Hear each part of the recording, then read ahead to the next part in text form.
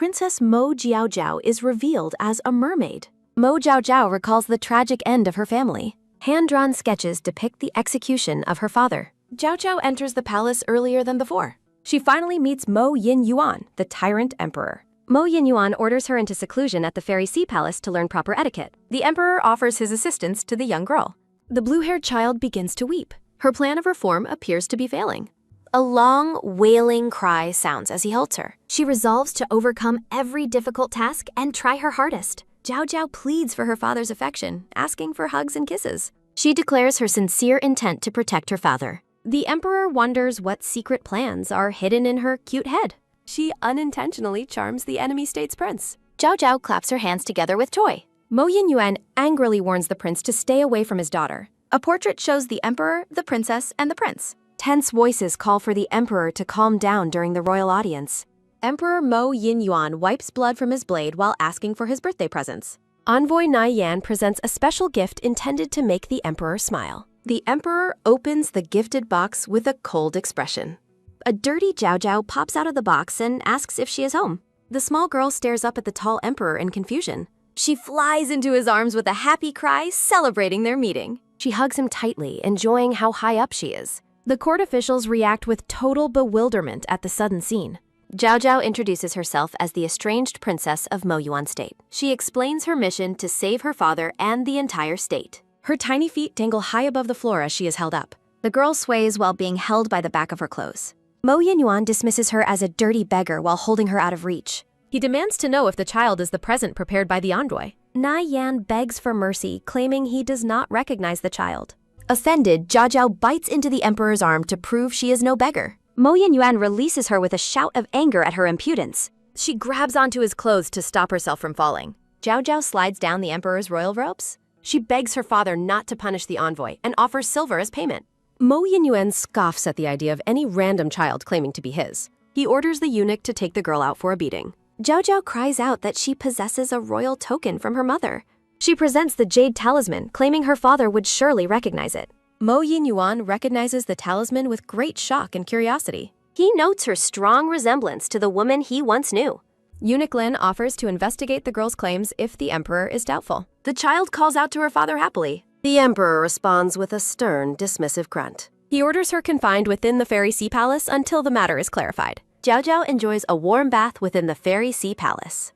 The blue-haired mermaid girl enjoys a relaxing bath. Floating in the water, the child worries that her father is as terrifying as the rumors suggest, while the maid warns her that the envoy faces execution and she must never defy the emperor again. The small girl worries that she will be doomed if the emperor discovers her secret identity. She resolves to save the envoy no matter the past. She fears that his death would trigger a war between states and repeat the tragedies of the past. Splashing out of the tub, she decides to find her father immediately. The gray-haired eunuch and the maid watch in surprise as the girl emerges. The maid notes that the child strikingly resembles the emperor in his youth as the girl peeks out from behind a door. The princess kneels before her father, pleading with him to punish her instead of others and begging him not to take lives so easily. A family portrait shows the emperor, the princess, and a young prince together. In the imperial study, the emperor demands an update, and his subordinate reports that Lady Chen married into the Mo family while pregnant years ago before disappearing, confirming the child is indeed his daughter. The emperor wonders why that woman sent the child to him as a voice calls for his attention. Eunuch Lin excitedly claims the child must be the emperor's biological daughter, but the emperor coldly replies that he is already aware. Standing at his desk, the emperor prepares to leave while Eunuch Lin fumes that the shadow guards reported the news before him. The emperor orders that Mo Jiaojiao be brought to him so they can share a meal. The blue-haired princess gazes at a table laden with food in wide-eyed wonder. Watching her eat, the servants find the little princess absolutely adorable. A gloomy atmosphere fills the room as the emperor eats in silence, prompting the servants to find him truly terrifying. The girl stops eating when her father prepares to ask a question. He stares at her intently, demanding to know where her mother is now. She pauses with a chicken drumstick in her hand. The small girl admits that she does not know her mother's current location. She explains that her mother made a pinky promise to return for her after some time had passed. A thud sounds as she jumps down from her high chair. She hugs her father's leg and expresses her wish for them to play together as a family. The emperor picks her up by the back of her guess. He questions her about the palace rules and demands to know the motive behind her being sent to him. In a memory, the blue-haired woman smiles while explaining her return to protect the state. The young princess beams with a joyful expression. The emperor notices that her smile is the exact same as that woman's. He scoffs at the idea of a tiny child protecting him, but she insists she is very capable. He begins to offer a new command regarding her status. The emperor looks on with a confident, slight smirk. He decrees that she be titled the 9th princess and orders etiquette training as the servants urge her to show her gratitude. A subordinate reports that the imprisoned envoy is protesting and demanding a meeting, leading the emperor to mock the man's self-importance. The emperor orders the immediate execution of the envoy, leaving the young princess in shock. A pitter-patter of footsteps sounds as she runs toward him. She grabs his robe and asks why the innocent envoy must die, but the emperor claims the man ruined his mood and his gift. He asks if she has an objection, and the girl realizes how scary her father can be. He dismisses her and walks away, but she worries that his actions will lead to the fall of the state. She tightens her grip and resolves to protect her father and the state at any cost. She loudly confesses that she was the one who ate the durian. The emperor responds to her confession with an amused smirk. He asks if she is prepared to face the consequences alone and offers to help her. He orders the guards to take her away for 10 plank beatings. Eunuch Lin begs for mercy for the young child, but the emperor demands a ruler so he can personally deliver the punishment. The girl stretches out her hands, resolving to endure anything to make her father happy. His hand pulls back with a sudden, sharp movement. A reflection of the emperor holding the ruler appears in the girl's wide blue eye. The child lets out a pained, sudden cry. The next chapter's preview shows fire. She recalls his past life state invasion. A sharp, sudden slap sounds. The girl whimpers over her hand. Crying out in pain, the blue-haired girl is released by the emperor. Eunuch Lin rushes for ointment while the sobbing girl approaches her father. Feeling aggrieved, she begs her father for a hug and a kiss. The black-haired emperor remains sad. Complaining about troublesome children, the emperor carries the girl as the eunuch returns with ointment. While being held, she asks her father to apply the ointment himself. The emperor demands the ointment box while the eunuch happily complies. While rubbing her hand, the emperor notes how she ruined his mood by eating his birthday present. He stares intently and asks how he should settle this matter with her. The young princess reacts with a joyful, sparkling expression. The emperor smirks and calls her naive. Putting the girl down, the emperor promises to spare the envoy if she completes 2 months of etiquette seclusion, leaving her shocked. The girl salutes and promises her father she will obediently finish the mission because she loves studying. The scene shifts to the lush imperial garden. Hiding in the bushes, the girl admits she actually hates studying. She laments being forced to study etiquette by a scary grandmother every day. A cheerful song sounds as she skips through the garden. Peeking through flowers, the girl hears someone questioning the 6th prince's actions. A quick swoosh sounds as she watches a man tell the prince he can avoid punishment by admitting wrongdoing. Terrified of being discovered, the girl hides as the eunuch asks who is there. The eunuch finds the princess, but she faceplants and hilariously claims she is invisible. Standing nearby, the black-haired youth dismisses the girl's behavior as childish. The youth is identified as Yan Jinglan, the 6th prince and a hostage of the state, who points out her visible clothes. Surprised, the blue-haired girl cries out.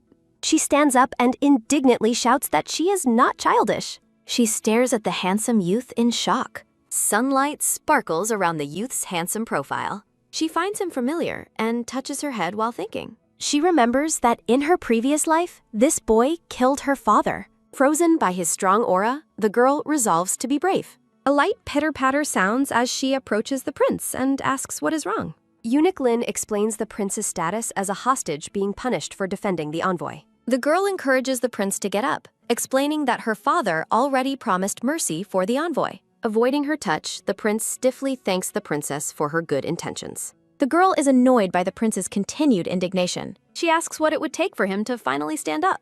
The youth lets out a soft, amused tsk. He laughs and asks if she is serious, then demands the emperor personally apologize to him. He leans down and asks if the princess can really help him with such a request. Angry and suspicious, the prince shouts at her for making him a laughingstock while the girl's candy falls. The blue-haired princess stands completely dazed. She panics at the thought of such an impossible and difficult request. A small, mocking laugh escapes the prince. He admits he was only joking and expresses relief that the envoy is safe. Wincing in pain from kneeling too long, the prince rejects the girl's offer of help and prepares to leave. Watching him walk away unsteadily, the girl worries she has failed to help the unhappy prince. Jojo suddenly has a bright, shining idea. Thinking friendship will make the prince happy, the blue-haired girl beams while eunuch Lin asks for her attention to return to the emperor. A soft pitter-patter sounds as the young princess chases after Yan Jinglan, asking about his home. She wonders if someone is forcing him to study back home, noticing his visible irritation. The black-haired youth spins around and loudly demands she stop following him. Dangling from a high ledge, the little girl asks for help getting down. He pulls her to safety, though he questions his own actions while the child sighs in relief. After he lets go, she wonders why her pretty brother is being so fierce toward her. Determined, she insists she wants to play and promises they can become good friends. The prince offers a slight smile, asking if she truly wants to befriend him, while she enthusiastically agrees. He calls out for Little Black, and a sudden rustle from the bushes confuses the princess. A large snake emerges with a sharp hiss, causing the terrified girl to let out a sudden, loud wail. Cradling the snake, the youth claims it is his best friend and challenges the princess to befriend it if she wants to stay close. Trembling with fear, the young girl admits she cannot do it. As the creature glides toward her, the child cowers on the ground and begs the snaky not to eat her. The prince scoffs at her predictable reaction, unaware that the snake appears to be crying. He dismisses her and tells her to leave, but the girl resolves to stay and face her fear. Stuttering with nerves, she introduces herself to the creature and insists they should all be friends. The youth watches in surprise, noting that the child is persisting despite her obvious terror. A sudden spark of confusion strikes the princess as the snake reacts warmly to her touch. The small girl sits comfortably on the ground, seemingly at peace with the friendly snake. She joyfully announces that the snake likes her, declaring them best friends while the prince looks on in silence. While digging in her bag, she mentions that friends should share things, leaving the youth bewildered. She offers him a small candy, explaining that it is so delicious she originally wanted it all for herself. The black-haired prince stares blankly at the treat in her outstretched palm. He asks her directly why she is trying so hard to get close to him. The princess looks up with a curious, wide-eyed expression. Watching the youth, she senses a deep loneliness radiating from him. A simple drawing illustrates how the Yanjing state once stole a massive amount of weapons years ago. The story continues with the emperor leading an invasion, defeating the state, and taking the young prince hostage. She recalls that the prince remained distant because the local people constantly ridiculed him. The girl insists she will never be like the others because she wants to protect him. She stares at him with an expression of fierce determination. The prince doubts such a small child could be the emperor's daughter, despite her huffing in annoyance. He rejects her protection and tells her to go home as it grows late, but she only asks if they are friends yet. He denies ever agreeing to a friendship, leading her to accuse him of going back on his word. She grabs his robe and demands the return of her candy if he won't be her friend. A sudden voice calls out to the prince, and he places a firm hand on the princess's head. A new girl arrives, claiming she rushed over the moment she heard about the prince's punishment. As the newcomer offers cakes, the princess realizes this is Mo Chuyao, the eldest sister who hated her in a past life. Chuyao offers to plead for the envoy, but the prince coldly informs her that the matter is already settled. Confused by the news, Chuyao listens as the younger princess explains that the punishment has ended. The small girl pulls at Chuyao's dress, unaware that the eldest princess secretly views her as a mere beggar. Deep in thought, Chuyao fumes over the rumors of the child's behavior at the birthday banquet.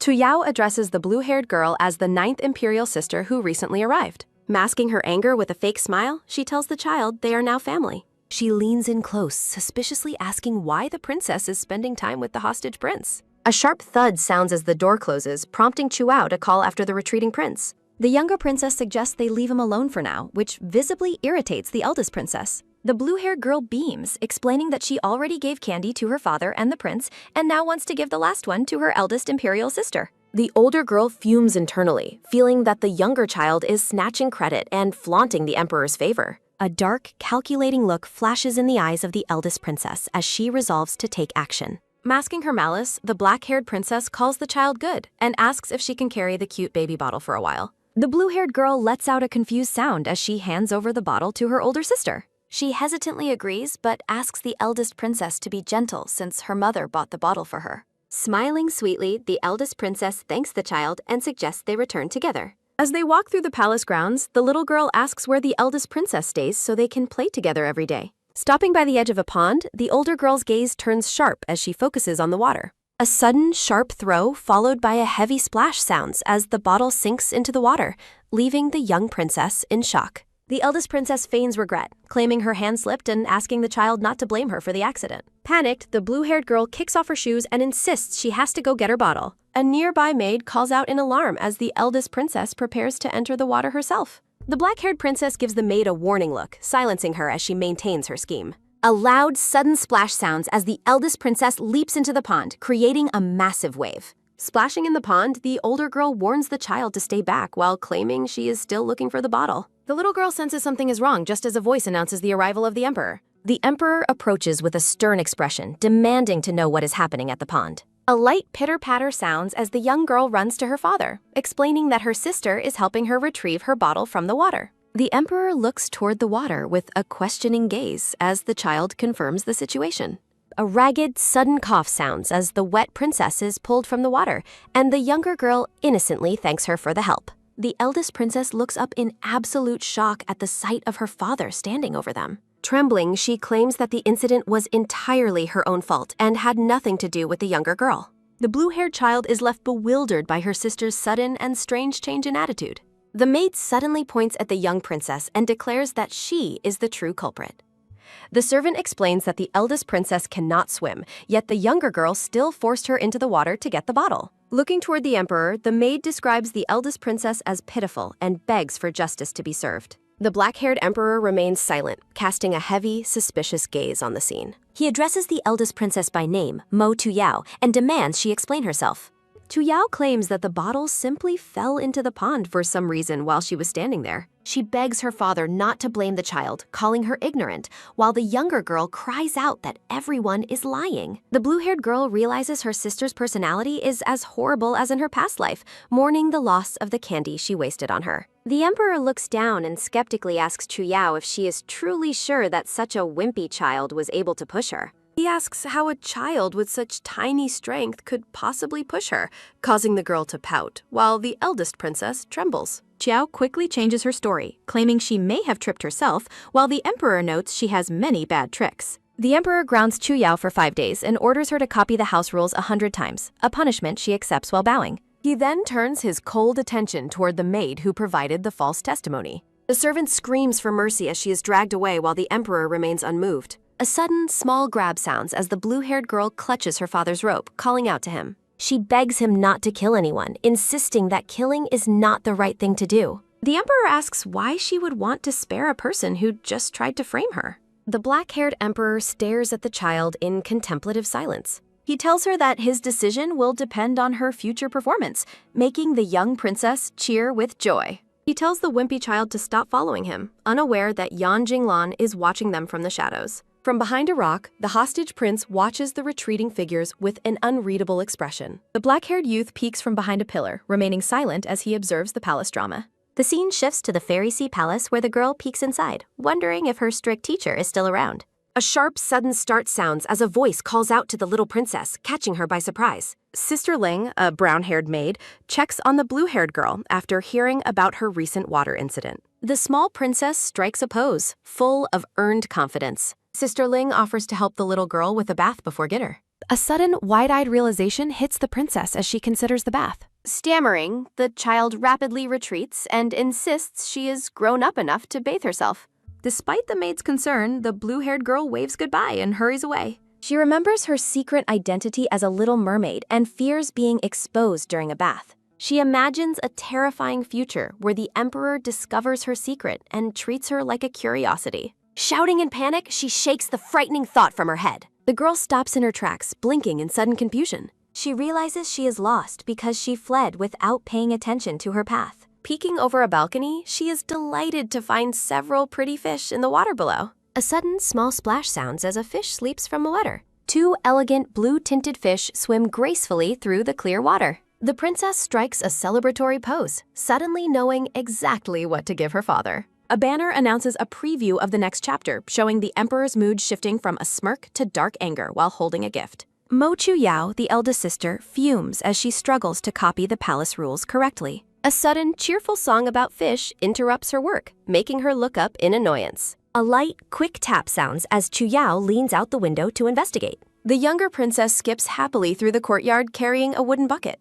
Chu Yao watches from her window, questioning what the girl is up to. The little girl refuses to tell her sister anything and sticks her tongue out. Forcing a smile, the eldest princess claims she wants to apologize for the earlier misunderstanding. She maintains her fake persona, insisting her apology is sincere. Chuyao asks if they can still be sisters, masking her true irritation. The blue-haired girl is not fooled, making a face of deep skepticism. She calls her eldest sister bad and pretentious before running away as Mo Chuyao shouts after her. Mo Chuyao calls out from the window, demanding the girl stop.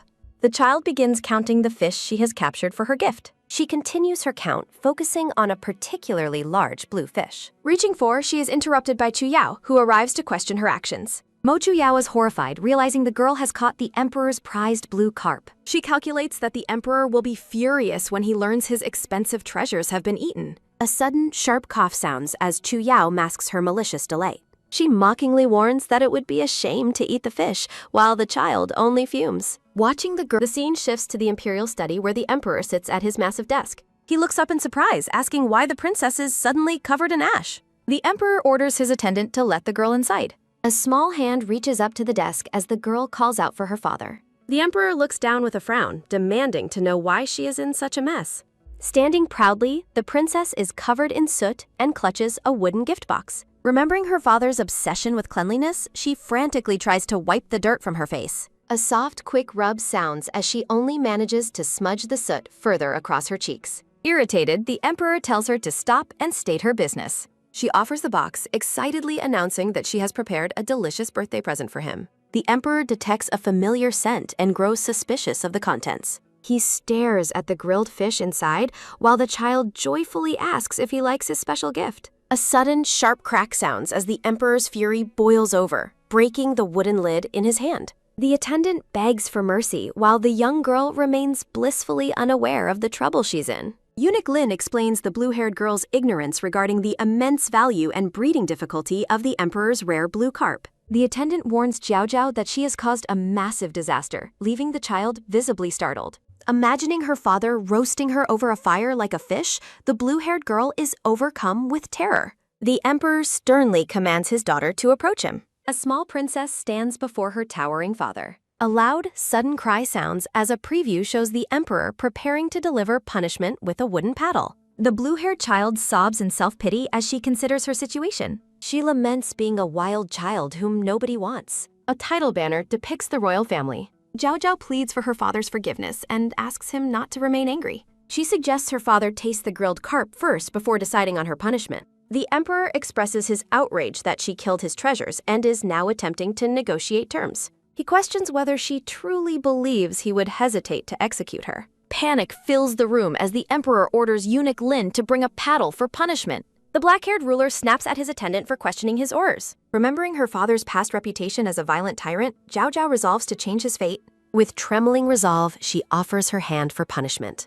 The blue-haired girl declares her bravery, refusing to back down for the sake of her father and the state. Eunuch Lin delivers the wooden paddle as the emperor decides to limit the punishment to 10 strikes. Terrified by the size of the paddle, Jiao Jiao tries to hide her hand while her father demands she present it. A sudden, firm pull sounds as he grabs her hand. A ragged, sudden wail sounds as Jiao Jiao cries out during the start of the punishment. The child begins singing a pitiful song about being an abandoned cabbage, confusing the emperor. She continues her song about her fear of a cruel stepmother, while Eunuch Lin finds her adorable. Watching the scene, the eunuch worries that the emperor's expression is growing increasingly dark and frustrated. Jiao Jiao tells her father to continue hitting her since she considers herself an unwanted little cabbage. She peeks through her fingers with one eye to gauge the situation. The black-haired man remains silently furious while his daughter notes his lingering anger. She tearfully suggests she should leave the palace and wander the world if he doesn't want her. He irritably orders her to be quiet while she panics about her inevitable punishment.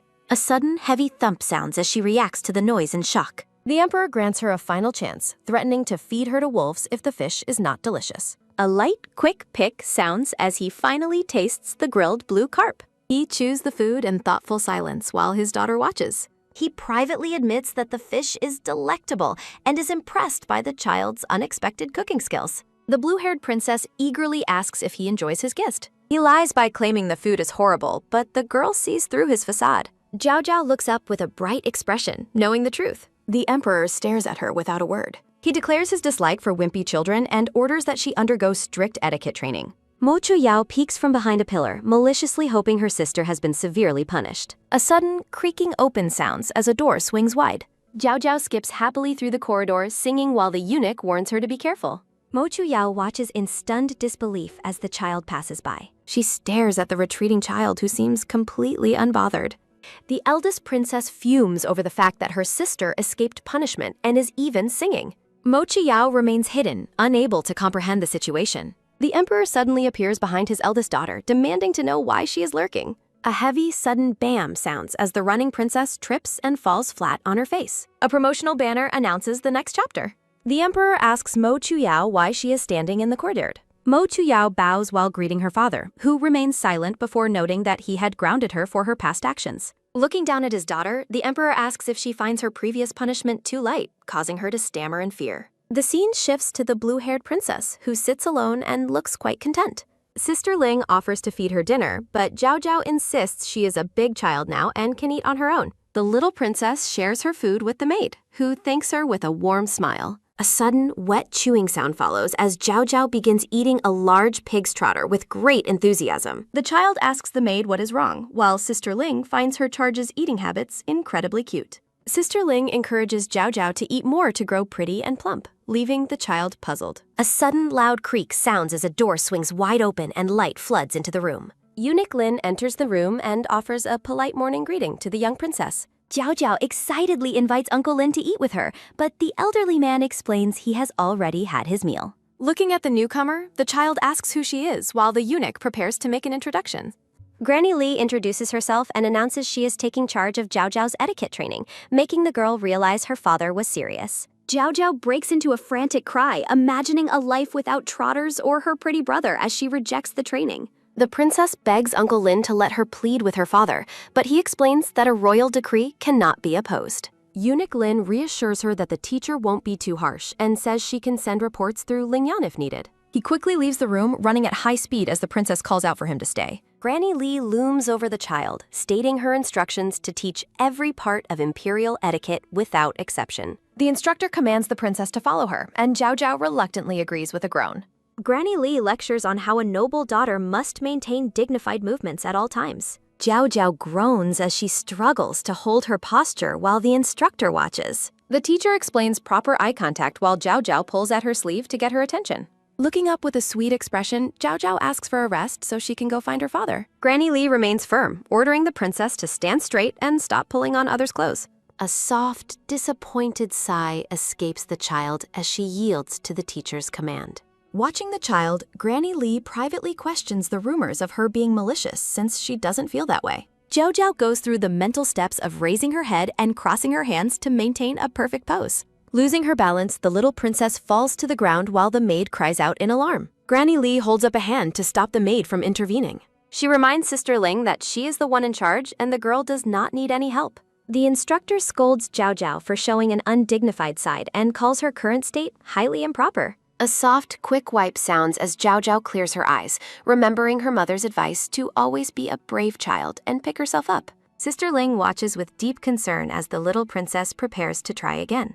Shaking from the effort, Jiao Jiao manages to stand firm once more. Jiao Jiao proudly tells the teacher she isn't afraid of falling and can stand on her own, moving the maid to tears. Granny Li acknowledges her success but tells her to remember her conduct while the girl wonders why the old woman never smiles. The teacher prepares for the next lesson as Jiao Jiao waves her hand to catch her eye. Jiao Jiao offers a piece of candy, asking if Granny Li will smile for her just once. Granny Li presents a tray with a small portion of vegetables and soup, explaining the new strict meal limits for the princess. She rejects the joke and the candy, citing their social differences, leaving Jiao Jiao feeling confused. Granny Li leads the way to lunch as Jiao Jiao cheers at the prospect of food. Collapsing onto the table, the child enjoys a brief moment of rest. Granny Li immediately demands she sit straight with her hands in her lap while Jiao Jiao complains of hunger. A sudden, fierce shout sounds as Granny Li threatens to personally adjust the girl's position if she doesn't comply. Terrified, the princess snaps into a perfect sitting position on her chair. The instructor orders her to wait while she goes to get the food, and Jiao Jiao obediently agrees.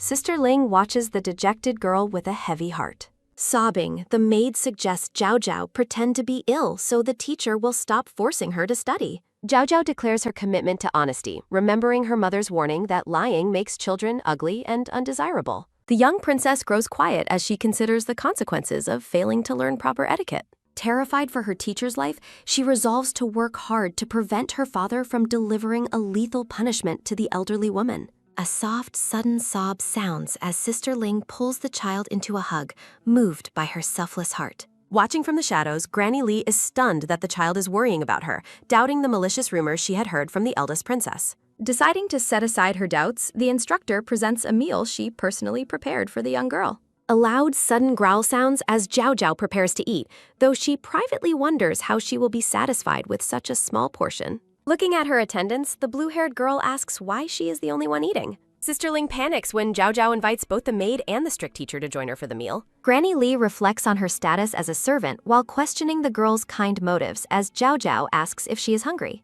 The instructor firmly declines the offer, citing their different social standings and instructing the princess never to invite servants to eat with her again. Left to finish her meal, the princess wonders why the elderly woman refuses to even touch the food. As night falls, Sister Ling reads a story about a fox and a rabbit becoming friends, while the princess falls fast asleep. A soft, steady breath sounds as the blue-haired child sleeps peacefully in her bed. The maid notes with a smile that her charge is finally resting. Sister Ling's expression shifts to shock as she notices something while adjusting the girl's position. She discovers a painful-looking bruise on the princess's leg, a remnant of the morning's harsh training. Determination replaces her concern as Sister Ling confronts the instructor in the dimly lit corridor. The maid demands to know why the teacher treated such a small Granny Lee remains stern, explaining that she is bound by the emperor's decree and must teach the princess properly to show respect to the crown. Sister Ling tearfully argues that the teacher ignores the child's feelings, even though the princess worked hard despite being injured.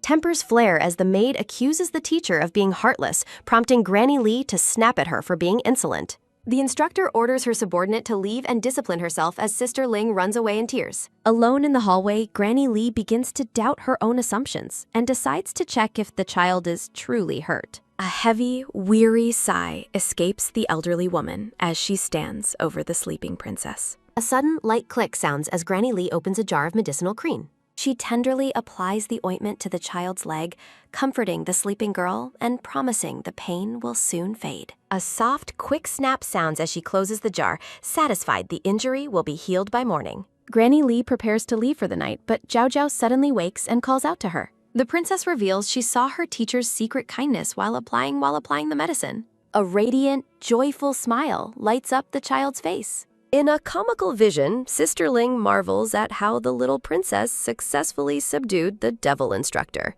Zhao Zhao beams with pure happiness, her eyes sparkling. Granny Lee tries to maintain her professional facade by citing her duty, but the princess accuses her of lying about her true feelings. A firm, sudden tug sounds as Zhao Zhao grabs the woman's hand, quoting her mother's words about people who are sharp-tongued but soft-hearted. The instructor asks if the child is afraid of her, but Zhao Zhao responds with heartfelt gratitude for her care. The blue-haired princess begins searching for something special to give her teacher. Offering a glowing blue orb, Zhao Zhao announces she will acknowledge Granny Lee as her godmother from now on. A sudden, muffled thump sounds as Granny Lee covers the girl's mouth, warning her that such a title could bring a death sentence from those with ulterior motives. Looking at the innocent child, the elderly woman's cold expression finally softens into one of genuine affection. A long, tired yawn sounds as the teacher tucks the girl in, telling her it is late and she should rest. Watching the princess snore, Granny Lee admits the child is adorable and believes she should be cherished. A bright, cheerful chirp sounds as a new day begins and sunlight fills the palace courtyard. A sharp, sudden clatter sounds as a piece of food slips from the princess's chopsticks. Zhao Zhao pouts in frustration as she struggles to eat the feast spread out before her. Sister Ling watches with deep worry, fearing the princess is about to face another scolding for her poor table manners. To the maid's total shock, Granny Lee offers a spoon and a kind smile, even offering to help the girl eat. Fatigue takes over during lessons as Zhao Zhao snores loudly while holding her book, leaving Sister Ling fearing the worst. A soft, quick slide sounds as Granny Lee takes the book away and gently suggests the princess go outside to play. Zhao Zhao skips away happily while the maid watches in stunned disbelief, unable to comprehend the instructor's sudden change of heart. Excitedly, Zhao Zhao calls for her teacher and her favorite maid to play hide-and-seek. Sister Ling is shocked to be chosen as the seeker while Zhao Zhao giggles. Sister Ling is bewildered by the sudden change in their dynamic compared to yesterday. Zhao Zhao waves her hand and offers to share a secret with the maid. The princess whispers that Granny Li took care of her injury and said she likes her. Sister Ling watches in total shock as the little girl runs away. In a fantasy vision, Sister Ling praises Zhao Zhao for successfully subduing the devil instructor. Granny Li smiles softly and says she will go hide as well. Sister Ling worries about the emperor finding out the princess isn't studying etiquette. Granny Li shushes the maid, suggesting the emperor won't know if they don't tell him. A soft, happy hum sounds as the eldest princess walks through the corridor. She gleefully imagines Zhao Zhao being tortured and disciplined by the strict Granny Li. A sudden voice catches her attention, making her stop and wonder what the sound is. Looking over a wall, the eldest princess is shocked to see Granny Li being gentle with the child. She decides to report the princess's lack of etiquette training to their father immediately. Inside the palace, the emperor scolds eunuch Lin while Zhao Zhao stands perfectly straight nearby. A loud, sudden crash sounds as the emperor orders everyone to leave his presence. Terrified subjects withdraw while eunuch Lin reports that the eldest princess is requesting an audience. The eldest princess enters and greets her father with a respectful bow. The emperor sternly asks if she finished copying the house rules as punishment. Nervous, the black-haired woman claims she is only there because she was worried about her ninth sister. She hides her face in her sleeve, pretending to be deeply concerned about Granny Li's strictness. The emperor growls in annoyance at the perceived trouble his youngest daughter is facing. He orders his attendants to take him to the Fairy Sea Palace at once. Behind his back, the eldest princess smirks, considering her plan a success. Back at the palace, Sister Ling announces she has found the teacher and is looking for the princess. A soft, quick gasp sounds as the maid searches through the lush green bushes. Zhao Zhao giggles from her hiding spot, confident she won't be found while her caretakers search. A sudden voice from above startles the princess, asking if she is having fun. Zhao Zhao gasps as she spots her father standing over her while the attendants kneel in respect. The princess cheerfully invites her father to play, but he flatly refuses such a childish game. Zhao Zhao looks up with large, sparkly eyes and says she simply likes him. She continues to plead, saying she would like him even more if he played with her. A firm, sudden hug sounds as Zhao Zhao clings to his leg, ignoring his inner monologue about her defiance. The emperor glares, thinking the little princess is practically begging for a punishment. A sudden, tense pause sounds as he looks down at the hopeful child.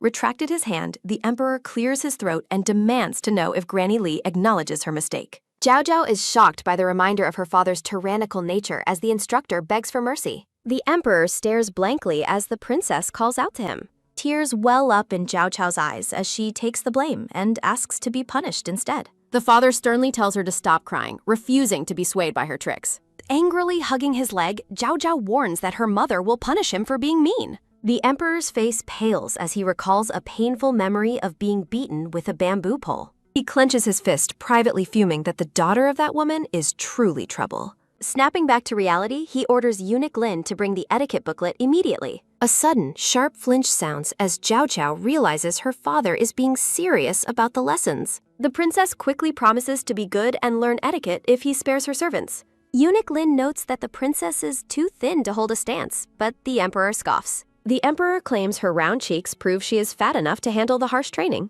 Zhao Zhao fumes with anger, declaring that her mother called her the prettiest princess and that she is definitely not fat. The little princess throws a major tantrum, shouting at the top of her lungs that her father is inhuman. Standing tall over her, the emperor mocks her claim of him being inhuman, while eunuch Lin watches with concern in the background. The emperor's expression turns sinister as he asks if he should sew her mouth shut or simply throw her to the wolves. A sudden, timid energy radiates from Zhao Zhao as she backtracks, claiming her mother's words weren't her own and telling him he is handsome. A silent glare from his red eyes. The emperor walks away coldly, ordering the little girl to stand still for a full 2 hours without any rest. A faint memory surfaces of a gray-haired boy asking the blue-haired girl if she is a fish while she is in her mermaid form. The princess stands alone and crestfallen. The eldest princess approaches with a laugh. The black-haired woman gloats, calling Zhao Zhao a wildling and claiming that the imperial father has never been angry with her because she is more important. Zhao Zhao argues back defiantly, stating that harsh deeds are just a demonstration of love, and that the emperor simply doesn't like her eldest sister enough to be angry with her. The eldest princess is visibly shaken by the child's logic, demanding that she stop speaking such nonsense immediately. The elder sister warns Zhao Zhao not to try and steal her father away, while the little girl responds by sticking her tongue out. Jiao Jiao huffs in annoyance, realizing that her eldest imperial sister was the one who intentionally called their father over to the palace. A soft, quick dig sounds as the princess clenches her dress, rationalizing that her father's punishment is only because she is too cute. Clinging to her hope, Jiao Jiao holds a blue orb and remains certain that her father will eventually return to see her. A vision appears within the orb. Later that night, Jiao Jiao wakes up in the dark and cries because her father hasn't come back to visit her and she cannot sleep. The princess groans in physical distress, realizing she was so busy with her etiquette lessons that she forgot how thirsty she was. The tiny girl wanders through the shadowy palace halls in her nightgown, desperately searching for water. She bangs on a large wooden door, pleading for Sister Ling or Granny Li to open it before she collapses from the heat. Sobbing on the floor, the little princess laments that there is nobody to help her and that she doesn't want to become a baked fish. A small hand picks up a marble. Holding the glowing orb, Jiao Jiao wishes to be sent to the large fish pond immediately so she can bathe. The scene shifts to the imperial study where a voice shouts out a harsh insult toward the subjects present. A loud, sudden crash sounds as the emperor overturns a table, ordering his guards to drag several old men out and execute them. Eunuch Lin tentatively suggests that the emperor should visit the little princess, but the father dismisses her matters as none of his business. A servant rushes into the room with a look of pure panic, announcing that something terrible has happened and the little princess has disappeared. The maid Ling Yun bows low, tearfully reporting that the little princess has mysteriously vanished from the locked and heavily walled Fairy Sea Palace. The emperor rages, ordering his men to turn the entire palace upside down to find the ninth princess or face execution themselves. A glowing hand reaches for water. Jiao Jiao lies exhausted on the grass, noting that using her teleportation powers has completely drained her of energy and left her feeling like a limp fish. A young boy with gray hair finds her and looks confused, wondering if the child lying on the ground is actually a pork bun. A quick grab sounds as she reaches. Jiao Jiao begs for water while the gray-haired boy is shocked to realize he is looking at a human and not a piece of food. The boy offers his help, telling her to hang on because he will get her to water very soon. Back in her mermaid form, Jiao Jiao floats happily in the water, relieved to finally be hydrated and comfortable. A soft, quick splash sounds as the girl resurfaces with a joyful smile, no longer feeling thirsty. The boy asks if she is all right, while Jiao Jiao recognizes him as Mo Shiyi, the eldest prince who was kind to her in a past life. Mo Shiyi looks down from the bank and asks the blue-haired girl if she is a fishy. Jiao Jiao huffs that she is a little mermaid, secretly worrying that she might have scared her eldest imperial brother. The gray-haired prince smiles radiantly, expressing that he likes fish and asking if they can be friends. A sudden, firm hug sounds as the emperor picks up the child, vowing not to let those responsible for her disappearance go unpunished. The boy repeats his request with a bright smile, hoping to become friends with the little girl in the water. Jiao Jiao happily agrees to be his friend, her face lighting up with happiness as they talk. The prince explains that his consort mother calls him Little Yi, but he remains confused as Jiao Jiao insists he is right. The princess sternly corrects him, declaring that he is the eldest imperial brother and his name is Mo Shiyi. Mo Shiyi looks bewildered, repeating his name and the word fishy to himself. The boy claps his hands with glee, calling her powers fun witchcraft, while Jiao Jiao explains it is actually magic. The little princess looks intensely serious. Floating in the water, Jiao Jiao offers to show Mo Shiyi magic as long as he promises to keep her mermaid form a secret, and the gray-haired boy happily agrees to her terms. A sudden shout from guards searching the nearby bank for the missing ninth princess startles the children, causing Jiao Jiao to panic as she realizes she is about to be discovered. A soft, quick splash sounds as the little mermaid hurriedly crawls toward the grassy bank to hide. Mo Shiyi watches in absolute shock as the girl miraculously transforms from a fish-like creature back into a human child right before his eyes. Exhausted from the exertion, Jiao Jiao lies on the ground complaining of extreme dizziness. A sudden heavy thud sounds as the princess faints,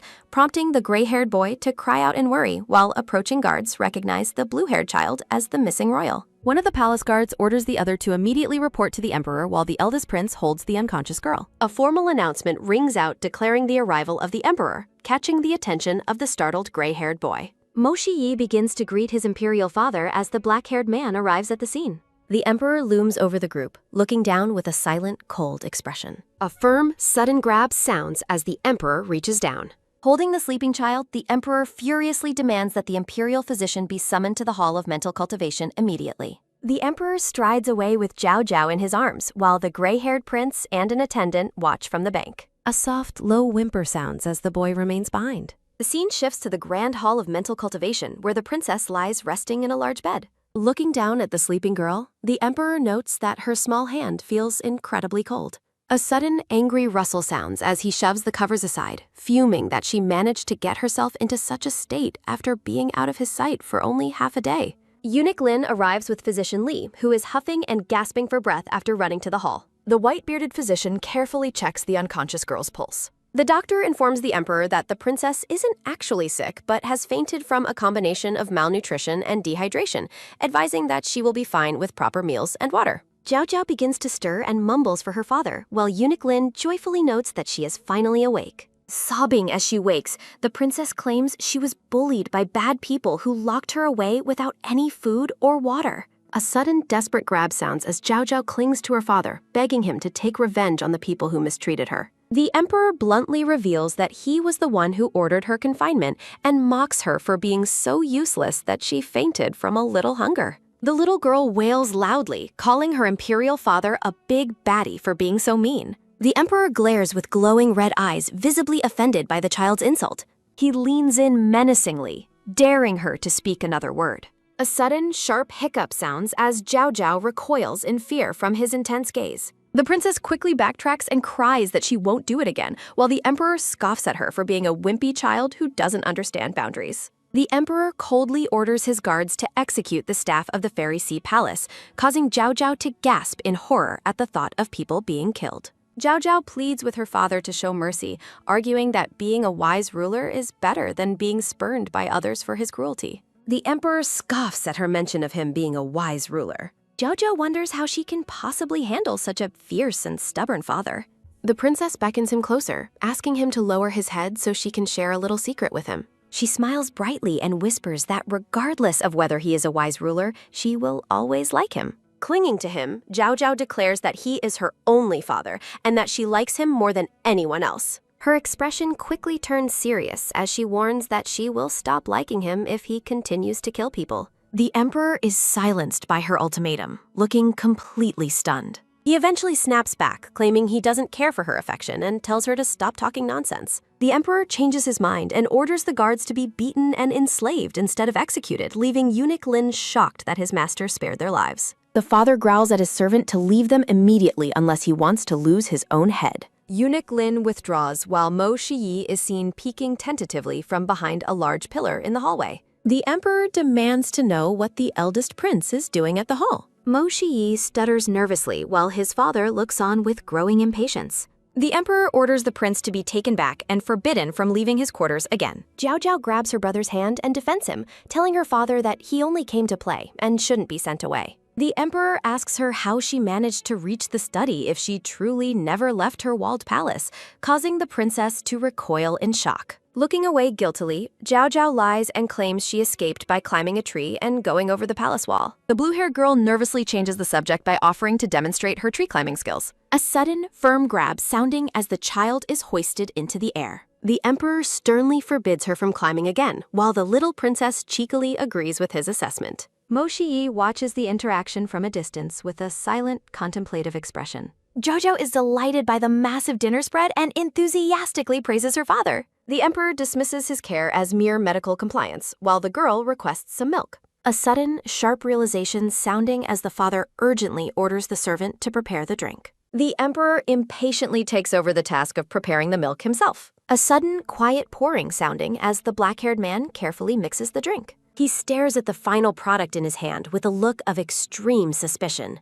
The emperor rejects the task of future preparations, while the girl privately mocks his lack of skill. A sudden, gentle hug sounding as the princess tightly clutches her new bottle. Zhao Zhao sticks her tongue out in disgust, refusing to drink the poorly made concoction. A sudden, slow sliding sounding as the tired girl moves toward the edge of the bed. The princess wishes her father a good night as she wanders toward another part of the room. A sudden, quick rustle sounding as the emperor notices the girl heading for his own imperial bed. The little girl lies fast asleep. The father looms over her, annoyed that she has claimed his bed for herself.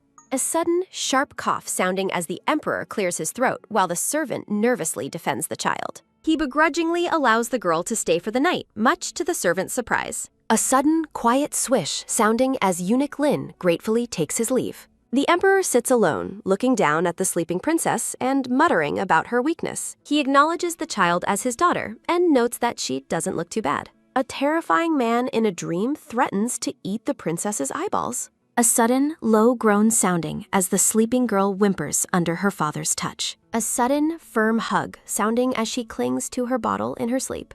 The princess raises a tiny fist and threatens to hit anyone who takes her things. A sudden, quiet chuckle sounding as the emperor reacts to her sleeping threats. A sudden, quiet whimper sounding as he playfully takes the bottle away from the sleeping child. The girl restlessly kicks and flails about in her sloop. A sudden, quick grab sounding as her hand searches the empty space. Zhao Zhao mumbles for more milk while trapped in her deep slumber. A sudden, firm shove sounding as the emperor puts the bottle back in her arms. A sudden, quick rustle sounding as he pulls the covers over her and criticizes her poor sleeping posture. Eunuch Lin finds the emperor already awake and standing by the door the next morning.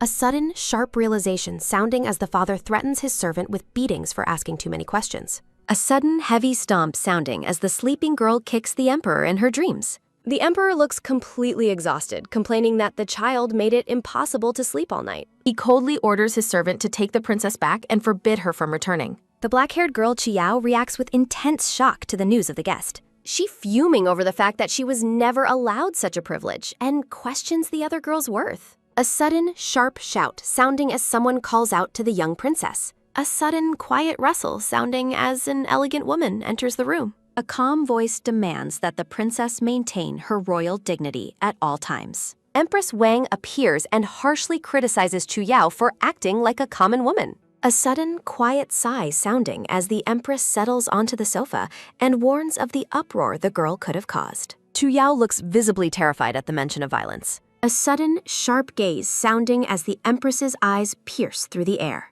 A sudden, low hush sounding as the room falls into a tense silence. Chu Yao tries to explain that their father actually dislikes the other girl and that she only went there to annoy him. Chu Yao reassures Empress Wang while the older woman looks on skeptically. Empress Wang holds the girl's hand and calls her a good child. The empress warns Chu Yao not to forsake her upbringing while the girl promises she understands. Chu Yao's eyes burn with determination as she vows to win her father's favor and become the greatest in the land. A sudden, quiet knock sounds as Cao Cao arrives at a door and calls out for her pretty brother to let her in. The blue-haired princess pauses as she notices something moving in the bushes nearby. A sudden, sharp gasp sounds as Zhao Zhao spots a small snake slithering toward her. The little girl panics and cries out for the snake to stay away, insisting she doesn't taste good. A sudden, quiet sob sounds as a black-haired boy in green robes appears and complains about the girl being troublesome. The boy picks up the snake and orders it to return to its nest and stop scaring people. A sudden, quiet wow sounds as Zhao Zhao watches the older boy handle the creature with ease. Zhao Zhao hugs his arm and praises him for being cool, while the boy asks what she is doing there. The princess excitedly shows off the basket of snacks she brought to share. Zhao Zhao asks him which snack he likes the most while the boy remains silent and unimpressed. The boy teases her by asking if she really wants to know, prompting an enthusiastic response from the girl. Zhao Zhao suddenly covers her eyes and screams in denial as if anticipating a scary answer. A sudden, firm grab sounds as the boy catches the little girl's hands in his. Zhao Zhao looks up at him with teary eyes and asks if he is unwilling to be her friend. A sudden, quiet sob sounds as the girl's eye wells up with a large tear. Zhao Zhao runs away in a panic, begging the boy not to dig out her eyes. A sudden, loud bam sounds as the running girl trips and falls flat on the ground. The princess lies on the floor while the boy laughs at her from the background. Zhao Zhao gets up and calls him a baddie before vowing never to play with him again, to which he dismissively tells her to leave. A sudden, quiet huff sounds as the little girl sticks her tongue out and agrees to go. A sudden, loud bam sounds as Zhao Zhao accidentally runs straight into another person. Chu Yao criticizes her for being careless while privately lamenting the bad luck of bumping into the younger girl. Chu Yao greets the boy as brother Jinglan and offers him soup while secretly insulting Zhao Zhao. Jinglan smiles and thanks the eldest princess for her capability. Chu Yao suggests they go on a trip tomorrow since the weather will be overcast. Jinglan declines the offer, citing his status as a lowly hostage and his concern for her health. Chu Yao is deeply moved, convinced that Jinglan's rejection is actually a sign of his affection and worry for her. The princess insists she doesn't care about slander and prepares to confess her feelings. Chu Yao blushes and declares loudly that she likes brother Jinlan. Jinglan stares at her in stunned silence. Realizing what she just did, the girl covers her face in extreme embarrassment. Chu Yao makes a hasty exit while dragging Zhao Zhao away, leaving Jinglan staring after them. The boy scoffs at their stupidity once they are born. Jinglin's attention is caught by a sudden, quiet glint on the ground. He notices 3 glowing blue pearls and realizes they are mermaid pearls. Jinglin kneels to inspect them, wondering if they belong to the merfolk clans. Elsewhere, Tu Yao accuses Zhao Yao of intentionally going against her to see Jinglin every day. Zhao Zhao angrily retorts that it was her sister who bullied her and stopped her from playing with her brother. Chuayo blames the girl for the death of her longtime maid, while Zhao Zhao maintains she is a good person who harmed no one. The eldest princess rages that their father had the maid executed because of Zhao Zhao. Chu Yao storms off in a huff while the younger princess looks on in confusion. Zhao Zhao worries that her father broke his promise not to kill people recklessly. At the Hall of Mental Cultivation, the emperor sits silently before a grand feast. Eunuch Lin asks why he isn't eating, while the emperor privately wonders why the imperial kitchen's food tastes worse than the girl's cooking. A sudden, quiet pitter-patter sounds as Zhao Zhao rushes in, and the emperor asks if she came to freeload again. A sudden, quiet huff sounds as the little princess clenches her fist in frustration. The blue-haired princess stares up with wide eyes and asks if her father has killed anyone in the last 2 days. The emperor flatly denies the accusation, while Eunuch Lin privately notes that the sovereign is becoming an increasingly poor liar. A sudden, sharp realization sounding as the little girl asks specifically if he killed Sister Kayer. The emperor justifies the execution by stating the maid deserved death for framing his daughter, then asks if the girl has an objection. Zhao Zhao looks down at her blue shoes in stunned silence, realizing her father lied to her. The little princess breaks into tears and reminds him that he promised not to kill anymore. Declaring him a bad man, Zhao Zhao vows never to speak to her father again and runs away while he stands by the table. A sudden, heavy thunk sounding as a dagger strikes the wall, prompting the emperor to catch the girl while she cries for a hug. A central banner features the black-haired emperor seated with the blue-haired mermaid princess and the black-haired boy Jinglan. The little girl continues her angry flight from the room as the frustrated father looks on. The emperor furiously orders his servant to retrieve the girl immediately so he can personally deal with her. A sudden, low groan sounding as the emperor massages his forehead in irritation, while the servant remains motionless nearby. The father suddenly calls for a halt, making the old servant wonder if he has finally changed his mind about the punishment. The emperor coldly instructs the servant to ensure the imperial kitchen provides no food to the child starting immediately. He mutters angrily to himself about the girl's audacity in taking advantage of his goodwill. Back at the fairy sea palace, the little girl lies crying in her bed while calling her father a bad person. A sudden, gentle pat-pat sounding as a hand reaches out to comfort the sobbing princess. Sister Ling smiles warmly and tells the little princess that she is always available to listen to her troubles. Zhao Zhao rages about her father's lies and declares that she will never believe a word he says again. Sister Ling holds the girl's hand and explains that the emperor suffered from a severe lack of affection during his own childhood. A flashback reveals the former emperor physically and verbally abusing his son, calling him a useless humiliation to the family. The narrative explains that the emperor's cruelty was a result of his desperate vow to obtain the throne and his father's acknowledgement. Sister Ling notes that it was only after the little princess appeared that the emperor smiled for the very first time. The maid reassures the girl that the emperor truly loves her despite his harsh exterior. Zhao Zhao begins to feel deep remorse for her angry words,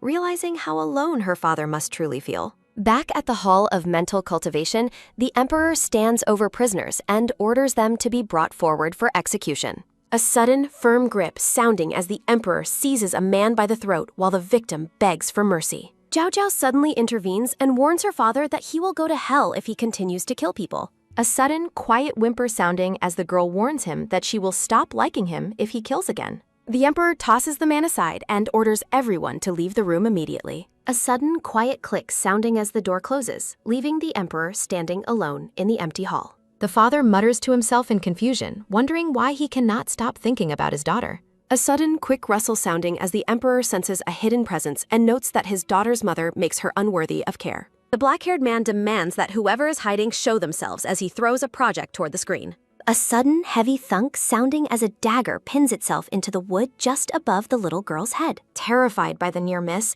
the little girl clings to her father and begs him for a protective hug. The emperor looks startled and asks what the child is doing in the hall so late at night. Zhao Zhao explains that she was hungry and simply wanted to eat with him while they talked. Looking up at him with wide blue eyes, the princess admits that she simply missed her father. A sudden, slow, softening sounding as the man's cold expression begins to fade while he looks down at her. He tells the girl that missing him is none of his business and sets rules for her future visits. A sudden, firm grab sounding as the princess takes hold of his sleeve and apologizes for her past behavior. Zhao Zhao realizes that her father's heartless nature is only because no one ever showed him true care. The little princess hugs him tightly and promises to care for him and provide him with warmth in the future. Zhao Zhao runs away giggling, teasing her father about being embarrassed and wanting to silence her as a witness. The emperor reflects on the fact that no one has ever told him if his actions were right or cared for his well-being before. A sudden, gentle hug sounding as the father agrees to her request and holds her close. Zhao Zhao demands that he stop killing recklessly except for bad people, while the emperor asks what reward he will receive. The little girl taps her chin thoughtfully as she tries to think of a benefit worthy of his promise. Zhao Zhao presents a glowing blue pearl and tells her father that she is giving him her little heart. The emperor holds up the glowing blue pearl with a skeptical expression and asks why he would want such a thing, or if she truly believes she can bribe him with it. A sudden, quiet huff sounds as Zhao Zhao declares she won't give him the pearl then, but the man quickly tells her to wait. The emperor decides he will take the pearl after all, but notes that the current benefits she is offering are not enough to satisfy him. The little princess giggles and asks her father to come closer while he looks at her with a questioning expression. A sudden, soft chew sounds as Zhao Zhao leans in and plants a sweet kiss right on her father's cheek. Looking incredibly pleased with herself, the little girl looks up and happily declares that she likes her father the most. The emperor closes his eyes with a small, satisfied smirk as he privately admits to himself that he is indeed the most important person in the child's heart. The father instructs Eunuch Lin to escort the girl back to the Fairy Sea Palace since it is late, then begins to warn her about the consequences of future disobedience. A sudden rhythmic snore sounds as the emperor realizes with shock that the little girl has fallen fast asleep right in his arms. With a resigned sigh and a faint, genuine smile, the man decides to let her stay while he holds her small form protectively. Zhao Zhao wakes up in a massive, ornate bed the next morning and realizes with a start that she actually spent the night in her father's sleeping chambers. A sudden, quiet pitter-patter sounds as the little girl approaches her father and asks why he didn't attend the morning court session today. The emperor claims several officials were sick, so he canceled court, prompting Eunuch Lin to privately marvel at how shamelessly his master can lie to a child.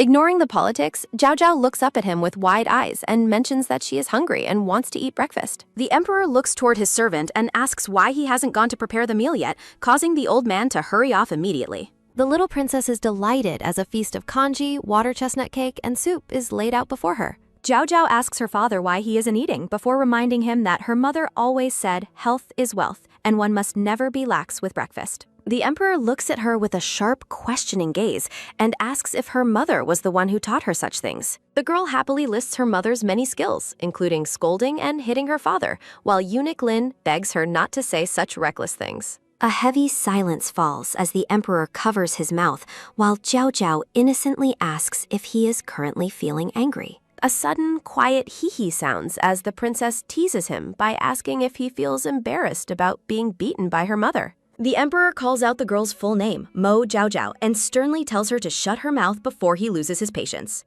Zhao Zhao runs away giggling and teases her father about being angry from embarrassment and wanting to silence her as a witness. Elsewhere in the palace, a black-haired girl hums to herself while celebrating the fact that she finished her homework early and anticipates a compliment from her father. The girl suddenly stops as she hears the sound of Zhao Zhao's laughter and wonders what the noise is. Peeking around a corner, she looks completely stunned by the sight greeting her in the hall. Chu Yao watches in disbelief as the emperor tells Zhao Zhao to sit and finish her meal, while the elder sister privately refers to the girl as a little wildling. The elder princess is shaken, noting that her father has never smiled at others or shared a meal with anyone before this moment. Looking distressed, she wonders if her father truly treats her differently than he treats the younger princess. A preview of the next chapter shows a sudden, firm grab as a different, tearful girl begs for help because her mother will die in the cold palace. A sudden, deep breath sounds as Chu Yao tries to compose herself before stepping out into the room. The elder princess enters the room and pays her respects to her father while he asks her why she has come. Chu Yao explains that she has come to hand in the work she's done over the last few days, and the emperor agrees to take a look at it. While Zhao Zhao eats her bun with pure joy, the elder sister watches her with hidden malice and hopes the younger girl becomes obese. The emperor hands the book back and tells the girl that her work is good and she should keep at it, making her beam with pride. Tu Yao smiles triumphantly to herself, certain that Zhao Zhao must be incredibly jealous of the praise she just received. A sudden, loud burp sounds as Zhao Zhao interrupts the moment, leaving both her sister and father staring at her in shock. The little princess holds up her last bun and looks at it thoughtfully while everyone remains silent. Zhao Zhao holds the bun out to her father and asks if he can help her finish it, because her mother taught her never to waste food. The emperor looks disgusted and loudly declares that he does not eat leftovers, ordering the girl to get away from him. Chu Yao watches with inward glee, thinking that it is only right for their father to rebuke the girl for her lack of manners. A sudden, quiet sob sounds as Jiao Jiao begins to cry, claiming her father is fierce and that she will run away because he cares for another child more. The emperor stares at the sobbing girl with a look of pure irritation and speechlessness. A sudden, quick snatch sounds as the emperor grabs the bun and tells the girl to shut up before he throws her to the wolves. A sudden, quiet hee-hee sounds as the princess watches her father eat the bun and tells him he is indeed the best. Qiao is horrified, wondering how their father could eat the bun after the younger girl touched it with her supposedly dirty hands, despite his mysophobia. The elder sister's face darkens with resentment as she wonders why the little wildling is able to get everything that she is denied. Eunuch Lin approaches and whispers to the emperor, who looks up with a serious expression. The man rises from the table and tells Zhao Zhao that he must go to morning court now, instructing her to return to her own palace without causing trouble. Zhao Zhao gives a happy salute while the emperor tells Tu Yao to take good care of her younger sister, to which the elder princess obediently agrees. Tuao sternly reminds Zhao Zhao that their father considers her troublesome and expects her to stay out of trouble. Zhao Zhao giggles and teases her sister about being jealous of her relationship with their father, much to Chu Yao's annoyance. The elder princess grows furious, telling the girl she has only been back a few days and should stop being so boastful. Unfazed, the little princess declares that Chu Yao is simply jealous of her cuteness before landing gracefully on the floor. Zhao Zhao runs off with a playful farewell, leaving her elder sister shouting that they were ordered to stay together. Elsewhere, a tearful boy named Little Yi begs Imperial Physician Li to help his mother, even if it means he must suffer. The physician explains that he cannot help because the cold palace is forbidden ground and his life would be in danger.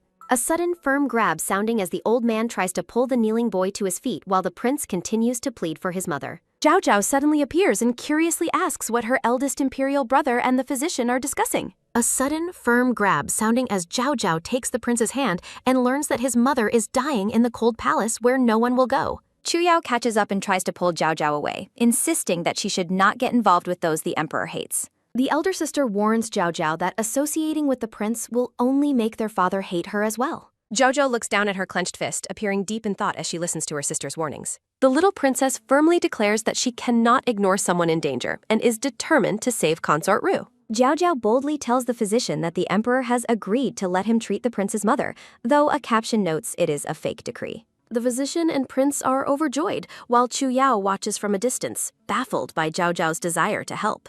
The elder princess watches with suspicion as the group prepares to head toward the cold palace. The boy leads the way into a room, excitedly telling his mother that he has brought help. Zhao Zhao is shocked by the poor condition of the cold palace, noting that it is far worse than where her pretty brother lives. The little princess peeks cautiously around a screen into the inner chamber of the palace. She is struck by the beauty of the sick woman who coughs weakly as the young prince clings to her side. The boy introduces Zhao Zhao to his mother as his new friend, while the princess watches them with a soft expression. Consort Ru looks toward the visitor with a weary but kind gaze. The sick woman studies Zhao Zhao's face, her expression one of quiet observation. The boy introduces her as his friend Fishy, while Zhao Zhao is visibly startled by the odd nickname he has given her. Zhao Zhao introduces herself politely, mentioning that she is 3.5 years old. The consort wonders who the girl's mother is, but Zhao Zhao admits she doesn't know her mother's official title. The little girl tells the sick woman that she is very pretty, just like her own mother, which earns her a kind smile. A sudden, loud cough sounding as Consort Ru's condition worsens, causing the young prince to cry out in alarm. Physician Li informs the children that the illness is serious and asks them to step aside so he can check her pulse. An hour later, the physician gestures for silence as he steps out and informs the prince that his mother has fallen asleep. A sudden, quiet cough sounding as the boy muffles his voice while Zhao Zhao asks the doctor about the nature of the illness. The physician reveals it is tuberculosis and mentions a rare herb that could cure her, but notes that a guilty person is forbidden from using it. A sudden, loud sob sounding as the prince breaks down in tears, fearing his mother will die without the medicine. Zhao Zhao comforts the crying boy, promising him that Consort Ru will recover because she will plead with their father. She assures him that the emperor is actually a good person at heart, even as a small panel shows the man sneezing elsewhere. The boy looks hopeful and asks if she truly thinks their father can save his mother, which she confirms with a confident thump on her chest. Excitedly, the prince lifts Zhao Zhao into the air, calling her his good friend and startling her with the sudden movement. A sudden, loud cheer sounding as the boy carries the princess away to play, leaving the physician impressed by the girl's influence. The prince brings Zhao Zhao into a sparsely furnished room and identifies it as his sleeping chamber. He offers to show her his treasures, but Zhao Zhao is saddened by how empty and cold the room feels. The little girl notices that the room is covered in small pieces of paper and wonders why they are stuck everywhere. The boy admits he is dumb and writes notes for himself because he is afraid of forgetting things. Looking dejected, the prince confesses that neither their father nor their other brothers like him or want to play with him. Zhao Zhao quickly reassures him that she likes him the most and compliments his intelligence, making him feel better. The boy is genuinely touched, asking if she truly likes him. He presents her with a box, telling her that he made little animals and wants her to have them all. Zhao Zhao is delighted by the intricate carvings and suggests he show them to their father, believing the emperor would be happy. The prince sadly explains that their father doesn't want them, and Zhao Zhao realizes the boy has been secretly watching the emperor from afar. A sudden, quiet drop sounding as Zhao Zhao watches the pearl fall and decides her father must know about her brother's handiwork. The princess waves goodbye to her brother, explaining that she has urgent matters to handle and must leave first. Little Yi picks up the pretty blue pearl Zhao Zhao left behind, wondering about its beauty. In the Supreme Harmony Hall, ministers beg the emperor to reconsider his plans for war, offering their family fortunes for disaster relief instead. Looking deeply irritated, the emperor challenges his subjects to repeat their words while looking him directly in the eye. The man grows furious and threatens to kill everyone present if they don't bring him his sword, prompting the officials to beg for mercy. A sudden, heavy thump sounding as a falling pearl interrupts the emperor's rage, leaving him confused. The emperor looks at the blue pearl in his hand, realizing it was a gift given to him by the boy he considers wimpy. Zhao Zhao appears with a bright smile and playfully asks her father not to kill anyone today. The man sighs to himself, privately labeling the little girl as a troublemaker, despite her cute appearance. Abruptly, the emperor dismisses the court and cancels the military campaign, much to the surprise of his subjects. A sudden, loud crack sounding as the officials are left in total shock by the emperor's unexpected decision. Elsewhere, a brown-haired boy mocks Zhao Zhao by calling her a fat little piggy while her brother watches in alarm. The newcomer identifies himself as Mo Jingxuan, the third prince, and demands to know the little girl's name. Back inside the palace, the emperor sits in quiet contemplation while holding the blue pearl. A sudden, quick pitter-patter sounding as the emperor notices the sound of small footsteps approaching him. Zhao Zhao waves happily as she runs toward her father, eager for his attention. The little girl asks if her father missed her, but the man bluntly denies it while she hugs his side. Zhao Zhao begins to sob at the rejection, while her father looks on with a complicated expression. A sudden, firm pickup, sounding as the emperor lifts the crying girl and tells her to stop. The man asks if she has come to cause more trouble, but Zhao Zhao quickly denies it. Beaming with pride, the princess explains that she has come to give her father a special present. The emperor is impressed by the carved animal, believing his daughter is truly superior to others for making it. Zhao Zhao hesitates, preparing to explain the true origin of the gift. The girl admits the carvings are actually from her eldest brother, who makes them for the emperor every year on his birthday. Zhao Zhao reveals her true motive is to ask her father to save the sick consort Ru by providing special medicine. The emperor asks who the woman is, and eunuch Lin explains she is the mother of the eldest prince living in the cold palace. Infuriated, the man accuses the girl of manipulating him with fake sweet talk and orders her to leave immediately. A sudden, tight pull sounding as the little princess grabs her father's robes to keep him from leaving. Desperate, Zhao Zhao pleads with her father, insisting that saving consort Ru is her only request. The girl promises that she will love her father even more if he agrees to help the woman in the cold palace. The emperor scoffs at the mention of love, appearing completely unmoved by her offer. The man declares he has no interest in her love and demands she leave his sight forever. With a stern gesture, the emperor orders the little girl to get out. Zhao Zhao is devastated, tearfully repeating her father's harsh words about never wanting to see her again. The princess remembers her past life, where her father's stubbornness led to rebellion and the downfall of the state. Overcome with grief, the girl sobs and expresses how deeply sad she has become. Panicked by her intense crying, the emperor tells her to stop and claims he won't be swayed by her tears. A sudden, quiet tsk sounding as the man's resolve finally begins to weaken. A sudden, warm hug sounding as the emperor tells the girl to stop crying while she clings to his robes. The man gives in and agrees to save the consort, making Zhao Zhao look up with hopeful eyes. The emperor orders his servants to instruct physician Li to use whatever medicine is needed to heal the sick woman. A sudden soft rub sounding as Zhao Zhao nuzzles her father's face and thanks him for being the best. The man smiles warmly at his daughter, though he still privately thinks the eldest prince deserves a beating. The following day, the princess returns to the cold palace to visit her brother. A sudden loud thud sounding as the girl bursts through the door and accidentally trips. Zhao Zhao pauses as she sees her brother practicing a formal greeting, wondering what he is doing.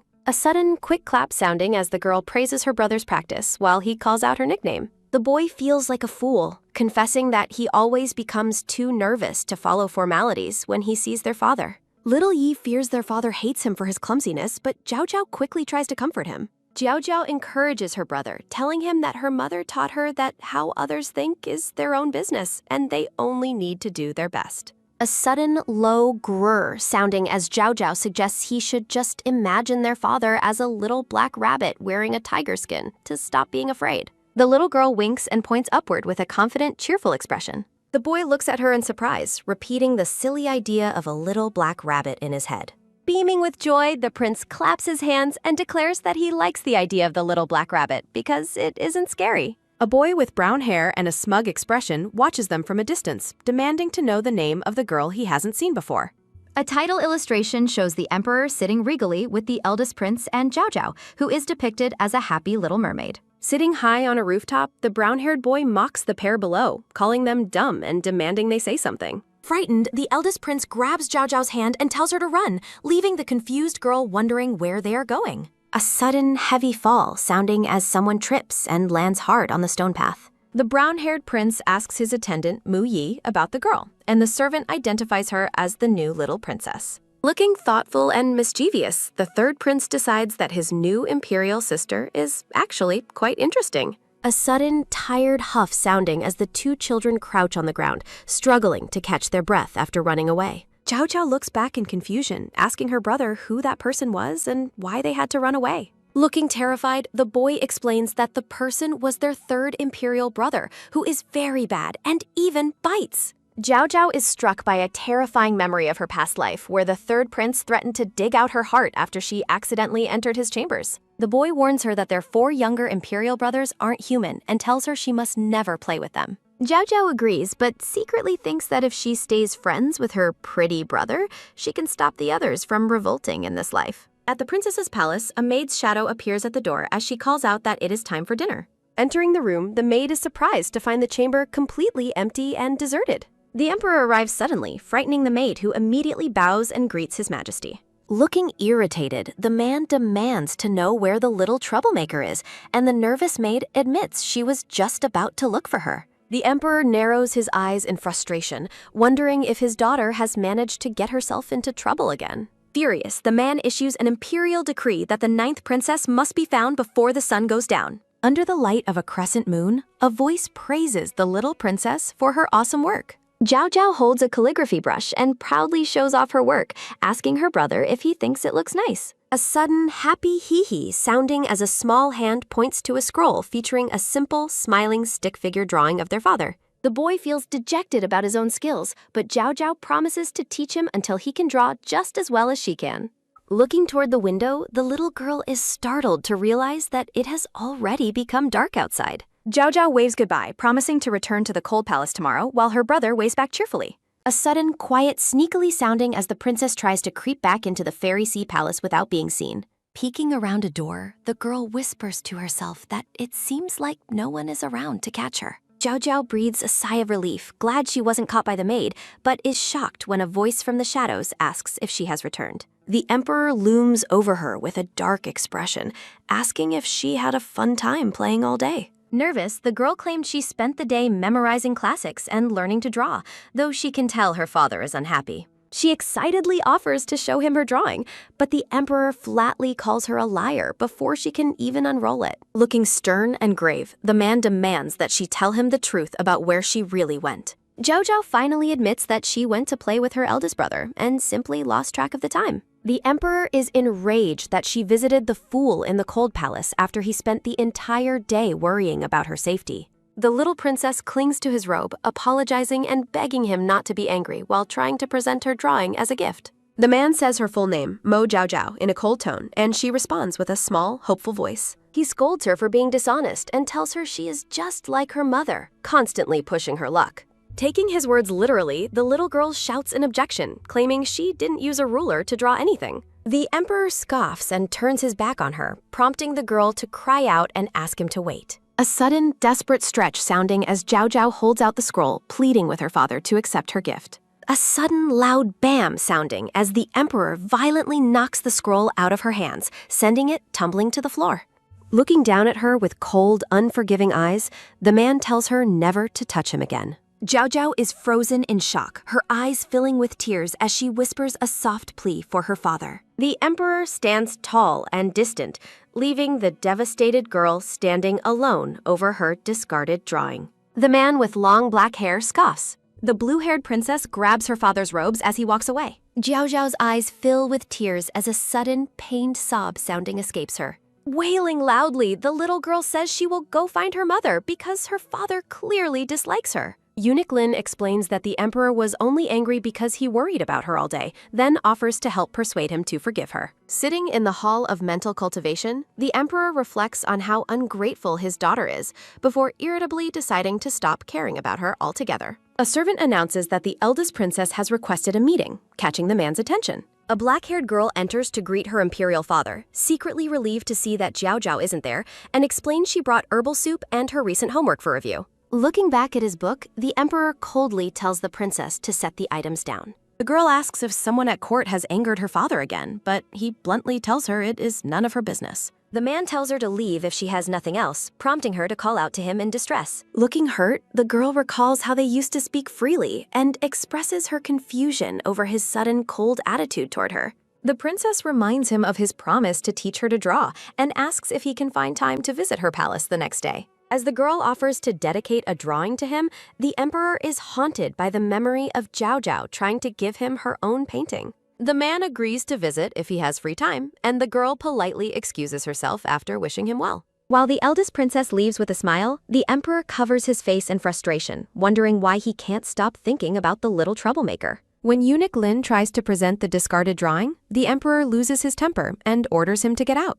As the servant turns to leave, the man suddenly changes his mind and demands that the scroll be brought to him. Unrolling the scroll, the emperor privately scoffs at how ugly the drawing is. The simple drawing of a stick figure emperor is accompanied by a message wishing for his happiness every day. A sudden, warm, softened sounding occurs as the man looks at the drawing with a gentle smile. At the fairy sea palace, a soft, pained sounding escapes Jiao Jiao as she tosses and turns in her sleep. Panicked, the emperor demands that the doctor check if the girl is feverish, while Eunuch Lin tries to calm him down. The servant reports that the princess only had a nightmare, just as she mumbles a sleepy plea for her father. Tightly gripping the bedsheets, the girl begs her father not to abandon her and insists that her eldest brother loves him very much. Jiao Jiao continues to mumble in her sleep, saying she only wants her father to be happy and to have someone by his side. Looking down at the sleeping child, the man realizes she is only 3 years old and feels a deep regret for losing his patience with her. The emperor gently strokes the girl's hair, whispering for her not to be afraid and promising to stay with her. Awakening to the bright morning light, Jiao Jiao is startled to realize that it is already daytime. The little princess looks around with a bewildered expression. Spotting her father sleeping beside her, the girl wonders if she is still dreaming while admiring how handsome he looks. A sudden, wet feeling sounding makes Jiao Jiao realize she has drooled on her father's robe, and she panics at the thought of his anger. The girl freezes as the emperor wakes up and asks what she is doing. A sudden, sharp eek sounding escapes the girl as she flinches from her father's reaching hands. The princess peers out from behind her sheets with wide, cautious eyes. The emperor gently pats her head, retracting his previous harsh words and asking for a chance to be a better father. Jiao Jiao stares at him in stunned silence. The girl checks her father's forehead to see if he is sick, while the man feels a twinge of irritation at being called wimpy. Beaming, Jiao Jiao tells her father not to be angry anymore and promises that she forgives him. The girl asks why he hates her mother, explaining that she often sees her mother crying at night because she misses him. The emperor recalls a vision of the woman laughing with other men and assumes she is an ungrateful person who is likely thinking of someone else. The man tells his daughter that the matter is between him and her mother and promises to treat the two of them as separate people from now on. Looking stern, the emperor privately vows to torment the girl's mother if they ever meet again. At breakfast, eunuch Lin offers to feed the little princess, but Zhao Zhao happily declares she is about to start eating. A sudden freezing chill sounding fills the room as the servant senses a change in the atmosphere. The emperor fixes his servant with a terrifying glare. The man takes the bowl and declares he will feed the girl himself, leaving the old servant in a state of utter shock. A single small spoonful of rice is held out for the girl. Zhao Zhao cries out that the food is too hot, while eunuch Lin silently notes that the emperor should have blown on it first to cool it down.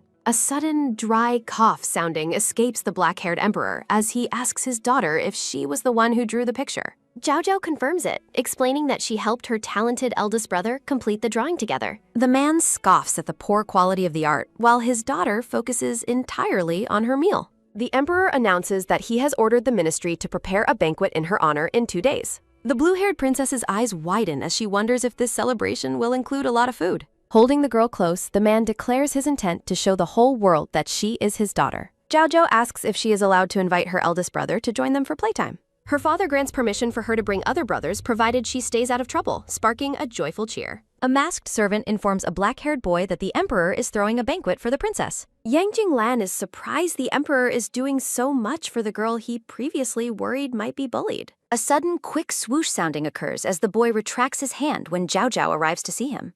The princess climbs up to see her friend, claiming she returned simply because she missed him. A sudden, rhythmic pitter-patter sounding of footsteps precedes Zhao Zhao inviting her friend to the upcoming banquet. The little girl excitedly describes all the delicious food that will be served at the party. She explains that since they are friends, they should share a meal together. Looking serious, the black-haired boy places a hand on the girl's head and tells her to listen well. He reveals that the emperor is his enemy who took him hostage, making Zhao Zhao the daughter of his foe. The little princess is shocked and confused by his harsh words. The boy threatens to harm her eyes if she doesn't start crying immediately. A sudden, loud wail sounding as Zhao Zhao bursts into tears. Noticing her tears have turned into pearls, the boy comments that she really is a little mermaid. He smirks, noting that her secret identity has finally been exposed. Terrified, the girl realizes she accidentally revealed the truth her mother told her to keep hidden. Yan Jinglan taunts her as she hides her face, fearing her friend is a monster who will eat her.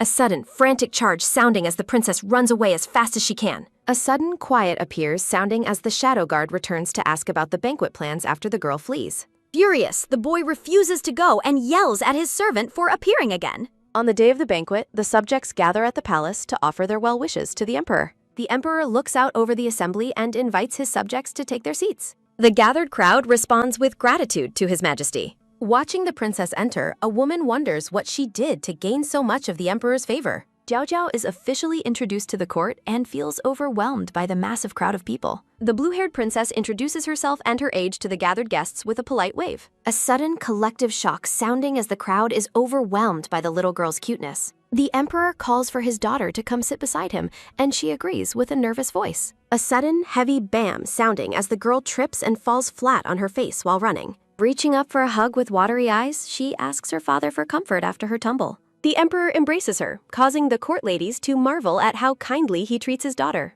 The man orders specific treats to be served, and the girl happily starts snacking. Looking toward the pillars, Zhao Zhao spots her eldest brother trying to hide from the crowd. The boy recites his lessons quietly while the princess calls out that she has found him. Zhao Zhao asks why he is hiding, while the boy explains he is practicing his recitations. The boy admits he's afraid of angering their father, but the girl encourages him to show his progress. The princess drags her brother forward to pay his respects, though the emperor initially dismisses him. Offering a formal greeting, the boy wishes his father health and prosperity for the state. The black-haired boy bows deeply to his imperial father. A sudden, quiet, stunned sounding as the emperor realizes the boy is speaking with unexpected clarity. Interested, the emperor asks what the boy has been studying recently. The boy lists the classic texts he has mastered and is told to recite them aloud.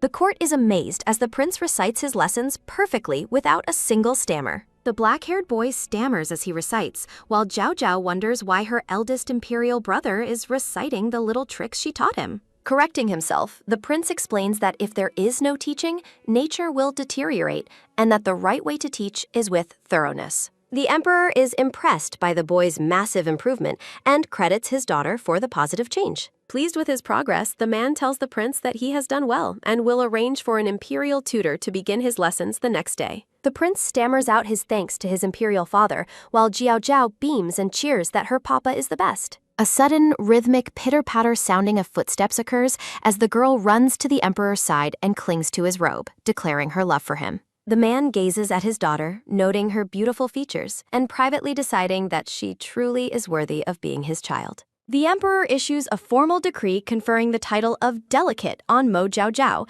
and officially acknowledging her as his state's 9th princess. Sneakily making her way away from the festivities, the blue-haired girl carries a large snack in both hands. Looking over her shoulder, the girl feels relieved that she has seemingly managed to escape the banquet without being noticed. Surrounded by consorts pinching her cheeks and calling her cute, the girl feels as if she is being suffocated by their attention. Celebrating her hard-won freedom, the girl prepares to enjoy her meal in peace. A reddish-brown-haired boy smirks as he calls the girl a little fatty and asks her where she thinks she is going. Confused by her third imperial brother's sudden appearance, Jiao Jiao explains that she is returning to her palace and asks why he is outside. Crouching down to her level, the prince comments on how delicious her pig trotter snack smells. When the boy asks for a taste, Jiao Jiao refuses and insists that the food was a gift from her father. A sudden, sharp snatch is sounding as the boy takes the food for himself, leaving the girl to sob and beg for its return. The third prince looks back with a smug expression.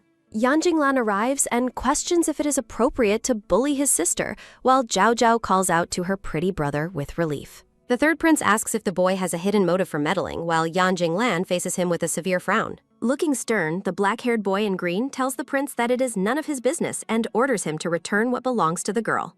Laughing at his fierce tone, the third prince mocks the boy and suggests that he has hit a nail on the head. Calling the interaction boring, the prince walks away as Jiao Jiao cries out for the loss of her delicious snack. Jiao Jiao asks what the two of them were talking about, but Yan Jinglan simply tells her to follow him. Outside, the girl asks why he brought her there and wonders if he defended her because he actually likes her. Yan Jinglan privately wonders how the bastard emperor could have such a stupid daughter, while the girl smiles up at him. The boy claims he was only acting because he hates bullies, but Jiao Jiao privately thinks he is being insincere again. Looking at him with large, sincere eyes, the princess tells her friend that she has already forgiven him for his past actions. The girl admits she didn't consider his feelings when inviting him to the banquet and says it is okay if he chooses not to go. Yang Jinglan stares at her with a stunned expression. Jiao Jiao offers the boy her snack, explaining that it was given to her by her imperial father and she wants him to have it.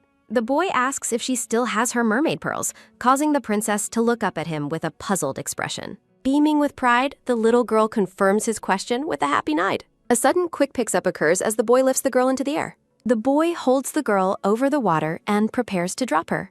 The scene shifts as light reflects off the rippling water. A close-up focus on the boy's intense purple-tinted eye. Floating in the water with her tail visible, the girl remarks on how beautiful the pond looks from below. Jiao Jiao asks the boy to help her keep her secret, and he asks how she plans to bribe him for his silence. The girl asks the boy to lean a bit closer toward her. A sudden, soft chew sounding as the little princess plants a kiss on the boy's cheek. Jiao Jiao offers a second kiss if one wasn't enough and begs the boy not to tell anyone what he has seen. A sudden, firm grip sounding as the boy takes the girl's wrist. Looking fierce, Yan Jinglan demands to know who else knows her secret, while Jiao Jiao realizes her kisses are not as effective on him as they are on her papa. Terrified, the girl swears that no one else knows, fearing that the boy will be mean to her eldest brother if he finds out. A sudden, quiet hug sounding as the boy pulls her close and calls her a good girl. Smirking, the boy declares that from today onwards, he is the only one who can know her secret. At the Phoenix Gift Palace, a woman in red robes complains that the 9th princess has already won over the emperor in less than a month. Addressing the girl as Chuao, the woman claims she is considering things on her behalf while the princess looks on sadly. The woman warns her daughter that if she gives way, others will trample her, and she declares that the 9th princess cannot be left to live. Looking determined, the black-haired girl decides she cannot afford to be soft-hearted toward her rival. A sudden, rhythmic, hurried sounding of footsteps occurs as the prince rushes around his room to pack his things. Holding a radish from behind a wall, the blue-haired girl challenges her eldest brother to guess her identity. The boy immediately identifies his sister as Fishy, and she cheers at his successful guess. Looking stressed, the prince asks what his sister is planning to do. The little girl asks if he is busy arranging his books, though she stumbles over her words in a way that sounds like she is calling him uncle. Mo Yi happily informs his mother that he will begin his studies at the academy starting today. Consort Ru looks concerned as she wonders if attending the academy will ultimately be a good thing for her son. The woman carries a tray filled with warm buns and soup to share with the children. Jiao Jiao promises to escort her brother to class and vows that she will never let anyone bully him again. The prince suggests they head to the academy together after finishing their lunch, while his mother smiles at how adorable they are. Walking through the gardens, the eldest princess feels confident that her early homework will earn her praise from both her tutor and her father. Hearing a familiar voice singing nearby, the girl realizes that the 9th princess is nearby once again. The eldest sister shouts at the singer to stop, while Jiao Jiao gasps in fear at her sudden appearance. Telling her brother that the academy is straight ahead, the girl quickly slips away as her sister orders her to stop. The eldest princess demands to know why the girl is running, while Jiao Jiao retorts that she doesn't want to stay and be bullied. Panting for breath, the older girl admits she can't run any further as the little princess looks back. Gloating about her popularity, Jiao Jiao claims her sister is just jealous because everyone likes her and she is too slow to catch up. A sudden, sharp caught sounding occurs as the eldest princess snatches the girl by the arm and laughs at her failed escape. A sudden, loud help sounding as the little girl is dragged away across the palace grounds. Reaching the remote back mountain, Jiao Jiao begs her sister to let her go. The older girl threatens to leave her sister alone in the cold mountain night to teach her a lesson about arrogance. Looking up defiantly, the little girl calls her eldest imperial sister a baddie. A sudden, sharp bite sounding as the princess clamps her teeth down on her sister's hand, causing a cry of pain. Furious, the eldest princess orders her to let go and threatens to beat her up. A sudden, quick step sounding as the little girl backs away and loses her footing on the grassy slope. Noticing the danger, the older girl shouts a warning for her sister to watch out. The blue-haired girl tumbles backward down the steep hill. Clinging to the grass, the girl is surprised to find that her fall didn't actually hurt. Realizing she is sitting on her sister's back, Jiao Jiao looks shocked as the older girl groans in pain and tells her to get off. Getting to her feet, the eldest princess fumes and vows that she will make her sister pay for all the trouble she has caused. A sudden, painful hobble sounding as the girl tries to walk away while clutching her injured leg. Tripping over a rock, the girl curses at the stone for daring to bully her. A sudden, intense, furious sounding as the princess pouts in absolute rage. A sudden, startled start sounding as the girl asks why her sister is approaching her again. The older girl threatens to report her injuries to their father, while Jiao Jiao can't help but let out a little laugh. The little princess privately thinks that her angry eldest sister is actually quite cute when she's flustered. Jiao Jiao reaches out toward her sister, causing the older girl to look on with deep suspicion. The princess demands to know what the girl thinks she's doing. A sudden, firm pull sounding as Jiao Jiao lifts the hem of her sister's dress to examine the wound on her leg. Noticing the injury, the little girl offers to help bandage it for her. The older girl snaps at her to stay away and insists that she doesn't need any help. Watching her sister's trembling expression, Jiao Jiao realizes that the tough princess is actually very afraid of pain. The girl offers her sister a piece of candy to help her feel better, though the princess pridefully denies being afraid. The older girl continues to yell that she doesn't want the candy or any help. A sudden, loud scream sounding as the girl begins to bandage her sister's leg, reciting the medical advice her mother taught her. Jiao Jiao proudly announces that she is finished, while her sister stares at the clumsy, ugly knot on her ankle. Looking downcast, the eldest princess privately notes that even her own imperial mother has never shown her this much care. The older girl finally asks why her sister is being so kind when she has been so mean to her. The blue-haired girl gazes up at her older sister with a thoughtful expression. Jiao Jiao explains that her mother taught her the importance of learning to be grateful to others. Despite the past bullying, the little girl offers her sincere thanks to her imperial sister for saving her. Beaming with happiness, the princess reaches out to touch her sister's white robes. Looking curious, the older girl asks where the child's mother is and why she was left alone in the palace. Becoming visibly upset, Jiao Jiao admits that her mother is in a very distant place and she cannot see her right now. A sudden, soft cry sounding as a close-up focus reveals a tear forming in the girl's large blue eye. Surprised by the sudden, wet sobs sounding as Jiao Jiao admits how much she misses her mother, the princess frantically tries to get her to stop crying. The older girl suggests that the child's mother left because of her constant crying, boastfully claiming that she never cries and thus has both her parents' love and praise. Looking up with hope, Zhao Zhao asks if her imperial sister will love her if she works harder, leaving the older girl stunned and at a loss for words. Dismissing the interaction as a waste of time, the princess turns to leave while the little girl asks if she will still receive any praise. A sudden, sharp irk sounding as the older girl winces and clutches her side in obvious discomfort.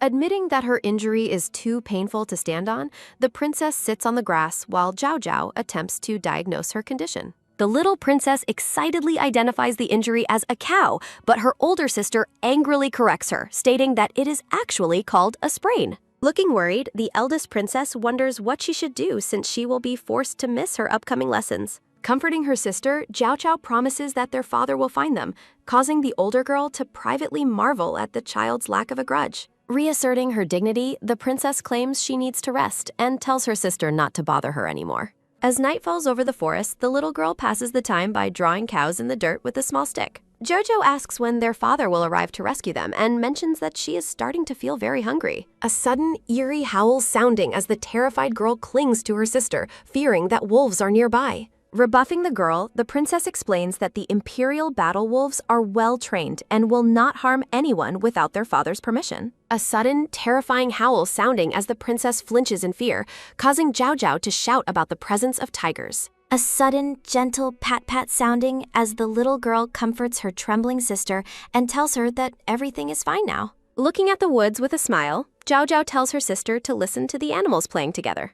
Feeling embarrassed, the older girl orders her sister to keep her moment of weakness a secret, while Zhao Zhao agrees but notes she has a question. The little girl asks why her sister acts so differently when she is in front of their imperial father. Furious, the princess explains she must be dignified to gain her father's love and accuses the girl of being a scheming child who stole all his affection. Beaming, Zhao Zhao explains that her mother taught her that sincerity is returned with sincerity and suggests her sister should just be herself. Staring in silence, the eldest princess privately wonders if she has misjudged the girl or if she is simply being led astray. The two girls look up as they hear voices calling out for the missing princesses in the woods. Joyfully, Zhao Zhao shouts for her father and Uncle Lin, while her sister looks surprised by their sudden arrival. A group of men led by a figure in dark robes arrives at the scene, illuminated by a flickering torch. A sudden, frantic wave sounding as Zhao Zhao calls out to her father.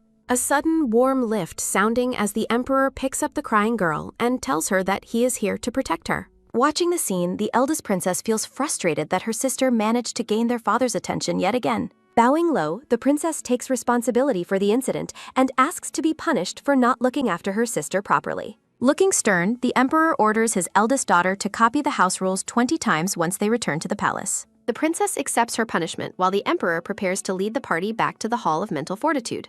Back at the palace, the little girl sits on the bed and tearfully tells her father that she is injured. The emperor orders his attendant to bring out his rare jade dew cream, leaving the man shocked due to the item's immense value. A sudden, soft handoff sounding as the attendant presents the precious medicinal cream to the emperor. The little girl whines in pain as she waits for her tribute. Applying the cream, the emperor admits he was wrong for not disciplining the eldest princess more strictly, but Zhao Zhao quickly interrupts him. The girl argues that her sister is actually a good person who is simply lacking in affection and wants her father's acknowledgement. Staring at the girl with a skeptical frown, the emperor asks if what she is saying is truly the case. Zhao Zhao insists that her sister only acts dignified to please him and suggests that he needs to look at her from a different perspective. Reflecting on her words, the emperor realizes he has been negligent and decides that he should pay the eldest princess a visit later. Noticing the change in his expression, the little princess smiles, realizing she has successfully changed his mind. The emperor playfully asks why the girl is changing her tune after previously calling him a baddie.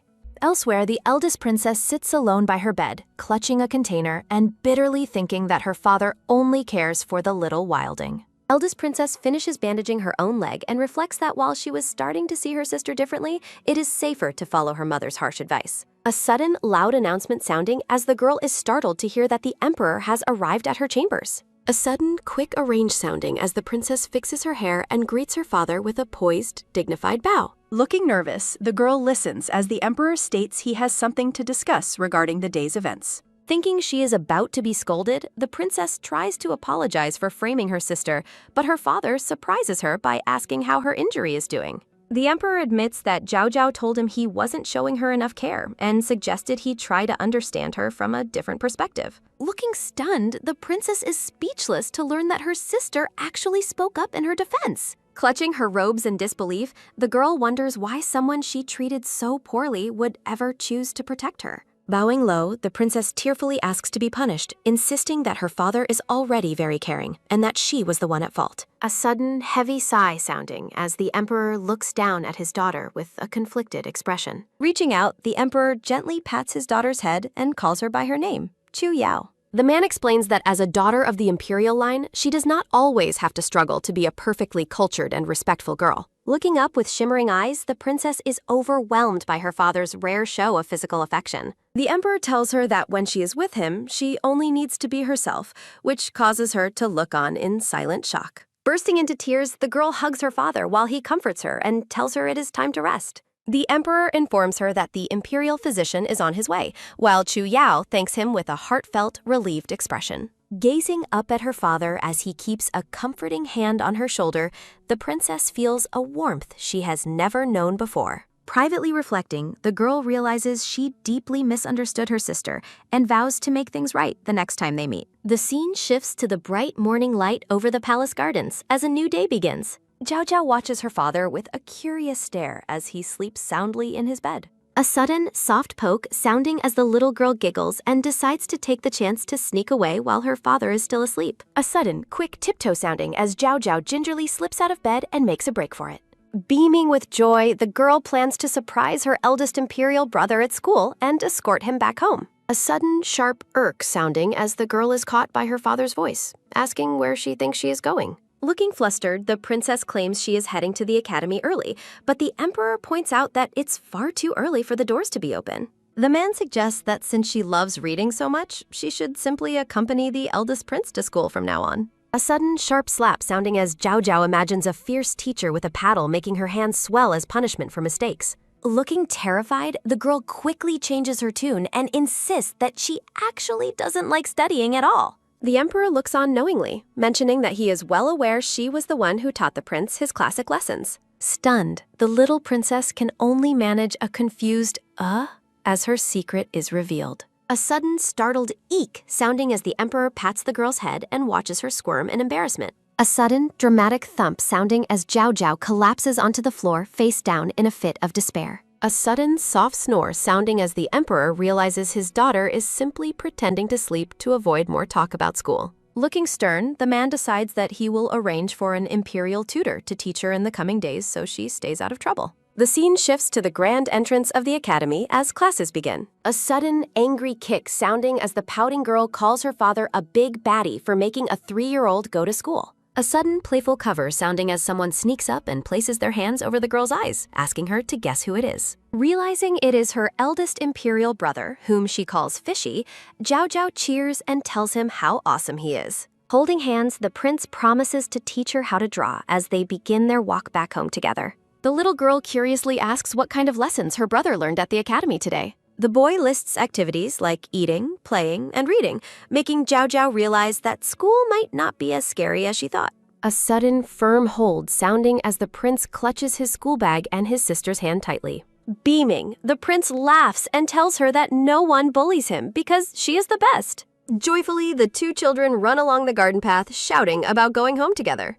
Elsewhere, the eldest princess holds a special envelope for her sister, wondering if the little wilding will accept her gesture. Looking frantic, the older girl searches all over the palace grounds, frustrated that she can't find her sister anywhere. Spotting her from a distance, Zhao Zhao calls out to her eldest sister with a bright, happy smile. The princess yells at her sister for finally appearing after she spent half the day searching for her. The little girl and her brother greet the sister and invite her to join them at Consort Rue's place to practice drawing. Looking on with a mix of shock and jealousy, the eldest sister asks if the two of them have really become this close. Chu Yao reflects on her sister's casual attitude, wondering if the girl's previous words of comfort were just as lighthearted.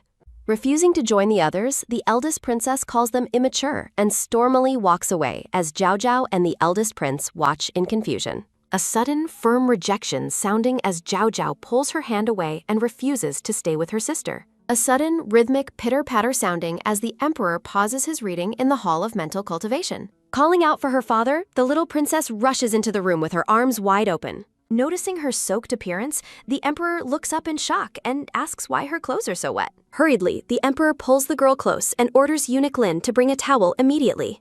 With a dark and serious expression, the emperor demands to know who was responsible for bullying her, while Jiao Jiao is startled by his sudden shift in mood. Privately, Jiao Jiao worries that telling the truth might lead to an execution and spark a war between the two states. Thinking fast, the girl lies and claims she simply spilled a basin, leading her father to suggest she ask for help instead of struggling alone. A sudden, prompt right sounding as eunuch Lin arrives with a towel, while Jiao Jiao insists she is more capable than her father thinks. Reflecting on her previous disdain for school, the little girl remembers how much she used to hate the idea of studying. To the emperor's total confusion, Jiao Jiao suddenly declares that she has completely changed her mind and now loves to study. Speechless, the man stares at his daughter with a look of pure bewilderment. While Jiao Jiao loudly confirms her decision to attend school, she secretly laments that she is being forced into this choice. Proudly, the emperor lifts the girl up and beams, noting that she truly is his daughter for sharing his love of learning.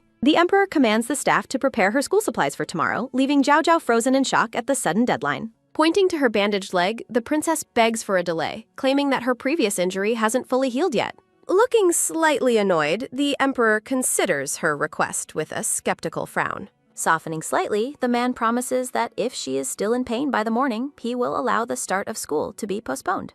The next day begins with Jiao Jiao crying out in frustration as she realizes her plan has backfired. Looking at her perfectly healed leg, the girl is horrified to see no trace of her injury, just as Ling Yan arrives to wake her for school. A sudden, rustling rap sounding as the little princess hides deep under her covers and refuses to listen. From outside the blankets, a stern voice demands to know if she intends to get out of bed.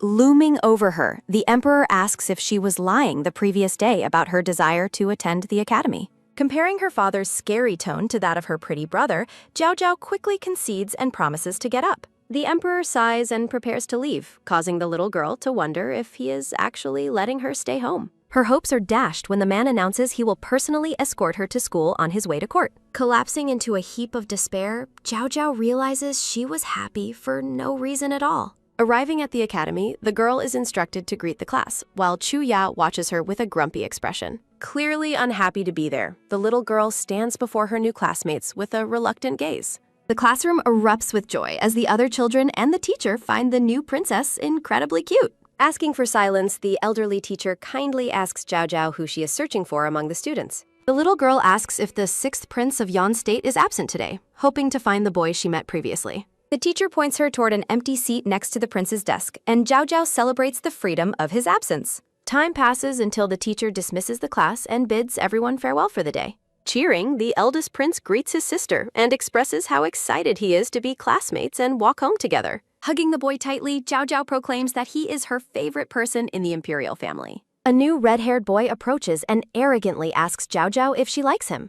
Striking a dramatic pose, the stranger introduces himself while Jiao Jiao stares in complete confusion. The boy is revealed as Xiao Jingyu, the son of Lord Xiao, though the princess privately wonders if he is having a medical emergency with his eyes. Furious, the eldest prince shouts at the newcomer and makes it clear that Jiao Jiao is his sister, not a potential wife. Looking unimpressed, Jiao Jiao tells her brother they shouldn't talk to fools because stupidity is infectious, much to Jingyu's outrage. As the two siblings run away laughing, Jinyu screams for them to stop, while Chu Yao watches the scene with a blank stare. Chu Yao's deskmate, Li Jingxian, recognizes the 9th princess as the one who previously caused Chu Yao harm. Leaning in closer, the girl continues to push her plan to disrupt the new student's life. Looking skeptical, the eldest princess listens to her friend's proposal without saying a word. Indifferently, Chu Yao tells her friend to do whatever she likes, as long as it doesn't interfere with her own studies. Turning back to her book, the princess dismisses her friend, leaving Jingxian stunned by the cold response. Looking frustrated, Li Jingshen huffs and declares that she doesn't care. While Xiao Jingyu says goodbye to his wifey, Li Jingshen decides she will personally handle the situation since Chu Yao is being soft. Walking through the garden, the little princess stops suddenly when she senses someone's presence. Li Jingxian approaches with a fake, brilliant smile and asks if she is Jiao Jiao.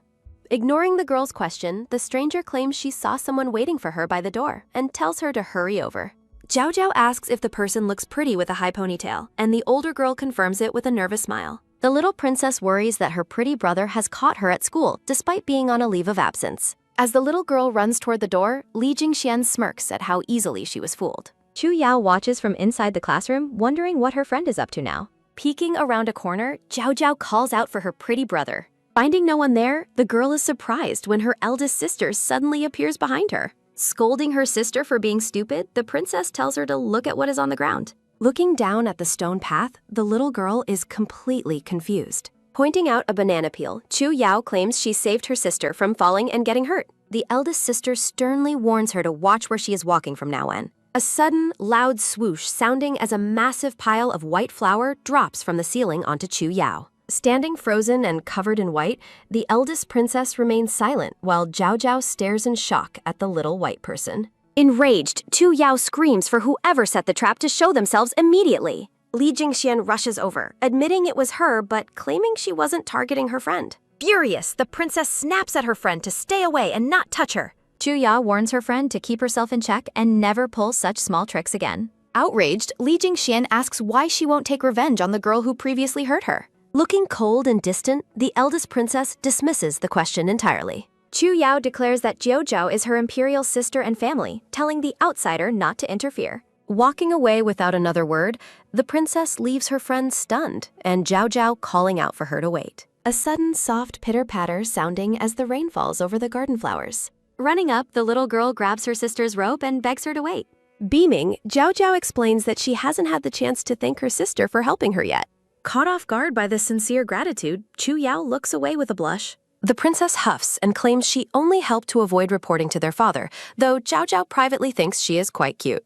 Reaching into her bag, the little girl offers some candies and a new blue pearl to her eldest sister. Gently, the princess places the small treasures into her sister's open hands. Looking touched, Chu Yao admits that she also has something for her. A sudden, firm bam sounding as the princess slams a letter into the girl's hand while accepting the gifts. Examining the blue object, Chu Yao wonders what kind of pearl it actually is. Looking at the blue glass marble, she thinks it is incredibly beautiful. From behind the trees, the emperor watches the interaction and notices the blue object in his daughter's hand. Looking deeply offended, the man remembers being told that only he would receive such a pearl. Clenching his jaw, the emperor feels betrayed that she gave his special gift to someone else. The man orders eunuch Lin to keep the wimpy kid away from him tonight, much to the eunuch's confusion. Back at the academy, the eldest prince wonders where his sister went after class. Shifting back to earlier that morning, Ling Yan enters the room and asks what the princess wants for breakfast. Happily, the girl explains that she is going to school to eat with her eldest brother instead.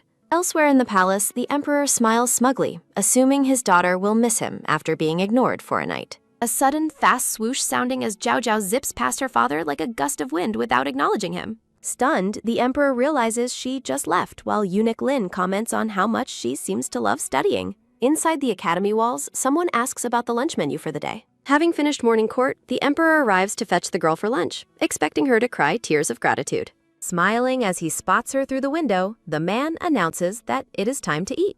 Zhao Zhao waves enthusiastically to her brother while completely ignoring her father's presence nearby. Eunuch Lin offers to fetch the princess, but the emperor angrily insists on returning to his palace to rest instead. A sudden, sharp stop sounding as the emperor freezes in place when his daughter finally calls out to him. Zhao Zhao wonders if her father is there for lunch, but he pridefully claims he was just passing through. The little girl questions why Uncle Lin is carrying a food hamper if her father wasn't planning to eat with her. Sighing in frustration, the emperor complains that she has become distant and neglected him since starting school. The little girl looks shocked as she realizes she actually ran into her father by accident. Trying to make amends, Zhao Zhao offers her father a piece of candy as a sincere apology. Skeptical, the emperor asks how many other people have received the same candy from her. As Zhao Zhao lists all the people she has gifted, the emperor irritably compares her flirtatious nature to her mother's. Relenting, the man pats his daughter's head and tells her it's okay. The emperor possessively demands that from now on she only give him candies, making Zhao Zhao think he's being very petty. Happily, the father and daughter head off together to share a meal. Jinglin watches the scene with cold eyes. The scene shifts across palace rooftops. Sitting in the garden, the eldest princess sighs deeply while Zhao Zhao watches her from a distance. Zhao Zhao surprises her sister by asking why she is so unhappy. Tu Yao tries to dismiss her, but then realizes the younger girl might have useful information from her wandering. The princess asks about Jinglan's whereabouts, making Zhao Zhao wonder why she is interested in her pretty brother. Disappointed, Chu Yao calls her sister useless when she claims not to know anything. Suddenly, brother Jinglan appears in the garden, catching the attention of both sisters. Hiding behind some plants, Zhao Zhao admires how pretty he looks, but is too intimidated to approach him. A sudden, soft sob sounding as Zhao Zhao watches Chu Yao check on Jinglan's well-being. Jinglan glances toward the bushes and mentions that he knows about the previous events that took place. From her hiding spot, the little princess desperately hopes she hasn't been spotted. Tu Yao is delighted when Jinglan addresses her formally by her title. The boy gestures for the princess to follow him so they can speak in private. Both sisters are stunned by the sudden and bold request for a private conversation. Peeking from afar, Zhao Zhao wonders if the two of them are going to fall in love. The girl recalls a letter from her sister demanding she stay away from Jinglan because he belongs to the princess. Zhao Zhao is confused as she watches her eldest sister run away while covering her face. Concerned, the little girl rushes over to see what happened to her sister. Looking flustered and teary-eyed, Chu Yao huffs and turns away from her younger sister. The princess remains in a state of distress, leaving Zhao Zhao even more bewildered. Staring at Jinglan, the little girl wonders what on earth he could have said to her sister. Brave and angry, Zhao Zhao shouts at the boy and accuses him of bullying her sister. Jinglan looks back with a serious expression. The boy claims he cannot hear her from such a distance and tells her to come closer. A sudden, quick startle sounding as Zhao Zhao cowers when the boy quickly approaches her. Leaning down close, Jinglan touches her forehead and possessively declares that she belongs to him alone. The boy warns that he will not tolerate anyone else interfering with what he considers his. Looking terrified, the little girl tries to defend her sister, claiming she didn't do anything wrong. A sudden, heavy stern sounding as the boy's eye narrows in a cold, intimidating glare. Completely intimidated, Zhao Zhao quickly agrees to whatever he says, earning a smile and praise from him. A sudden, quick ties sounding as the boy fastens a red cord around the girl's wrist. When she asks about the red string, Jinglan explains it is a protective bracelet to keep her safe. Jinglan announces they will attend school together starting tomorrow, making Zhao Zhao excited about their new friendship. The following morning at Manhwa Palace, the princess calls out to her brother that it's time for school. Beaming with joy, the little girl raises her hand to show off her new red bracelet. As Zhao Zhao peeks into the room, Jinglan greets her with a warm and gentle smile. Jinglan agrees to walk together while Zhao Zhao is completely captivated by his pretty appearance. The two share a quiet, lingering look as they stand near each other. Playfully, Jinglan asks what she is looking at while tussling her hair, causing Zhao Zhao to panic about potentially going bald. The black-haired boy sighs that she is troublesome as he finally releases her from his gentle grip. Hand in hand, Jinglan leads the way as he announces it is time for them to go. Jiao Jiao gazes up at him, happily noting that her pretty brother seems to be smiling more often lately. A sudden, loud shout echoes as Mo Yi calls out for Zhao Zhao with an angry expression. Startled, the little girl realizes she spent too much time with Jinglan and completely forgot her promise to her eldest brother. Zhao Zhao tries to offer a candy as a peace offering, but Mo Yi huffs and stubbornly refuses to take it. The girl begs for forgiveness and asks him not to be angry about her forgetting their meeting, but he remains visibly upset. To appease him, Zhao Zhao declares that her eldest imperial brother is the best, leaving him speechless and slightly flustered. Mo Yi argues that a single candy isn't enough to bribe him, so the girl quickly offers him two instead. Seeing his hesitation, Zhao Zhao happily offers a third candy to ensure her eldest brother is fully satisfied. Suddenly, Jinglan reaches down and lifts the little girl up by the back of her robes, telling her to get over to him. He orders her back to her seat because the tutor is arriving soon, while Mo Yi watches the rough handling with shock. A sudden, firm hold sounding as Mo Yi's hand shoots out to grab Jinglan's arm.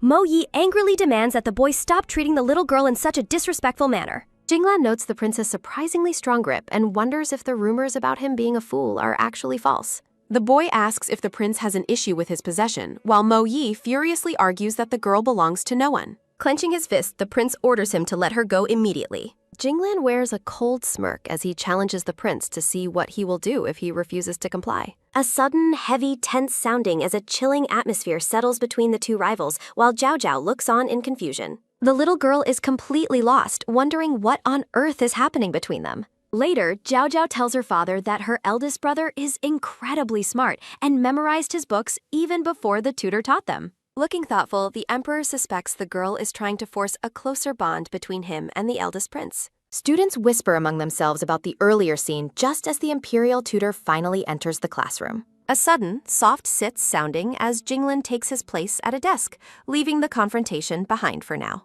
Mo Yi and Zhao Zhao share a happy moment together, while Jinglan watches from his seat, thinking the prince is an eyesore. Jinglan quietly orders his attendant, Wu Xin, to find a way to have the eldest prince sent away to the National Academy. The attendant is visibly surprised by the sudden and specific command from his master. Wu Xin points out that the prince is a fool and no threat, questioning why his master feels the need to take such action. Looking enraged, Jinglan explains that his motivation is simple revenge because the prince dared to take away his pet. After school, Zhao Zhao arrives at the palace and loudly announces her return to her father. Eunuch Lin expresses deep concern, asking the little princess why she is burdened with so many heavy books. The girl looks exhausted but proud as she carries her large backpack through the palace halls. The emperor irritably asks if she caused trouble at school again, but Zhao Zhao huffs that he always asks the same bad question.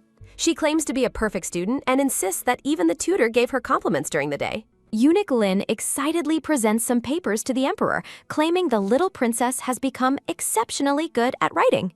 The emperor is initially delighted and proud, boasting that such great talent is expected from his own daughter. He begins a speech about her finally finding the joy of learning, only for Zhao Zhao to reveal the papers were written by her brother. A sudden, long silence follows as both the emperor and Eunuch Lin are left speechless by the revelation. Enraged, the man orders the papers taken away and blames Eunuch Lin for making him happy over a misunderstanding. Jiao Jiao continues to praise her eldest brother's academic brilliance, noting how well he writes and memorizes his lessons. Staring intensely, the emperor realizes he should probably discuss a certain important matter with his daughter. He acknowledges that he has already received reports about the eldest prince's outstanding grades and performance. He explains that the tutor recommended sending the prince to the National Academy and asks if he should sign the edict now. Excitedly, Zhao Zhao asks what the academy is and wonders if she can attend school there as well. The emperor dismisses her, saying she isn't qualified for the top academy and privately thinks she won't be able to stay still once her brother leaves. A sudden, firm sit sounding as Zhao Zhao cheers for her brother's success, making the emperor hope she might actually be inspired to study. Patting her head, the man says it's a blessing if she just avoids trouble, privately admitting he shouldn't have held high hopes for her. The following morning, Mo Yi reacts with a sudden and intense shout of absolute disbelief. Jiao Jiao explains that the emperor wants to transfer him to the National Academy, but the boy breaks into tears and refuses to leave his younger sister. The little girl tries to coax him with the promise of learning and making new friends, privately thinking her eldest imperial brother is more childish than she is. She uses a stern warning that neither she nor their father will like him if he refuses to go, leaving the boy sobbing in despair. Watching the scene from his desk, Jinglan mocks the prince for being a coward, while Chao Zhao and the crying Mo Yi look on in shock. Mo Yi suddenly snaps back with a defiant shout, declaring that he will attend the academy just to prove he isn't scared. Later in the classroom, a tired Jiao Jiao lets out a sudden, soft yawn sounding as she greets her pretty brother while he reads at his desk. A red-haired boy behind them desperately tries to get the princess's attention, causing her to look back in confusion. Jiao Jiao gazes at Jinglan and notes that he seems to be in a particularly foul mood today. The black-haired boy stares intensely, his expression fixed in a cold and displeased frown. Jinglan clenches his fist around a pearl and gold pendant, his frustration evident in his tight grip.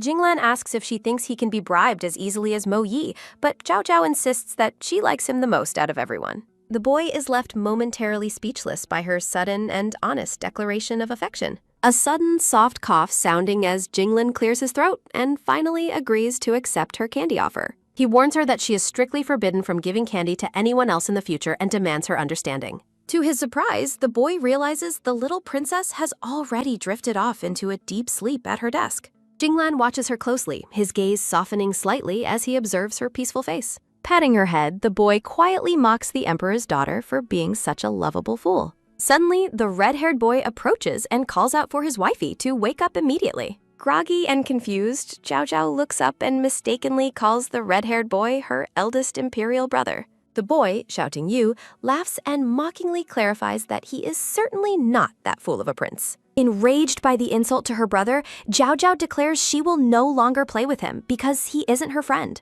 Xiao Jingyu quickly tries to apologize, claiming his brain wasn't working and agreeing that the prince isn't a fool after all. She pauses for a moment, looking curious as the unfamiliar term lingers in her mind. Confusion written all over her face, Jiao Jiao asks what on earth a wifey is, much to the red-haired boy's surprise. Xiao Jingyu smiles warmly at her, seemingly amused by her innocence. He explains that a wifey is a special title for two people who have a very close relationship and share everything together. To win her over, the boy presents a bag of expensive candies and promises to bring her daily treats if she agrees to the title. Jiao Jiao points to the whale design on her bag and declares she wants the little whale to be her wifey instead so she can have candy every day. Looking slightly exasperated, Xiao Jingyu gives her the candy anyway and tries to maintain a generous and cool appearance. Suddenly, Jinglan appears behind the boy, casting a dark and intimidating shadow that makes Xiao Jingyu freeze in terror. Terrified, the red-haired boy suddenly discovers a passion for studying and scurries back to his seat as class begins. Jinglan looks down at the girl and asks what the two of them were doing together, while she greets him with a happy smile. Beaming with joy, the little girl holds out a handful of treats and invites her pretty brother to have some of her new candy. Jinglan looks suspicious, noting that the style and wrapping of these candies are completely different from her usual ones. The boy's eye narrows in a sharp and cold glare as he processes the change. Glancing toward the sweating Xiao Jingyu, Jinglan realizes the red-haired boy was the one who gave the sweets to the princess.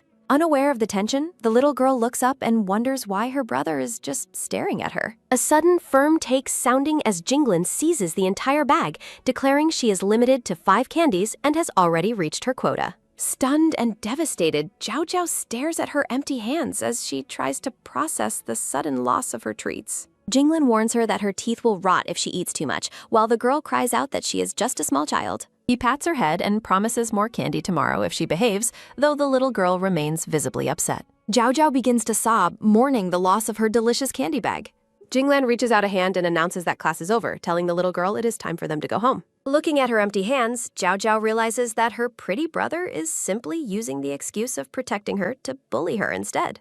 She pouts and thinks to herself that P is actually not nice to her at all. Noticing her delay, Jinglan turns back and asks why she is still standing there like she is in a daze. Defiant and angry, Jiao Jiao sticks out her tongue and yells that she refuses to go home with a baddie like him. The black-haired boy calls out a warning as the little girl runs away from them. Waving his hand, the red-haired boy shouts for his wifey to wait up for him. Jiao Jiao stops and looks back at the boy with a suspicious and annoyed expression. The little girl demands the red-haired boy take revenge on Yang Jinglan for stealing all her sweets. Xiao Jingyu tries to calm her down by offering to give her every single candy he has left. He defends the black-haired boy, claiming he isn't bad, but just too pitiful to eat any treats. The little princess looks up with wide eyes and genuine surprise at the sudden revelation. Xiao Jingyu continues to praise the pretty brother's character, urging her to drop her quest for revenge. Jiao Jiao mentions that her pretty brother claimed to dislike candy, but the boy says he was just humoring her. Looking thoughtful, the princess begins to feel bad for her brother's supposedly tragic lack of snacks. She decides to be generous and leave all of her treats for her pretty brother to enjoy instead. The little girl begins counting her various candies as she lays them out on a stone bench. Beaming with happiness, she celebrates her small pile of delicious treats and waves her hand. A brown-haired boy appears and teases her for not sharing the candy with her third imperial brother. The boy demands the candy, but Jiao Jiao yells a refusal and holds onto her bag as tight as possible. He makes a scary face and jokingly threatens to take her heart if she doesn't let go of the sweets. The princess insists the candy is for her pretty brother, causing the older boy to mock their close relationship. He suddenly snatches the treats away, leaving the little girl pleading for him to give them back. Her attention is captured by a sudden, quick nom sounding as she reacts to the older boy's teasing. Laughing, the brown-haired boy calls her a little idiot and admits he was only joking before standing up. He beckons her closer, while the little girl stares at him with a confused and teary gaze. A sudden, loud shout sounding as the boy lifts the little girl high above his head. He places the startled princess high up on a sturdy tree branch and lets go. The boy smugly asks if he treats her well, while Jiao Jiao clings to the tree in absolute terror. Terrified of the height, the girl screams that she doesn't want to feel the wind anymore. The older boy demands she call him brother before he agrees to help her down from the tree. He insists she repeat the title, enjoying her desperate cries for her third brother as she sobs. To her horror, the boy suddenly changes his mind and tells her to stay up there to sleep.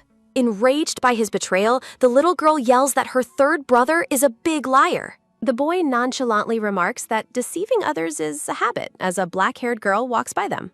Jiao Jiao spots her eldest imperial sister and screams for help from her high perch on the branch. The black-haired girl calls the boy a lunatic and demands he release the princess immediately. Defiant, the boy asks what she can do to stop him. prompting her to bring up a past banquet incident. She warns him that their father will be furious if he hurts his favorite daughter, while Zhao Zhao sticks out her tongue. The boy looks increasingly nervous and sweats as his sister continues her stern lecture from below. She threatens to report his truancy to the emperor, forcing the boy to finally back down and apologize. While the boy grumbles about the threat, the little girl clings to her sister and sobs about her ordeal. The eldest imperial sister grabs the girl's hand and firmly tells her to follow along. She warns Zhao Zhao to stay away from the third brother, but the girl clings to her robe and calls her cool. Blushing, the older sister tells her to go home and mentions she is leaving the palace tomorrow. The princess remembers her mother's words about the many fun things found in the capital city. Looking hopeful, the little girl asks her sister if she can tag along on the trip tomorrow. She looks up with big, pleading eyes, repeating her request to go with her eldest imperial sister. The sister flatly refuses, shouting that she won't be responsible if the child gets lost outside. Zhao Zhao insists she will be perfectly obedient and won't wander off if she's allowed to go. She tries to sweet-talk her by calling her sister Chuyao with a wide, happy smile. Stunned, the older girl asks what the princess just called her as she processes the affectionate name. The eldest imperial sister turns bright red as a sudden, intense blush covers her entire face. She relents and says the girl can come as long as she doesn't cause any trouble during the trip. A sudden, soft whisper sounding as the sister promises to fetch her early the next morning. The marketplace is alive with the bustling cries of vendors selling hot buns and sweet tanghulu. Peering out from the carriage, the blue-haired girl gazes at the vibrant city sights with wide-eyed wonder. Pointing excitedly at the birds and treats, Zhao Zhao asks about the red snacks while her sister mocks her for being so inexperienced. The eldest imperial sister explains that the treats are candied fruits called tanghulu and asks if the princess has truly never seen them. Mesmerized by the unfamiliar snack, the little girl admits she has never seen anything like it before. Watching her, the older sister feels a wave of pity, wondering if the girl's rural upbringing kept her from such simple joys. Looking up with pleading eyes, Zhao Zhao asks what the treats taste like and begs for a chance to try one. The black-haired girl remains silent for a long moment as she considers the request. Suddenly breaking into a grin, the older sister offers to buy some and tells the princess they are heading into the market.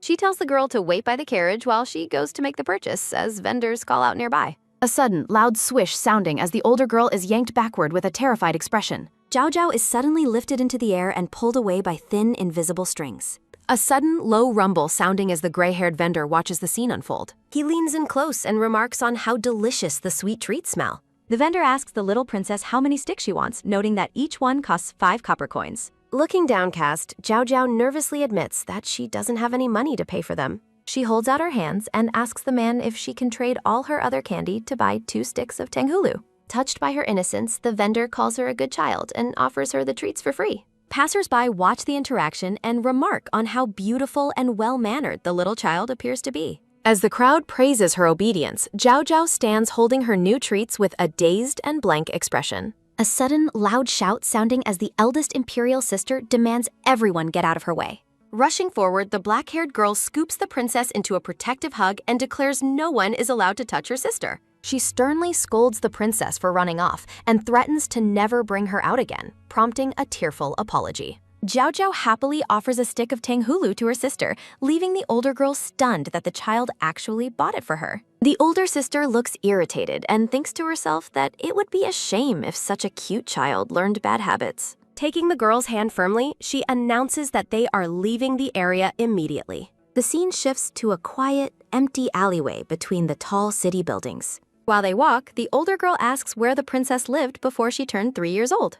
Zhao Zhao explains that she and her mother lived in a very remote place, and this is her first time ever coming out to play. The older sister thinks it makes sense the girl lacks etiquette if she spent her entire life in the deep countryside. Patting the girl's head, the older sister promises to bring her along whenever she wants to leave the palace in the future. A sudden, sharp crack sounding as the older girl hears a noise and turns her head in alarm. Looking up with concern, Zhao Zhao asks her eldest sister what is wrong. A sudden, firm push sounding as the black-haired girl warns that someone is following them and orders the princess to hurry. The 2 girls break into a frantic run across the stone pavement of the alley.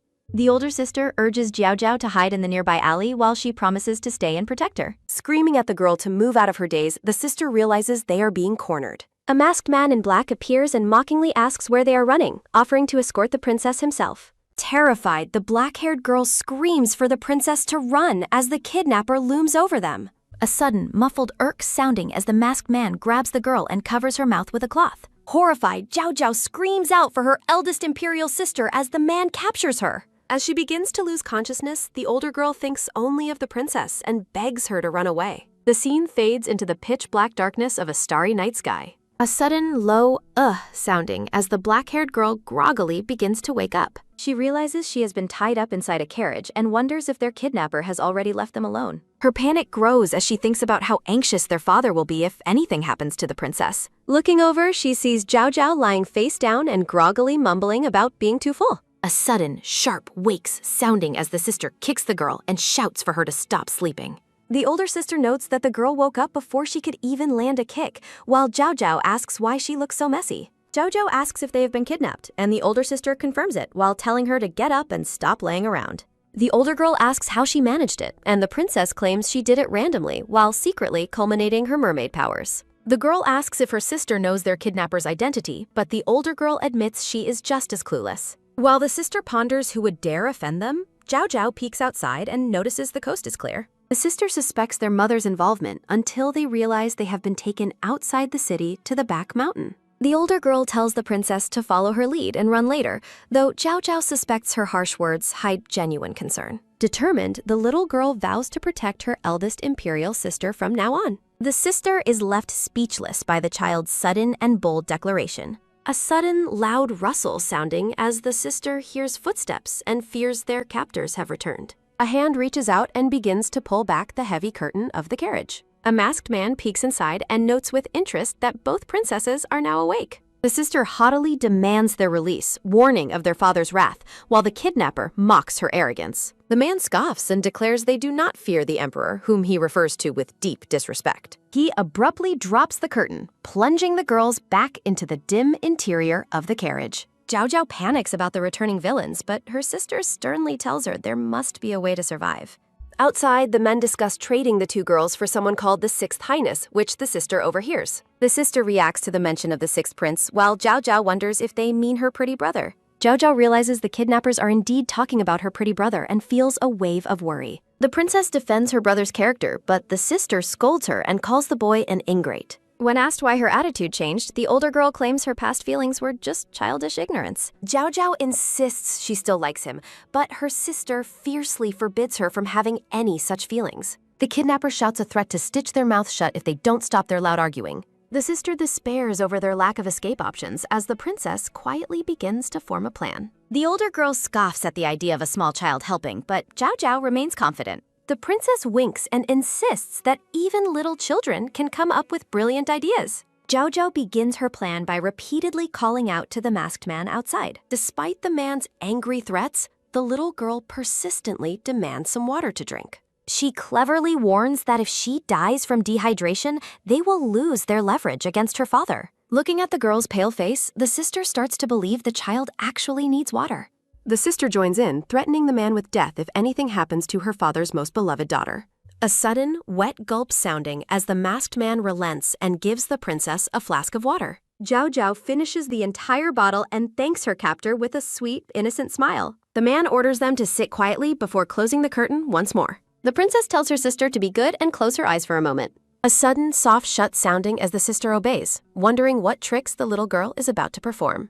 Outside, the two masked men notice a strange glowing light and wonder what is happening. A sudden, wet glug sounding as water spheres manifest and begin to drown the confused kidnappers. Hearing the commotion, the sister peeks out and finds Zhao Zhao collapsed on the floor, groaning for a pond. The older girl worries about the two men standing guard just outside the carriage. Despite the danger, she decides to prioritize the princess's life and promises to find water. A sudden sharp swish sounding as the sister bursts out of the carriage, demanding water for the dying child. She is baffled to find the area completely deserted and realizes they finally have a chance to escape. The older girl flees into the woods while begging the princess to wake up and stay alive. A sudden soft trickle sounding as the sister's ears pick up the sound of nearby water. She stops at the edge of a vast green field that leads toward a sparkling river. The sister collapses on the grass by the water's edge, still holding the weak princess. She looks around frantically, realizing she has nothing to use to carry the water to the girl. A sudden, loud splash sounding as something enters the water right next to her.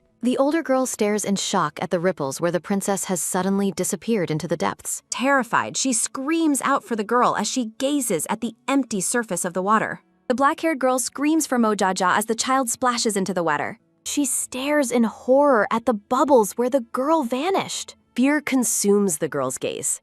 Jiao Jiao reveals her true form as a mermaid, swimming happily. The black-haired girl is speechless at the sight of the mermaid princess. Jiao Jiao panics, realizing her secret identity has been completely exposed. Clinging to her sister, Jiao Jiao tearfully explains she didn't mean to keep secrets. The sister remains in stunned silence. Jiao Jiao reacts with surprise as her sister reaches for her shimmering fins. Jiao Jiao asks if her sister is afraid, but the older girl thinks an extra tail is nothing to fear. A sudden, loud rustle sounding as the girls hear footsteps approaching through the woods. The sister frantically orders the princess to hide her tail and prepare to flee.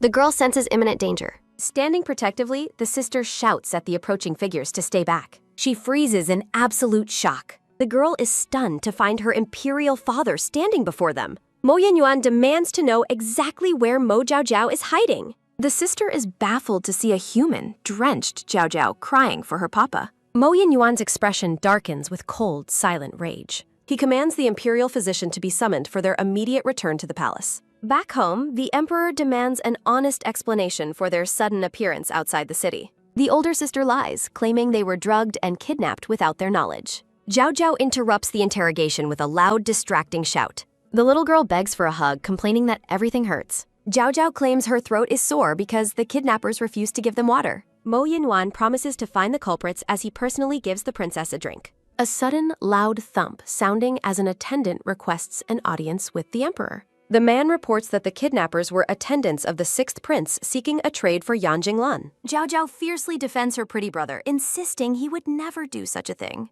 Mo Yinyuan questions his daughter's unwavering loyalty to the boy. Jiao Jiao gazes up with pleading eyes. Yan Jinglan reveals the painful, fresh lash marks covering his bare back.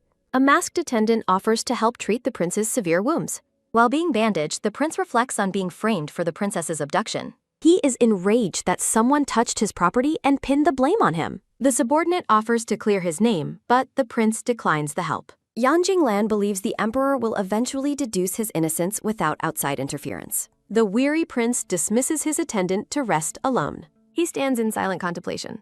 The boy feels bitter that the girl who claimed to like him hasn't visited. A sudden, soft rustle sounding as he hears a noise from the balcony. He's surprised to see the princess peeking into his room. Jiao Jiao shyly watches her pretty brother.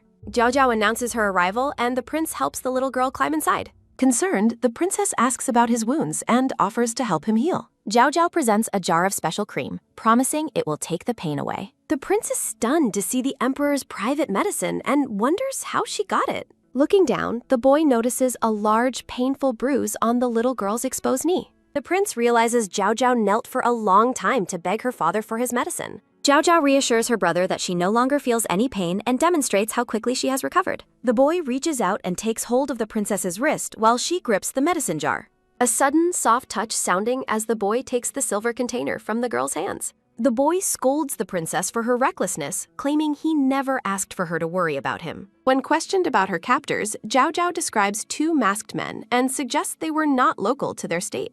Looking serious, the boy realizes he must send someone to investigate the identity of the people who dared to touch the girl. The princess continues to call out to her pretty brother to get his attention. She defends her father's actions, believing his harshness was only born out of worry for her safety. The boy looks skeptical and wonders if the child's only concern is for her father, whom he views with resentment. He makes a deal, promising not to hate her father as long as she remains obedient, which the princess happily accepts. The boy smiles and praises her, though Jiao Jiao secretly worries she has just walked into another one of his clever traps. Later, the princess struggles in the heat, worrying that the high temperature will turn her into a dried fish. Standing before a closed door, the girl is startled when her father loudly orders her to stay away. Determined to apologize, Jiao Jiao begs to be let in and offers to sing a song about a white rabbit to cheer him up. Inside the hall, Mo Yinyuan reviews documents and notes that his daughter is singing the lyrics completely wrong. The emperor eventually relents and commands his attendant to allow the noisy princess inside.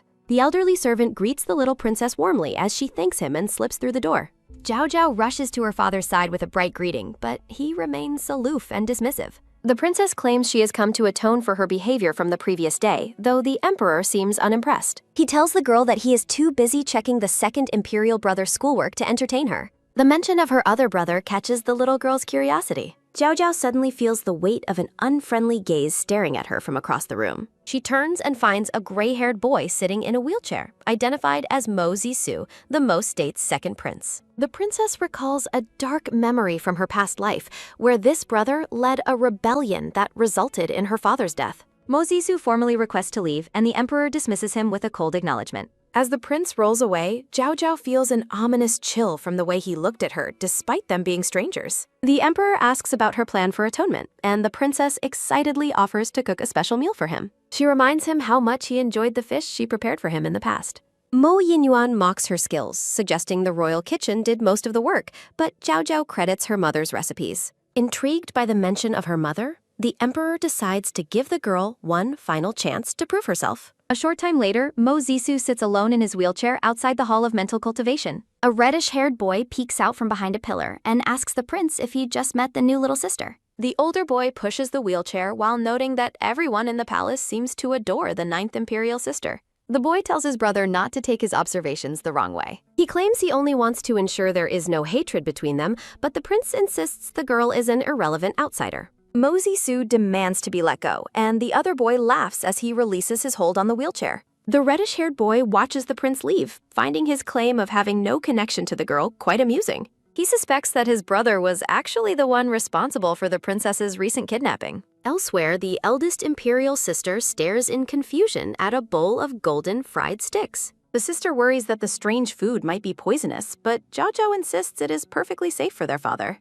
The princess explains that her mother learned to make this foreign delicacy called French fries. Zhao Zhao offers a fry to her sister, who remains deeply suspicious of the unusual snack. Reluctantly, the older girl takes a bite while continuing to voice her concerns about poison. Her eyes suddenly widen as the flavor hits her. The sister exclaims that the food is incredibly tasty, much to the little princess's delight. Hooked on the taste, the girl demands that Zhao Zhao cook only for her and their father from now on. A sudden, quick dash sounding as Zhao Zhao flees with her lunchbox, promising to make more for her sister later. Wandering through the garden, the princess recalls a guard saying her father would be in this area. Holding her container tightly, the little girl looks around and wonders where her father is hiding. The little princess spots her father. Zhao Zhao brings snacks to her father. The emperor asks what she has, and the girl explains she has brought the snacks they agreed upon. Zhao Zhao presents the box, claiming she made the food herself. Mo Yinyuan thinks about the child's devotion. The emperor dismisses the girl to attend to business, while the elderly servant offers to take the container, and Zhao Zhao reminds her father to eat. The princess waves goodbye to them. Uncle Lin waves a friendly farewell. Mo Yinyuan demands the box, and the servant reacts with a surprise sound. The elderly man asks if the emperor wants to eat now or have the food brought to his chambers. Mo Yinyuan takes the box and tough. He opens the container and wonders what the yellow sticks are. A sudden sharp bite sounding as the emperor tastes one of the snacks. Mo Yinyuan is shocked by the flavor. He wonders if the child learned how to cook from her mother. The man reflects on his growing interest in Rao Li as the scene shifts. The story moves to the academy.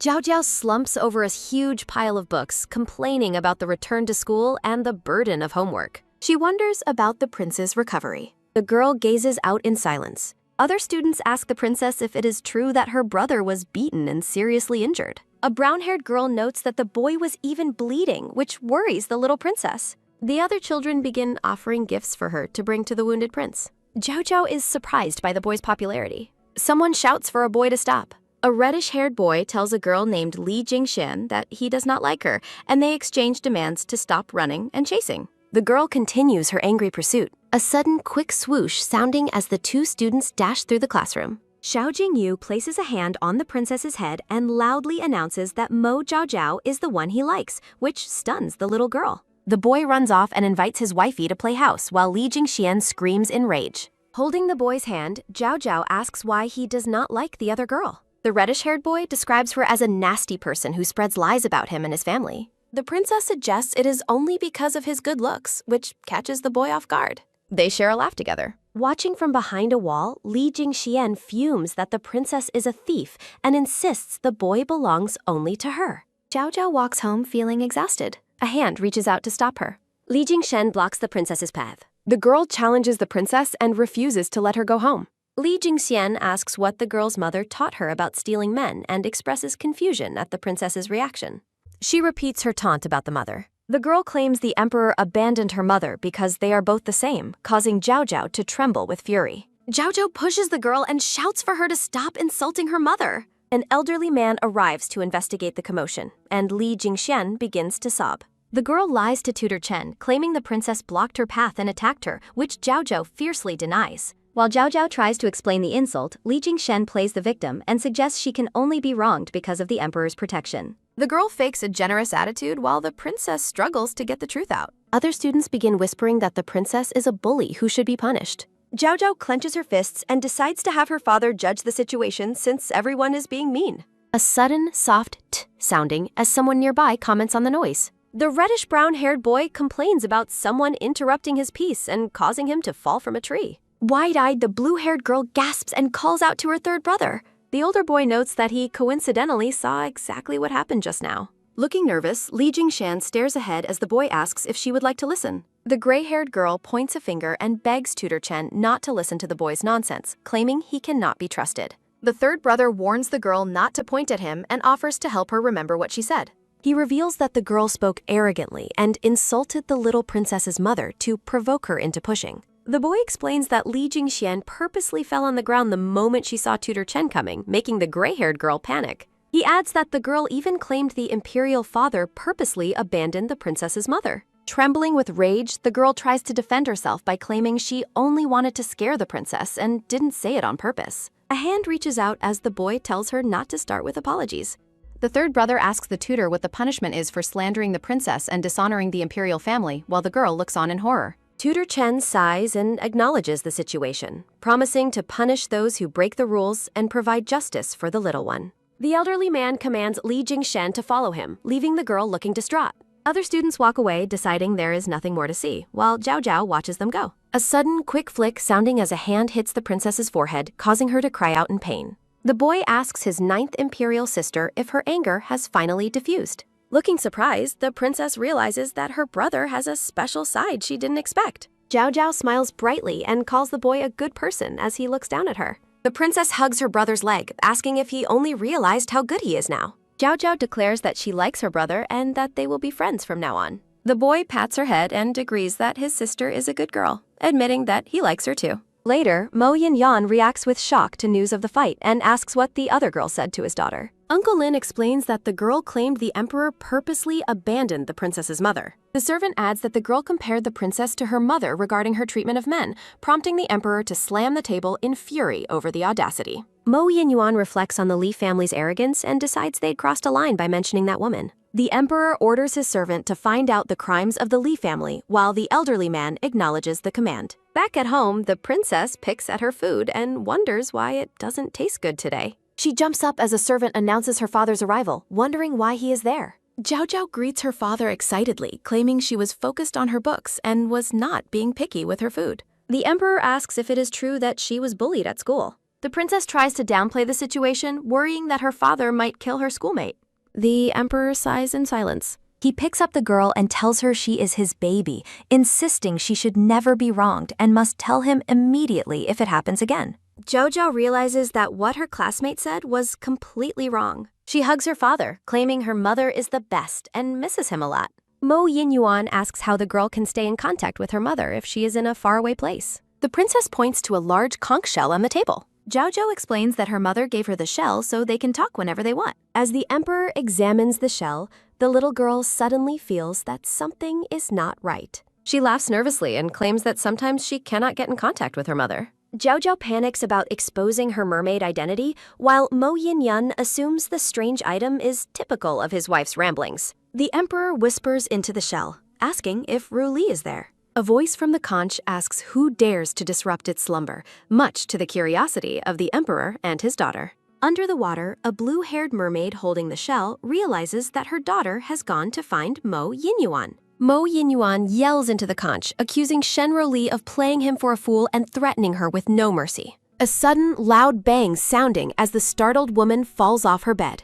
The emperor asks where his shell went and wonders if the woman fell off her bed. A sudden quick click sounding as the woman tries to claim he has the wrong person and quickly hangs up. Mo Yinyuan smiles and notes that nobody but that mother and daughter would dare to call him by his full name. Uncle Lin laughs and suggests the princess is too young to truly understand what it means to like someone. Zhao Zhao peeks between the adults. The emperor looks deeply annoyed.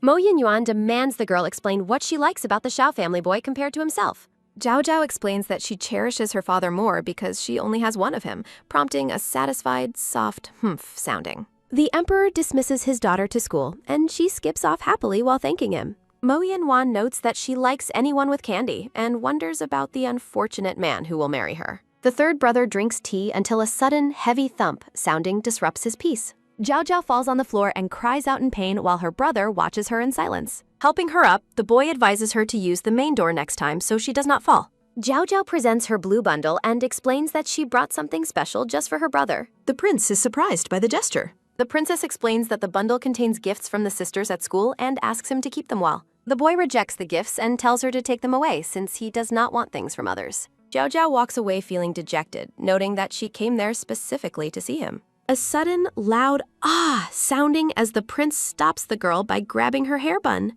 The third brother asks if it is true that she likes a boy named Zhao Jinyu. Zhao Zhao waves her hands frantically and tries to explain that she does not like him. He offers her a piece of candy, explaining that he bought it just for her. Zhao Zhao wonders why her brother changed his attitude and worries the treat might be very sour. The girl refuses the gift, claiming she wants to avoid getting cavities and becoming sour-faced. A hand pats her head gently. The boy offers to feed her the candy, but Zhao Zhao insists she can eat it herself. A sudden quick chomp sounding as the princess bites into the tree. Her eyes sparkles with delight. The prince asks if it is nice, and Zhao Zhao is surprised to find that it is unexpectedly yummy. The third brother smiles warmly. He makes a bold claim, insisting he can do anything for her that her schoolmate can. The boy holds her hand and tells her to always let him know if there is something she wants to eat. A servant reports that the Li family was exiled for corruption, suspecting it was because of the princess. A brown-haired girl asks the gray-haired boy in the wheelchair if he is jealous of the emperor's favor toward their sister. A sudden, loud bang sounding as the second brother slams his desk, realizing he underestimated how much the emperor dotes on her. Gripping his robe, the boy wonders what he must do to satisfy his imperial father. A voice asks why he called them over. The second brother declares that he intends to personally test the little princess. Zhao Zhao skips along until a sudden, soft rustle sounding from the bushes startles her. The girl stops and calls out, but she is met with a heavy silence. She assumes no one is there, but a large black sack is suddenly lowered over her head. From inside the dark sack, someone asks who is there. Zhao Zhao sobs from inside the bag. A hand reaches out as someone speaks to her, leaving the girl looking confused. A reddish-brown-haired boy leans in and remarks that she smells very delicious. The boy asks for permission to eat her, which leaves Zhao Zhao completely stunned. The girl asks if he is a monster that catches mermaids, but he clarifies that he is human. He stares at her closely and notes that a specific part of her looks really delicious. A sudden, sharp pinch sounding as the boy's fingers grab her cheek. Zhao Zhao begs him not to bite her, insisting that she is not yummy. The boy explains that he is hungry and simply wants to eat when he feels that way. Outside the Hall of Mental Cultivation, Uncle Lin scolds the gray-haired and brown-haired princes for throwing tantrums while they kneel in the courtyard. Zhao Zhao arrives and asks her brothers what they are doing. Uncle Lin informs the princess that the two princes had a fight and are being punished by the emperor, advising her not to interfere. The gray-haired prince urgently claims he was only defending Zhao Zhao's honor after the other boy spoke poorly of her.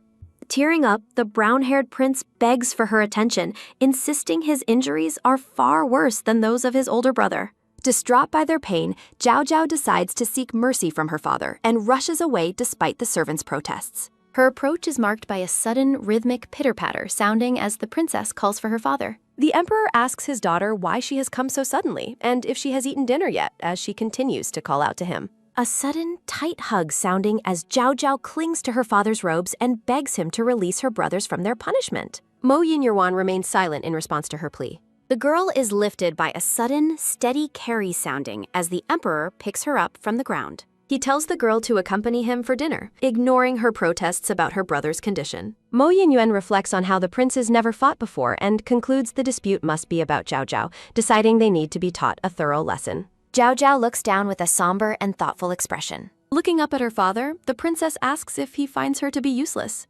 She expresses her sadness at being unable to help him manage the burdens of the imperial palace. Mo Yuan advises her to avoid the other princes and only stay close to her eldest brother, leaving her confused. A sudden, soft poke sounding as the emperor touches her nose. He smiles warmly and tells the princess she will understand his reasons when she grows older. Mo Yuan orders food to be brought while Zhao Zhao sits at the table, still looking puzzled by his words. The emperor watches his daughter, thinking about the great effort he exerts to ensure her protection. Darkness falls over the palace as the two princes continue their punishment in the cold courtyard. The gray-haired prince looks up in surprise at a sudden arrival.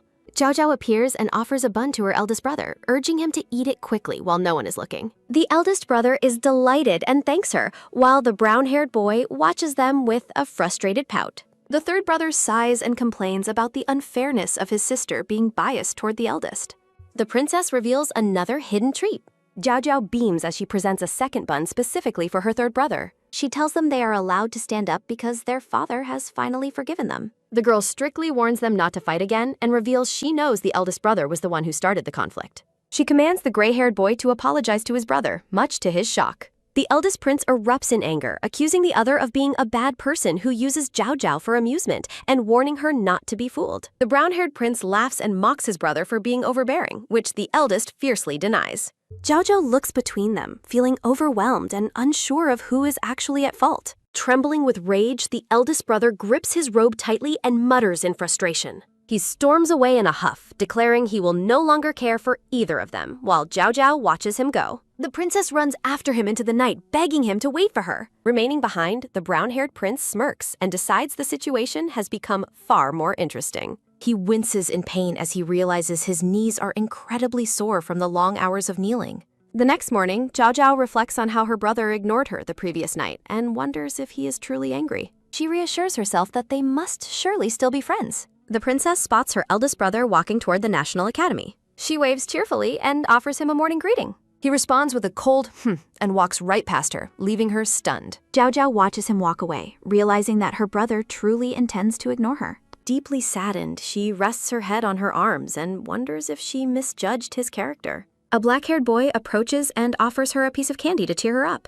Zhao Zhao flatly refuses the gift, and the boy notices she hasn't been herself since the morning. He wonders if her bad mood is caused by her conflict with the eldest prince or something related to Xiao Jingyu. Tutor Chen calls for silence and announces that afternoon classes are canceled in favor of fieldwork instructed by the emperor. Zhao Zhao asks if the National Academy students will participate, and the tutor confirms the plan for everyone to relax in the wilds. Zhao Zhao expresses her joy at seeing her eldest imperial brother.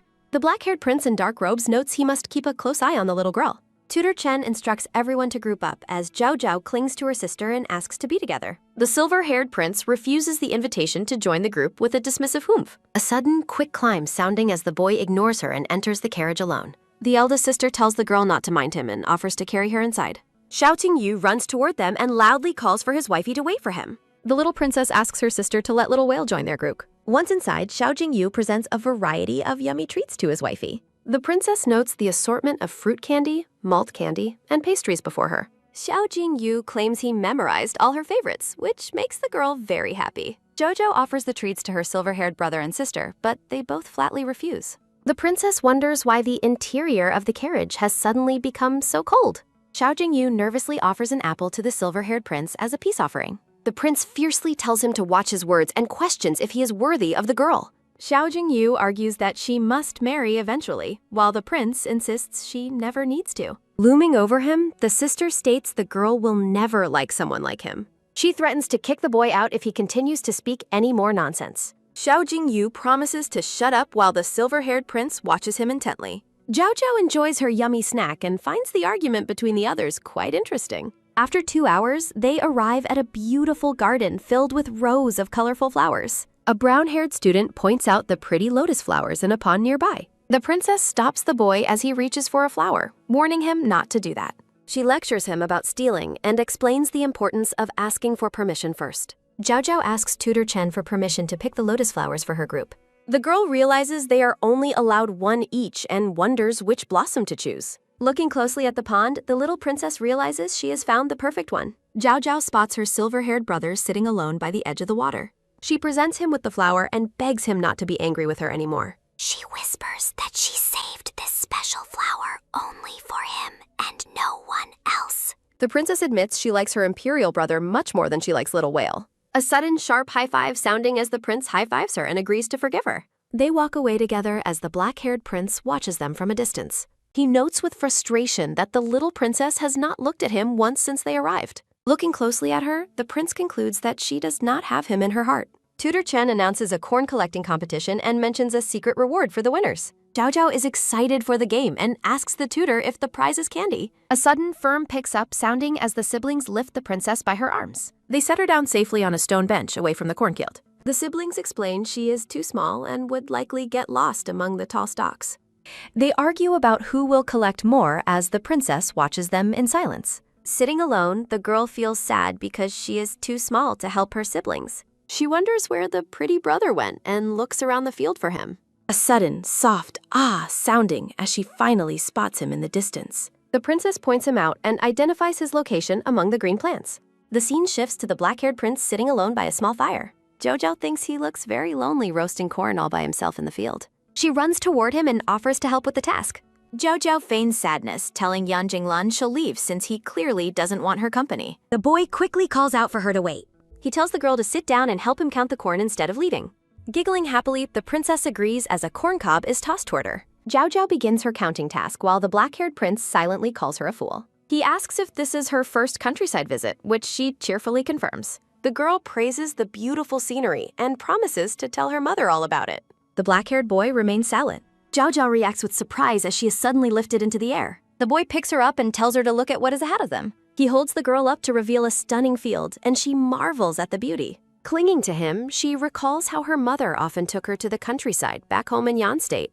He somberly admits that war prevented him from ever returning to his own mother's side. Zhao Zhao realizes the boy is deeply missing his mother. The eldest princess interrupts with a shout, demanding to know what they are doing. She scolds the girl for running off while Zhao Zhao explains she just wanted to accompany her brother. The sister and the boy exchange a very tense cold glare. Pulling the girl away, the sister tells her to count her own corn instead of his. Yan Jinglan watches them go with a silent, heavy heart. That night, Zhao Zhao asks her sister why she was so mean to the boy earlier. The sister worries about a prophetic dream where Yan Jinglan destroys their state and wonders if she should warn the girl. She asks Zhao Zhao if she believes dreams can come true. The girl confirms it by describing a dream about food, leading the sister to lose hope in her, as Tutor Chen announces that losers must roast corn while winners feast. The eldest princess offers a freshly roasted cob to the girl. The gray-haired prince offers his own, sparking a small competition between the siblings. As her siblings argue over who roasted the better cob,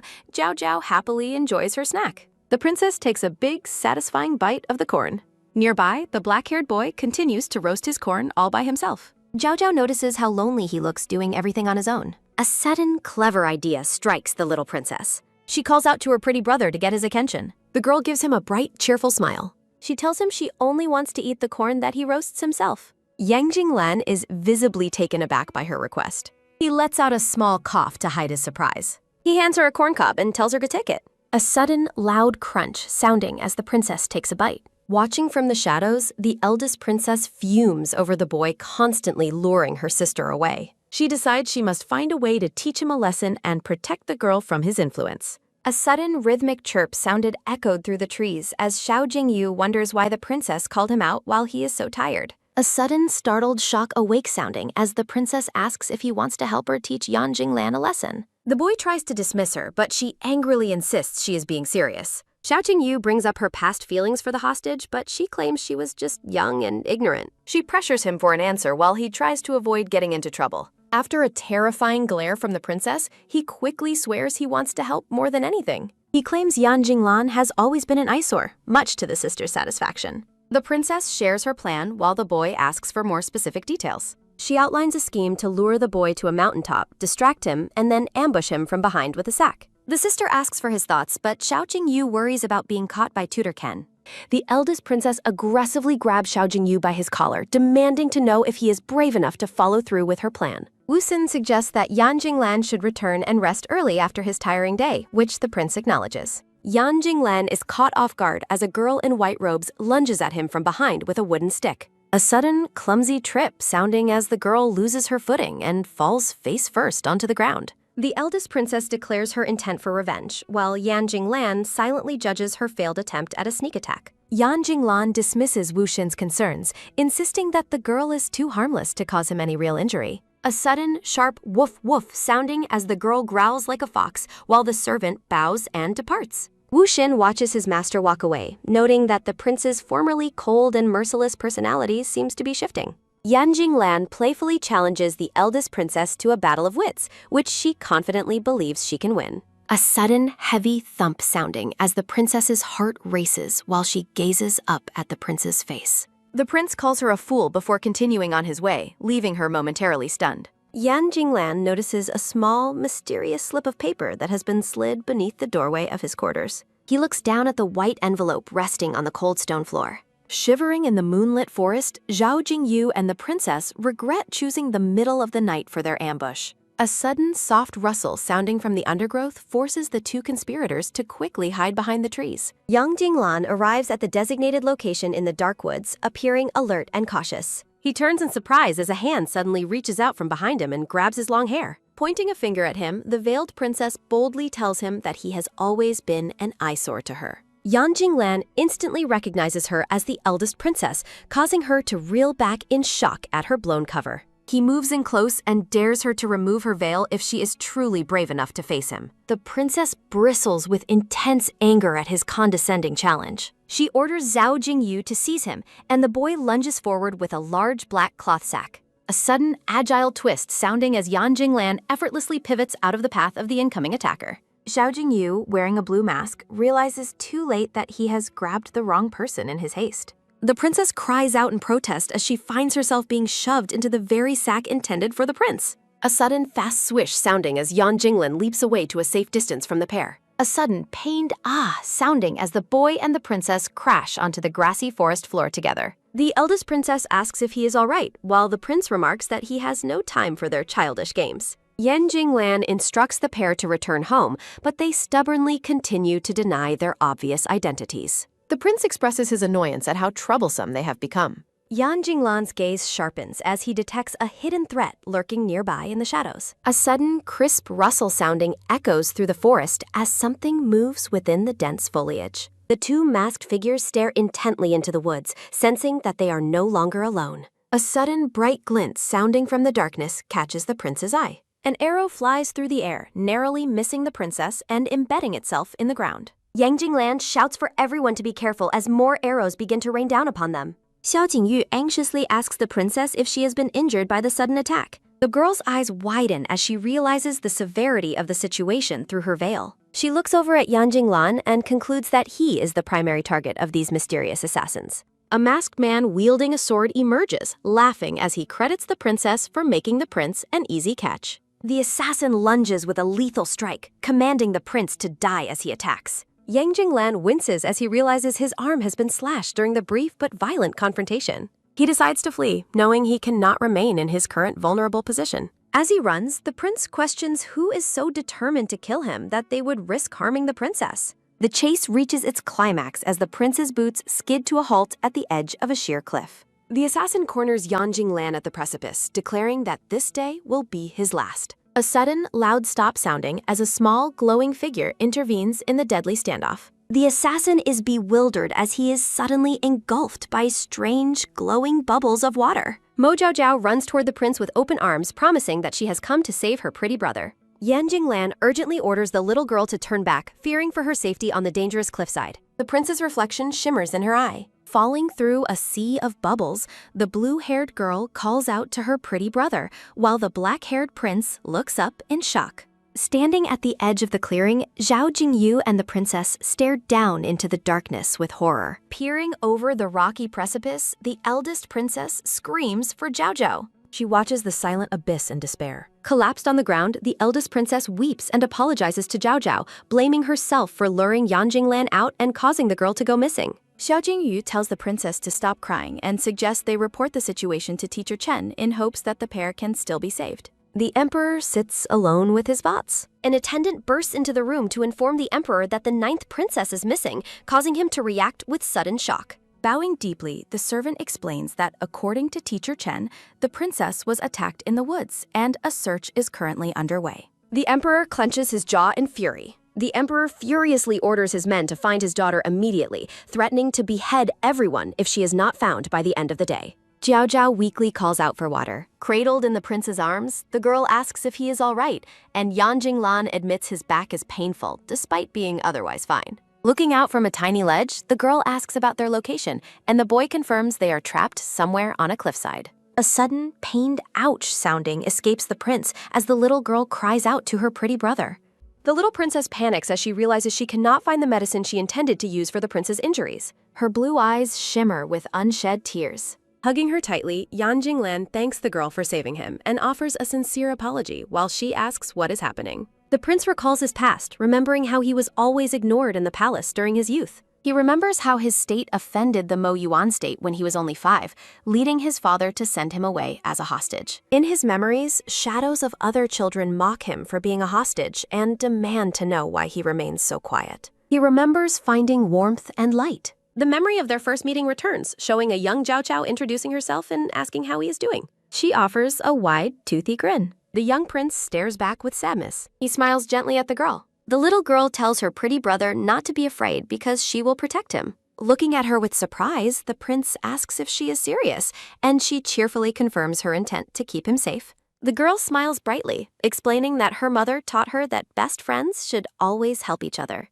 Yang Jinglan looks at her in awe. The prince tells the girl to hug him tightly as he leans his head against hers. Jiao Jiao stares ahead with wide, curious eyes. Her small hand rests on his shoulder. An hour later, a voice from above calls out to see if the prince is trapped down there. Hearing the shouts, the little girl tells the prince that someone has finally come to rescue them. A rope drops down from the heights. The girl tells her pretty brother to climb up first, insisting that her father will eventually come to get her. The prince ignores her suggestion and tells her to hug him tightly instead, as she admits she is feeling frightened. A scout lands on the rocky ledge. Wu Xin asks if the prince is injured, and Yan Jinglan assures him that he is fine while holding the bro. The servant reports that the Doggy King is approaching and reveals that the assassins were sent by the second prince. Yan Jinglan remarks that the Doggy King sent a significant gift, while the girl asks why he is talking about her father. The princess presses for more information, asking what is going on with her father. The prince asks if she is truly worried about her father, and she confirms it because he is her daddy. The girl pleads with the prince not to be angry with her father since she was the one who saved him. Looking at her with a soft expression, the prince promises that he will not kill her father, much to her relief. Celebrating the news, the girl urges them to go because her father is waiting for them. Carrying the girl away, Yan Jinglan secretly decides he won't kill the emperor only because he wants to watch him suffer instead. The eldest princess waits anxiously for news. The eldest princess spots the group returning in the darkness. Spotting her sister, the little girl cries out with joy as Yan Jinglan carries her. The eldest princess pulls the girl into a frantic hug, scolding her for being so reckless while she offers a soft oops. She expresses her fear of wolves, but the girl happily credits her pretty brother for her safety. Glaring at the prince, the princess warns her sibling not to mention him, blaming him for the ordeal. The princess orders her servant to fetch the imperial doctor to check on her sister immediately.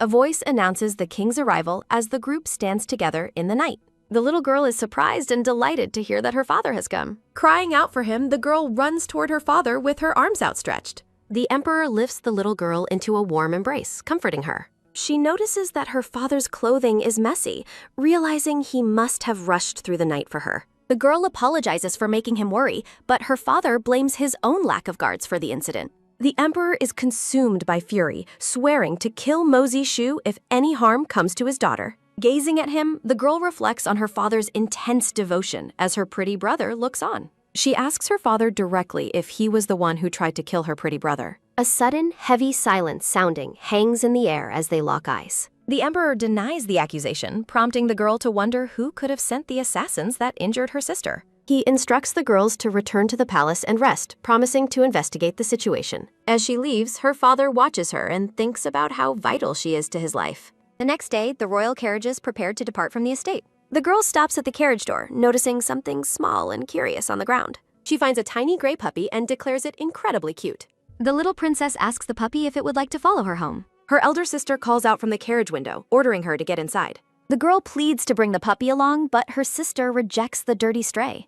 She offers a desperate, wide-eyed plea that leaves her sister speechless. The princess finally gives in to her sister's request, and the girl cheers with joy. A serene pavilion stands amidst the morning mist as the scene shifts. Back at the palace, the girl calls out in search of her new pet.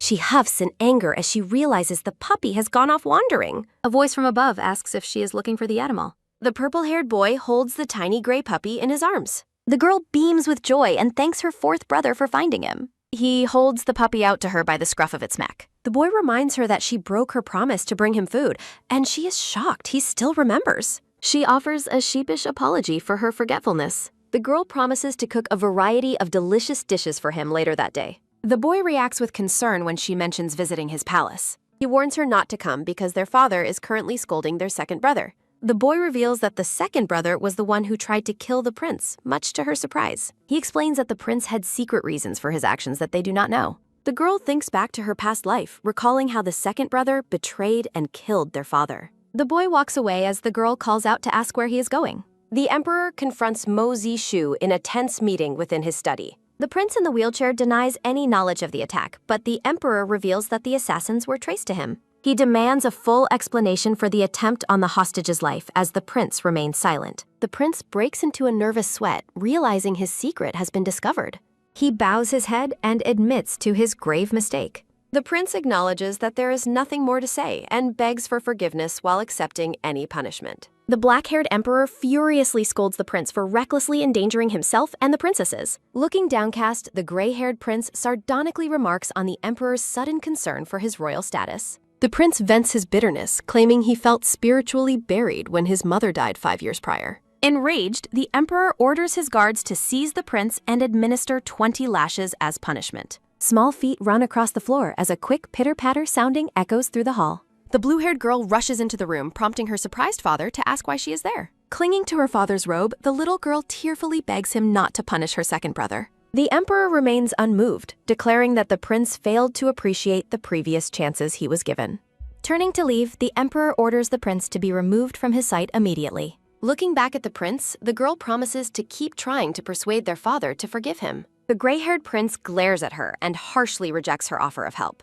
Standing by the prince's wheelchair, the little girl wonders about the tragedies that shaped her brother's past. A sudden, sharp, ouch sounding escapes as a hand touches a series of fresh red welts on skin. The purple-haired boy warns the prince about potential infection and offers him healing ointment, which is refused. Looking frustrated, the purple-haired boy remarks on how incredibly stubborn the prince is being. Standing alone, the purple-haired boy asks why the prince feels the need to constantly fight with their father. The prince rests inside a room. Sweating in his sleep, the prince cries out for his mother during a troubled dream. In a memory, a young Mo Zishu comforts his dying mother as she asks if the king has arrived. The dying woman smiles sadly, lamenting how the man who brought her to the palace ultimately abandoned her. He remembers her final plea for him to take care of himself before the scene shifts to him bringing her desserts too late. A younger Mo Zishu stands alone in a cavernous hall. Despair consumes the boy as he reaches out, screaming for his mother not to leave him alone.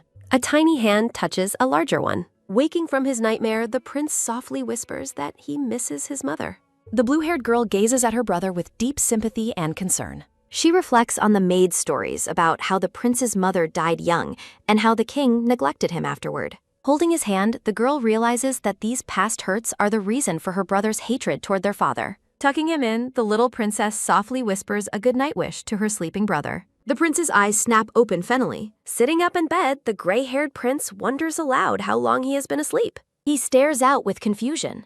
A small silver container lies nearby. Picking up the tin, the prince realizes it is the medicine the purple-haired boy mentioned earlier. A small smile touches the prince's face as he acknowledges that the purple-haired boy is actually kind-hearted. The tired girl rests her head. The eldest princess asks if her sister is feeling unwell, but the girl claims she was only sleepy. The girl hides a smile, resolved to keep her secret visit to the prince a mystery. Sitting together, the elder sister explains she is writing an essay for Teacher Chen that is due tomorrow. The princess shows her work, which details her observations of nature and the value of not wasting food. Impressed by the writing, the little girl listens as her sister offers to teach her how to write an essay. An attendant's voice rings out to announce the arrival of the king. Excitedly, the blue-haired girl presents her father with a paper, claiming she now knows how to write essays. The emperor smiles warmly, praising his daughter for her hard work and supposedly well-written text. His expression shifts to pure shock as he reads the text, which actually lists his own violent threats and secrets. Oblivious to his reaction, the girl asks if she can have extra candies as a reward for her effort. The emperor's eyes bulge in horror as he shouts his daughter's name. Leaning in close, the father sternly instructs the girl to never repeat any of the private things he told her. The emperor sighs in relief, glad he didn't divulge any confidential state matters to the talkative child. A messenger from Yan State arrives. The black-haired emperor leaves his daughters, claiming he has urgent work to attend to. A messenger from the state of Yan offers an apology and gifts for an accidental injury caused to the little princess, but the emperor questions why their prince didn't deliver them himself. The messenger explains that the young prince was severely punished for his actions and is currently unable to leave his bed. Hiding behind a door, the blue-haired girl realizes that both her father and the king of Yan are completely misunderstanding the situation with her pretty brother. Her elder sister sadly remarks that some parents don't love their children unconditionally and labels the prince as simply having bad luck. The princess sternly warns her sister to stay far away from the prince in the future, and Zhao Zhao quickly promises to obey. A fierce storm rages over the palace, with lightning illuminating the dark, rainy night. A quick pitter-patter sounding of feet echoes as the little girl runs through the rain, calling out to see if her pretty brother is still awake. A heavy silence sounding hangs in the air as she stands alone in the rainy courtyard. Worried that he is hiding in fear of the dark and the storm, she prepares to check on him. A sudden, sharp click sounding from the doorway catches her off guard. She notices that the door to the prince's quarters was left slightly ajar. Entering the dark room, the girl calls out for her pretty brother. A hand suddenly grabs her from the shadows, leaving her breathless with shock. The prince pulls her into a tight, protective embrace against the cold, rainy backdrop. Gazing up at him, she confirms he is indeed her pretty brother. He asks why she has come, and she explains she wanted to check on him after hearing about his punishment. She insists she is there to keep him company because she knows he is afraid of the dark. The prince stubbornly denies being afraid and urges her to return home as thunder lets out a loud rumbling sounding. Seeing through his act, the girl refuses to leave and insists on telling him a bedtime story. She leads the prince back to his bed, telling him it is time to rest. Tugging him in, she begins a story about a monk in the woods as he listens intently. The prince reflects on how the sound of her voice brings him a rare sense of peace as his eyes begin to close. The little girl continues her animated storytelling. She leans over and realizes that he has finally drifted off to sleep. A satisfied smile plays across her face. Morning light fills the room as the girl sleeps peacefully beside her brother. A sudden, loud "Hachoo" sounding escapes as she wakes up. Realizing she caught a cold from the open window, the girl worries about how to explain her illness to her father. The prince offers to help her get a medical leave from school, noticing she isn't feeling well. She frantically rejects the offer, claiming she must finish her homework, which leaves him surprised by her newfound studiousness. A happy woof sounding greets her as her small gray pet runs into the room. Beaming with joy, she asks the little animal if it missed her. The prince observes the animal's sharp ears and silver gray fur with growing suspicion. He realizes with a start that the creature is definitely not a dog. He asks the girl why she brought a wolf into the palace, much to her surprise. He points to its distinct features as proof of its wild nature. He advises her to send the animal away before her father catches them and gets angry. A sudden growl sounding erupts as the wolf cub leaps at the prince, catching him off guard. The girl begs them both to stop fighting. A voice calling her name startles the girl. Zhao Zhao greets her elder sister and realizes she got so distracted by the prince that she forgot her appointment. The sisters hold hands as they stand before the prince. The princess calls out to the prince, gaining his attention. She offers a sincere apology for her past rudeness and thanks him for saving her sister.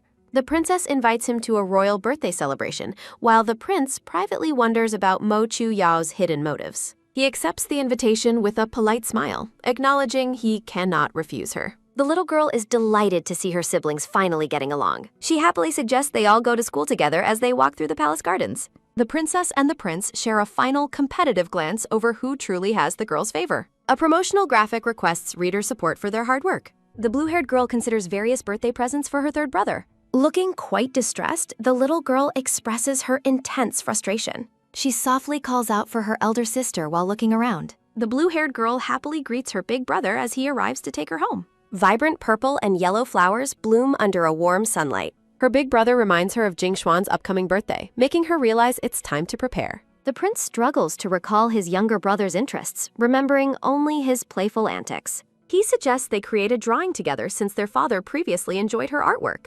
The third brother suddenly appears, startling them both by asking what they are planning. He questions their secret discussion while the older brother tries to hide his nervousness. The red-haired boy teasingly asks if they are trying to hide something from him. He expresses his curiosity about their activities with a mischievous glint in his eyes.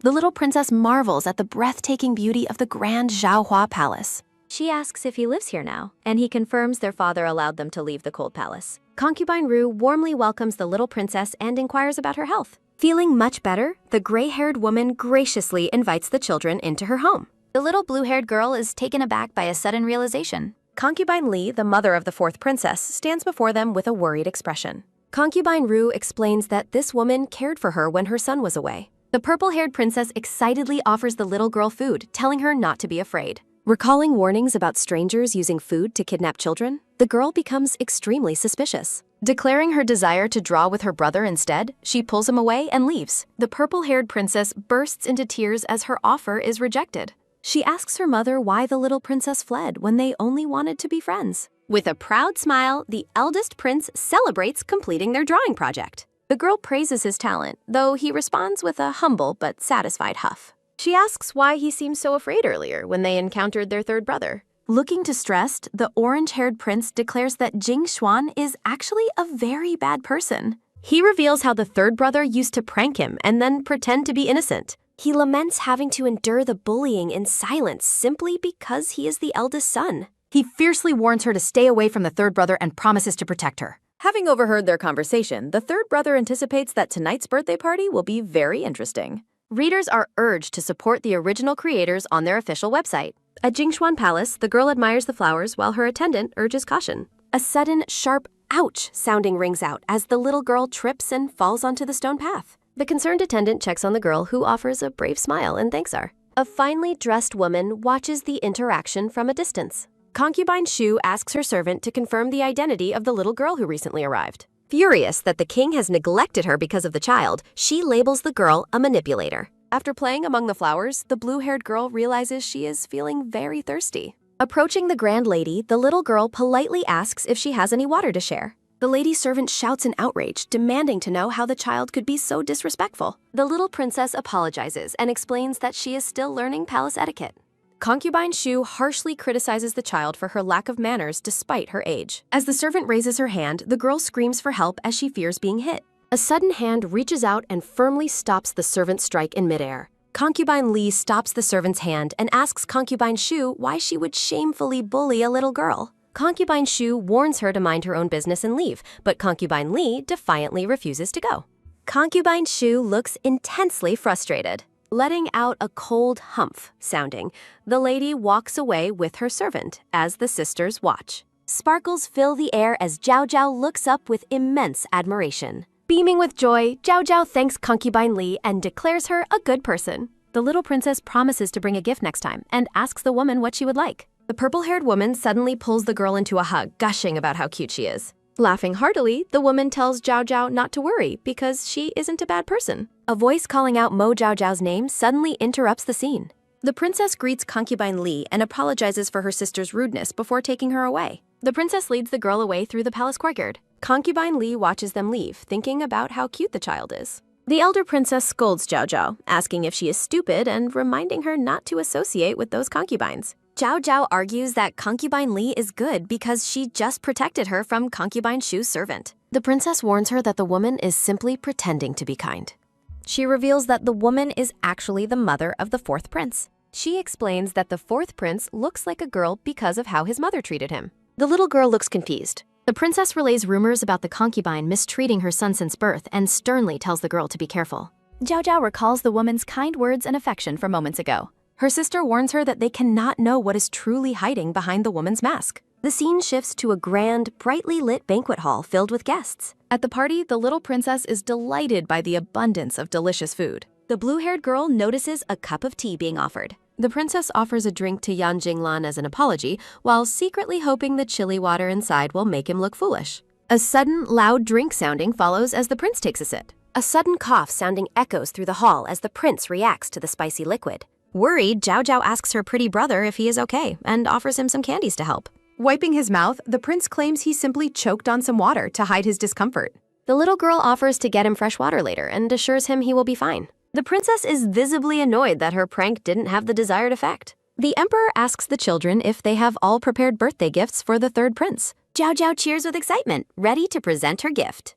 She announces that she and her big brother have a wonderful present for their third brother. She presents the drawing and wishes him a happy birthday while he thanks her. The third prince examines the drawing, noting with a smug expression that it was clearly drawn by someone else. He addresses his father, announcing that he has prepared a special performance for the occasion. A sharp clap sounding rings out as he signals for his surprise to be brought in. A large object under a red cloth is wheeled in, leaving the guests wondering what is underneath. A fierce roar sounding erupts as the cloth is pulled back to reveal a massive white tiger in a cage. The prince boasts that the beast is his pet and is far too wild to be tamed by anyone. Seeing the girl's shock, he tells her not to be afraid because the predator is safely behind bars. He watches with a devious grin, fully expecting the little girl to burst into tears. To his utter disbelief, Zhao Zhao's eyes light up as she declares how cool the tiger is. She eagerly pulls on his sleeve to get a closer look, leaving him baffled by her lack of fear. She asks him why she should be afraid of something so adorable. An attendant warns her to be careful, but the emperor commands that she be allowed to approach the cage. Tiny and fearless, the little girl stands directly in front of the giant, snarling tiger. The blue-haired girl greets the white tiger, asking if it misses its mother.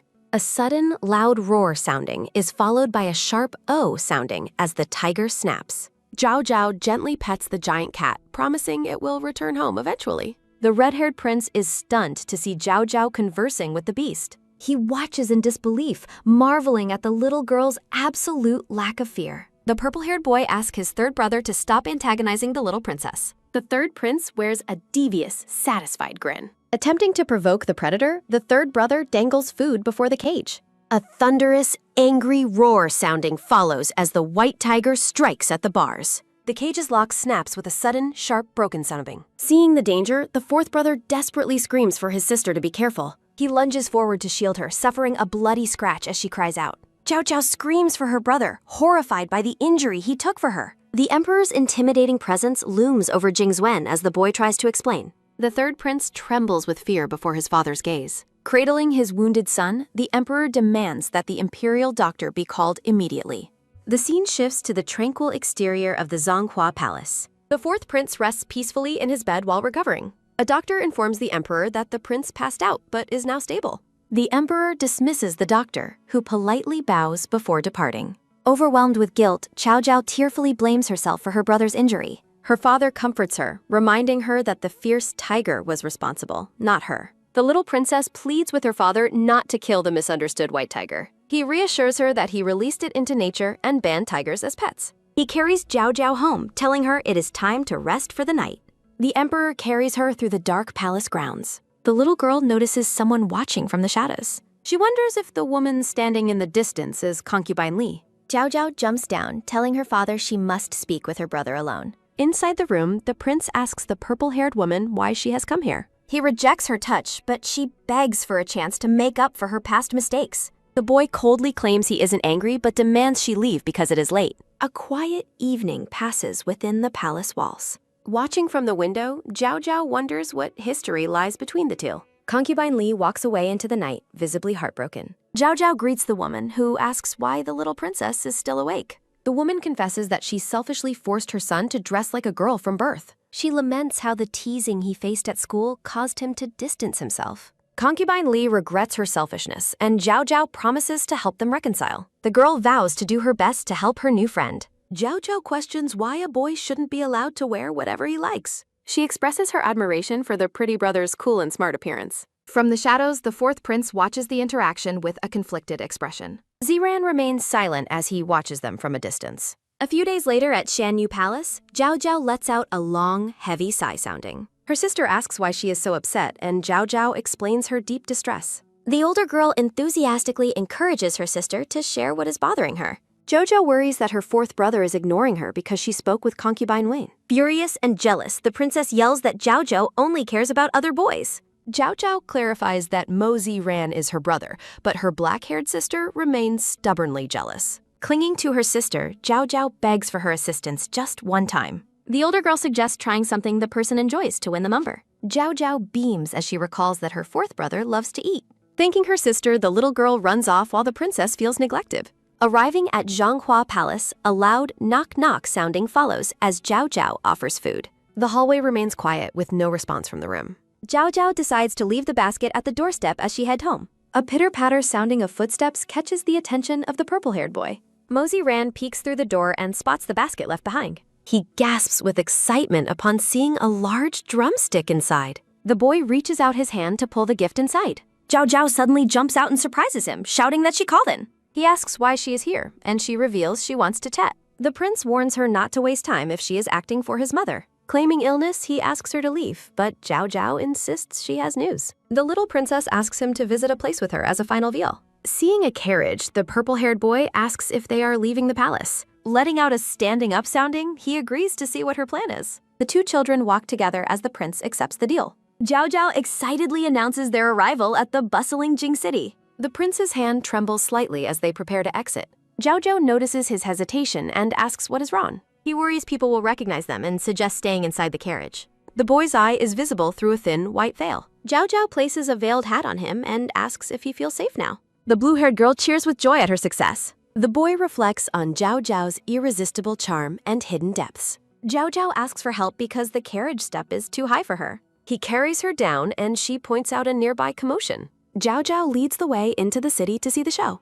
A street performer amazes the crowd by breathing a giant plume of fire. Observing him, Zhao Zhao notes that her fourth brother seems happy. She ponders if the performance. The little girl advises her brother that he needs to love himself. Skeptical, the prince asks if that woman was the one who told her to say that. He expresses his deep humiliation at being dressed like a woman by his mother.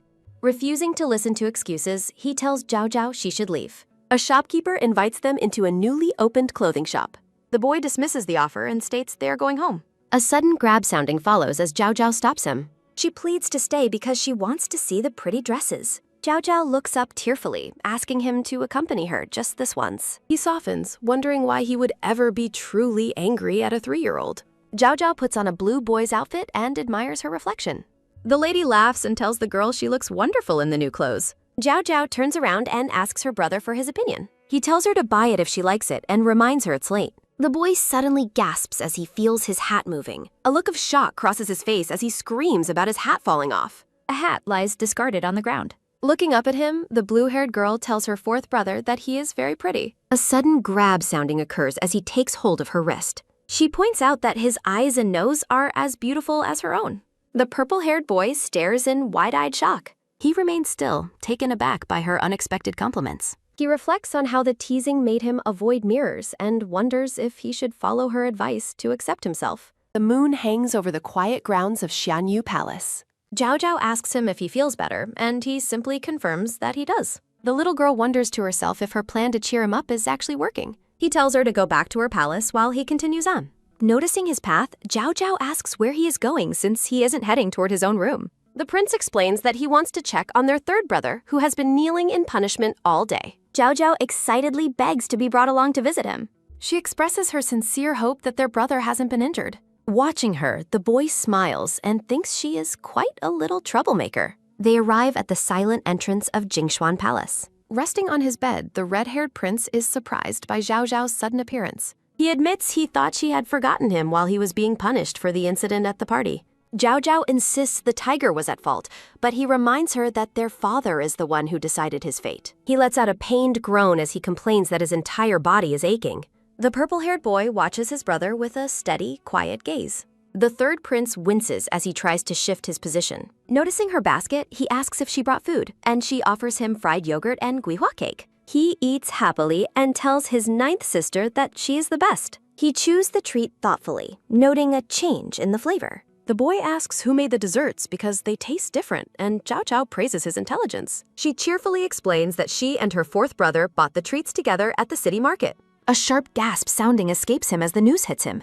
Shocked, he asks if his brother really went out with her, and she confirms they were together all day. Zhao Zhao adds that her fourth brother ate so much he even surprised the restaurant owner. The third prince is baffled, wondering when his withdrawn brother became so close to the little girl. He thinks to himself that he absolutely cannot allow this development to continue. He asks Zhao Zhao to leave for a moment so he can speak with his brother in private. A soft hum sounding follows as the girl waits patiently outside the room. Inside, he demands to know exactly what is going on between his brother and Mo Zhao Zhao. The purple-haired boy explains that they spent the morning eating, shopping, and watching a performance. His brother reminds him of the warning to stay away from her, emphasizing that she is too smart to trust. Mosey Ran claims he is just pretending to play along with the little princess. He confesses that he used to be terrified of leaving the palace walls. However, after their day out, he realizes he is no longer afraid of strangers. He looks at his hands and reflects on how Zhao Zhao opened up the world for him. The boy suggests that instead of avoiding her, they should try to accept her into their lives. He turns to his elder brother and asks for his honest opinion on the matter.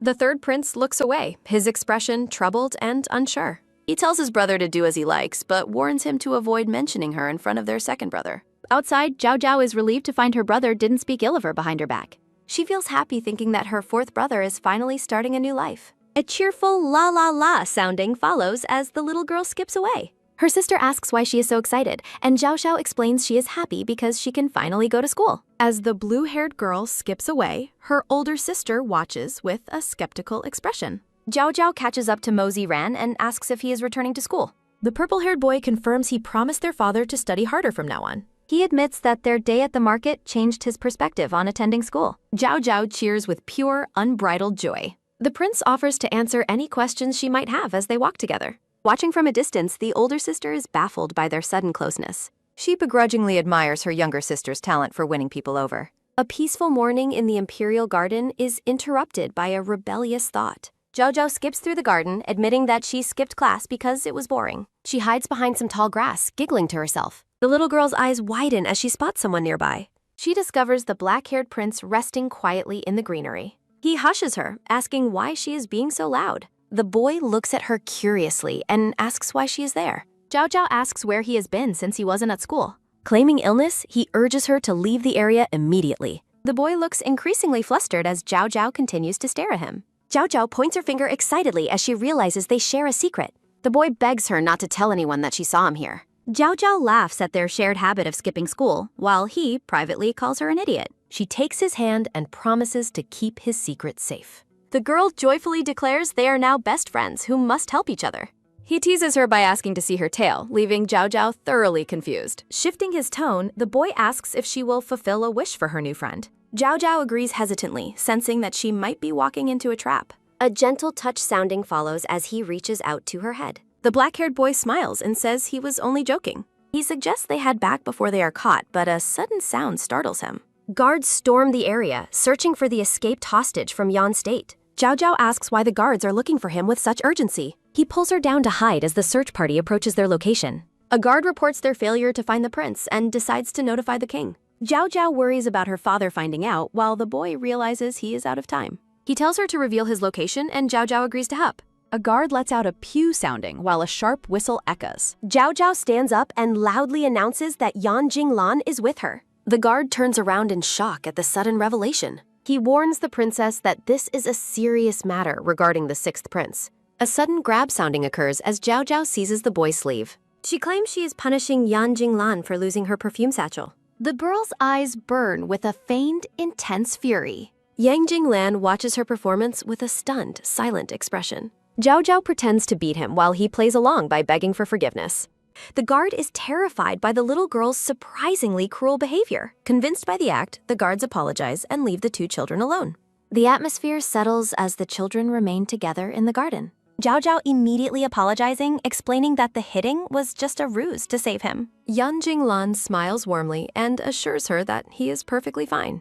The black-haired boy reflects on how strong the little girl's fists are despite her small size. Zhao Zhao explains she followed his instructions and asks him to clarify what actually happened. Yang Jinglan stares into her eyes, wondering if he should trust her after she saved his life. He explains that he recently traveled to the Yan state to handle several errands. The prince elaborates that he was dealing with family matters involving someone who wants his father to perish. Zhao Zhao tilts her head in confusion as she tries to process his words. He sighs and dismisses the topic, believing the young girl is too young to understand his situation. Shifting the subject, he notes that he heard she has become very close to her fourth brother. Zhao Zhao cheers excitedly, explaining that her fourth brother is different and she likes him very much. Leaning in close, the boy tells her she must remember exactly what she just said. He warns her he won't be forgiving if she finds someone else to like in the future, while she reassures him. Inside the palace, an attendant informs the king that the little princess has been spending time with her brothers. The king is displeased she ignored his warning, but Zhao Zhao suddenly arrives to join him for dinner. She greets him with wide arms, loudly declaring how much she missed her father. Noticing his stern expression, the blue-haired girl nervously wonders why he looks so angry. An intense silence fills the room as the father and daughter stare at each other. The king remains silent, his brow furrowed as he considers his daughter's recent rebellious behavior. Softening his tone, he asks what she wants for dinner, much to Zhao Zhao's immense relief. The little girl cheers with joy at the news that her father isn't truly upset with her. The prince signals his attendant to leave them alone so they can share their meal in private. A piece of meat is lifted with chopsticks as Zhao Zhao prepares to enjoy her feast. The king holds his daughter on his lap as they prepare to eat together at the low table. She holds up the chopsticks and insists that her father must eat something as well. A close-up shows her tiny, determined hands gripping the chopsticks with great care. Zhao Zhao looks focused and slightly strained as she tries to navigate the food toward her father. The little girl successfully feeds him a bite of meat while leaning against a shoulder. He holds her securely as he accepts the food she has so thoughtfully offered him. Her face lights up with a bright, happy smile as she watches him eat. The king confirms the food is delicious, offering his daughter a rare, genuine smile. Zhao Zhao looks up and asks her father why he still seems to be so worried. She asks if he is okay and tells him she will be sad if he isn't happy. The king closes his eyes and lets out a pained sigh as he prepares to ask a difficult question. He asks if it's true she has been spending a lot of time with the third and fourth princes. Surprised by his knowledge, Zhao Zhao explains she was only trying to take care of her injured brother. He pats her head gently and tells her he isn't blaming her, so she explains her worry for their brother. She expresses her deep sympathy for her brother, noting that he was sick for many days. The king asks why she felt it was necessary to force the fourth prince to return to his studies. Zhao Zhao admits she isn't sure, but she sincerely hopes he can live a normal and happy life. Fearing his disapproval, she asks if he is angry and promises to stop seeing them if it makes him sad. He reassures her he isn't angry and even thanks her for showing kindness toward her brothers. However, he warns her that she should probably not play with them quite so often. The prince explains that they are much older than her and have grown used to being isolated. Zhao Zhao is touched by his concern, realizing that her father truly cares about her well-being. She happily promises to listen to him and gives him a tight, affectionate hug. As she prepares to leave for a study session with the eldest princess, the king tells her to wait. He reaches out his hand, holding on to a small item he wants to give to his daughter. Zhao Zhao is surprised as he presents her with a small, beautifully crafted yellow bird figurine. The attendant notes the king forced a minister to give him that gift and promises a better one later. The little girl beams with delight as she holds her new treasure in both hands. Zhao Zhao waves a cheerful goodbye to her father as she skips out of the room. Yang Jinglan stares forward with a cold gaze while his elderly attendant looks at him with a mixture of sadness and concern. The attendant apologizes to the prince and asks why he didn't spend more time with the little princess before his scheduled departure tomorrow. Yang Jinglan looks away and notes that the young girl is far more perceptive than others believe. He holds up a hand to dismiss his servant, stating that he needs to rest for the night. The elderly man bows his head, privately reflecting on the fact that the king is doing everything possible to protect the princess. He looks at the back of the black-haired prince and silently asks the little princess to pray for her father's safe return. A series of illustrated bears remind readers to support original content creators and avoid unauthorized websites. A peaceful night descends over the imperial gardens as a crescent moon glows among the stars. Warm lanterns illuminate the intricate lattice windows of the palace buildings against the dark night. A massive gray snake with glowing red eyes peeks from behind a stone pillar with a menacing hiss sounding. Yan Jinglan looks down at the serpent and asks if it was intending to go and play with the little princess. He tells the creature to stop thinking about it, noting that she has a new pet that is far cuter than it is. A girl with dark green hair and a high ponytail rushes into the room to report that the king is leaving the palace. She excitedly confirms that their operatives are waiting in a nearby town to eliminate him as soon as he appears. As he prepares his tea, Yan Jinglan sees a reflection of Zhao Zhao pleading with him to spare her father's life. The prince remains silent as he slowly places the porcelain lid back onto his teacup. He shocks his subordinate by declaring that they no longer have to kill the king. The green-haired girl is stunned, questioning why he would pass up a chance to kill the man he supposedly hates. He explains that their home state is currently in civil strife and killing the king now would only cause more chaos, choosing to let his brother handle the situation instead. The scene shifts to the imperial study room as Zhao Zhao arrives with a cheerful skip. She clutches a paper to her chest, imagining how happy her father will be when he sees her perfect marks. The little girl stops in her tracks, looking around the large, quiet room and wondering where everyone went. Her older sister appears holding a book and asks what Zhao Zhao is doing there alone. The older princess explains that she checked with the general and was told the king left the palace earlier that morning. Zhao Zhao is deeply confused, recalling that she was just speaking with her father the night before. She holds up her test results and excitedly shares that she obtained full marks on her examination. The blue-haired girl leans in and whispers that their brother, Xiao Jingyu, got 0 marks and was scolded by the teacher. Her sister becomes visibly irritated, thinking that the boy's poor attitude and results will be a bad influence on Zhao Zhao. She points a finger toward the door and demands that the boy be brought to her for personal tuition immediately. A backdrop of blooming flowers accompanies a poetic verse about turtle doves and a maiden by the riverside. The eldest princess reads aloud from her book with a focused and serious expression. She shoots a sharp, impatient glare toward her student as she continues the lesson. With a sudden, loud shout, she calls out Xiao Jingyu's name, causing the red-haired boy to jump in fright. She grabs the boy by the hair and berates him for his poor performance and lack of attention. A sharp bang sounding follows as the boy offers a sweaty excuse about being kept awake by mosquitoes. Xiao Jingyu puts his hands together and begs his sister not to be angry with him. The older girl remains stern and tells him that she will not tolerate another failure in the future. She suddenly stops and turns her head toward the window with a curious expression. The older sister finds Zhao Zhao leaning over a wooden ledge, staring blankly into the distance. She asks Zhao Zhao what is wrong, noting that the little girl looks unusually tired.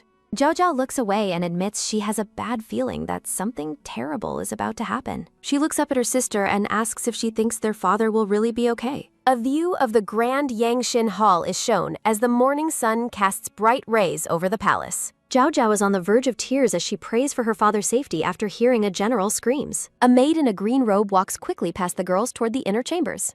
The blue-haired girl gasps in horror as she sees a bowl filled with deep, dark blood being carried by the maid. A palace official stops the two sisters, informing them that the imperial doctor is currently treating the king's wounds. Tears stream down Zhao Zhao's face as she tries to reach for the door to accompany her injured father. Her sister holds her back and warns her not to be capricious, insisting they must not disturb their father while he is being treated. The eldest prince and Xiao Jingyu cry out for their father. Outside the room, the eldest princess asks about the king's condition while the imperial doctor treats his serious wounds. A hand grips a curtain, grab sounding. Zhao Zhao tearfully asks the eldest prince if their father will survive after losing so much blood. The black-haired boy looks down sadly. He comforts Zhao Zhao, promising her that their father will recover and protect them. Xiao Jingyu watches them, resenting the eldest brother while thinking he is foolish. The prince continues comforting Zhao Zhao. The red-haired boy lifts Zhao Zhao, telling her he will accompany her so she won't cry. He offers Zhao Zhao a piece of candy to cheer her up. The eldest prince looks visibly irritated. He scolds Xiao Jingyu, warning him that Zhao Zhao is too young for so many sweets. Xiao Jingyu dismisses his brother's concern, claiming that a single candy is harmless. He taunts the eldest prince, asking if he is just jealous of the candy. The eldest princess demands they stop. She suggests that the brothers hand Zhao Zhao to her since the little girl is in a bad mood. Zhao Zhao spots Dr. Li Amrigang. The children crowd the doctor, asking if their father is seriously injured or hurt. Dr. Li reassures the little princess that the king is fine and only suffered minor injuries. Zhao Zhao cries out for her father. She enters the room and gasps. The king lies unconscious and dead. Zhao Zhao accuses the doctor of lying while her sister explains he was only trying not to frighten her. Zhao Zhao wipes away her tears. She holds her father's cold hand and pleads with him to be brave for her. Dr. Li lights a small candle. The doctor advises the eldest princess to leave and get some rest since it is late. The princess decides to stay with Zhao Zhao and tells the doctor to leave first. Zhao Zhao begs her father to wake up because she wants to talk to him. A tear falls from her eye. Zhao Zhao sleeps beside her father. A blanket is pulled over her. The eldest princess watches Zhao Zhao sleep. She suddenly shouts with excitement when she sees that her father has finally woken up. Zhao Zhao wakes up feeling confused. She looks up with wide eyes. The king is awake and sitting. Zhao Zhao tearfully embraces her father, telling him how much she worried about him. He tells his daughter to stop crying, assuring her that he is still alive and well. Zhao Zhao gazes at him worriedly. The king declines food or drink. He asks if Zhao Zhao is tired from her long vigil, but she insists on staying by his side. She proudly mentions that she finished her homework and received a perfect grade. The king tells Zhao Zhao to sleep and promises they will speak more in the morning. Zhao Zhao asks what happened to him and how he was injured. The king reveals he was ambushed by assassins while traveling back to the pass. Zhao Zhao asks who was responsible and if it was the Yanjing state or another rival. A hand pats her head gently. He promises to investigate the attack and tells Zhao Zhao not to worry anymore. The king glares as the princess watches. The king calls out to Yao asking how long she intends to stand there, which catches the gray-haired girl off guard. Yao explains that she only intended to check on her father before checking on Zhao Zhao. A hand reaches out toward the girl with a quiet command to come closer. Yao stares forward in surprised silence. The king, holding the sleeping Zhao Zhao, invites Yao to come and rest beside her sister as well. Yao gazes at her father with an emotional expression. The king sits in bed while holding both his daughters close in a warm embrace. Yao notes that he was unconscious for an entire day and asks him to be more careful in the future. The king reflects on how glad he is to have them by his side, wondering how he will protect them if he is ever truly gone. He tells the girls to sleep tightly as a candle burns low in the quiet room. A view of a tranquil park area within the palace grounds is shown. Yang Jinglan listens as a report confirms that the king is awake and will soon be able to run and leap again despite his injuries. The prince notes that the king's luck is simply too good. He laments that the situation would be far worse if his brother had been the one to successfully strike the king. Zhao Zhao's voice calls out to her pretty brother, causing Yan Jinglan to look up in surprise. The little girl tells him to go home because of the cold weather, but Yan Jinglan just calls her by her full name. She reaches out a tiny hand to touch his arm. Zhao Zhao is shocked by how cold the prince feels to the touch. The black-haired prince looks down at her with a blank expression. Zhao Zhao smiles brightly and tells him that he isn't cold anymore. Yan Jinglan is left speechless by the little girl's warmth. He asks what she's doing there when she should be having lunch at the palace. Zhao Zhao explains she finished caring for her injured father and vows to find out which bad guy hurt him. She comically declares she will seek revenge by spraying seawater at the bad guy. The prince remains stoic and silent as he listens to her outburst. Yang Jinglan asks what she would do if he was the one responsible for hurting her father. Zhao Zhao laughs and tells him to stop joking, certain it could never be him. He leans in close and asks if she would still seek revenge if he were truly the one who hurt her dad. Zhao Zhao looks at him with wide, stunned eyes. He demands an answer while she stammers in wide-eyed confusion. Yang Jinglan suddenly claims he was just joking, leaving the girl shocked as a comical sweat drop appearing sounds. Zhao Zhao turns away and tells him his joke was bad and that she doesn't like it at all. She looks at him and says she trusts him to stick to his promise not to hurt her father. The little girl asks for confirmation while the prince stays silent. He thinks to himself that she is simply too cute to say no to. Yang Jinglan smiles and agrees to the deal. Yao Er's voice calls out for Zhao Zhao from a distance. Zhao Zhao panics, worrying her sister will be angry if she finds out they were playing together again. She says a quick goodbye and runs off as the prince watches her go. Yao spots her sister coming from the garden. Zhao Zhao asks why her sister is smiling so happily and if she has something to share it. Yao mentions an upcoming football match, which leaves Zhao Zhao questioning what football is. Her sister explains that it is an exercise where teams score points by kicking a ball into a goal. Yao privately thinks about how she will tease Yan Jinglan and keep him away from Zhao Zhao if her team wins. Zhao Zhao excitedly declares that she wants to take part in the match too. Her sister tells her she is too young and weak to play and should just watch instead. Yan Jinglan watches the two sisters from the distance. Zhao Zhao stuffs her face with food as a quick eating sounding follows. The king tells her to eat carefully and asks why she is in such a mush. Zhao Zhao says she wants to grow up fast so she can participate in the football match soon. The king offers to arrange for Zhao Zhao to join the football team immediately, but she declines. The blue-haired girl looks deeply concerned. The king considers teaching the little girl football himself. Zhao Zhao asks if her father knows how to play, causing the king to stammer nervously. A gray-haired official laughs as he reveals the king is actually a talented football player. He explains that the king won a tournament in the past just to please concubine Shen. Zhao Zhao is delighted by the sweet, romantic history of her parents. The king dismisses the story as a forgotten memory and demands the official never mention that name again. The king sternly vows to ensure Shen Songli repays everything she owes him.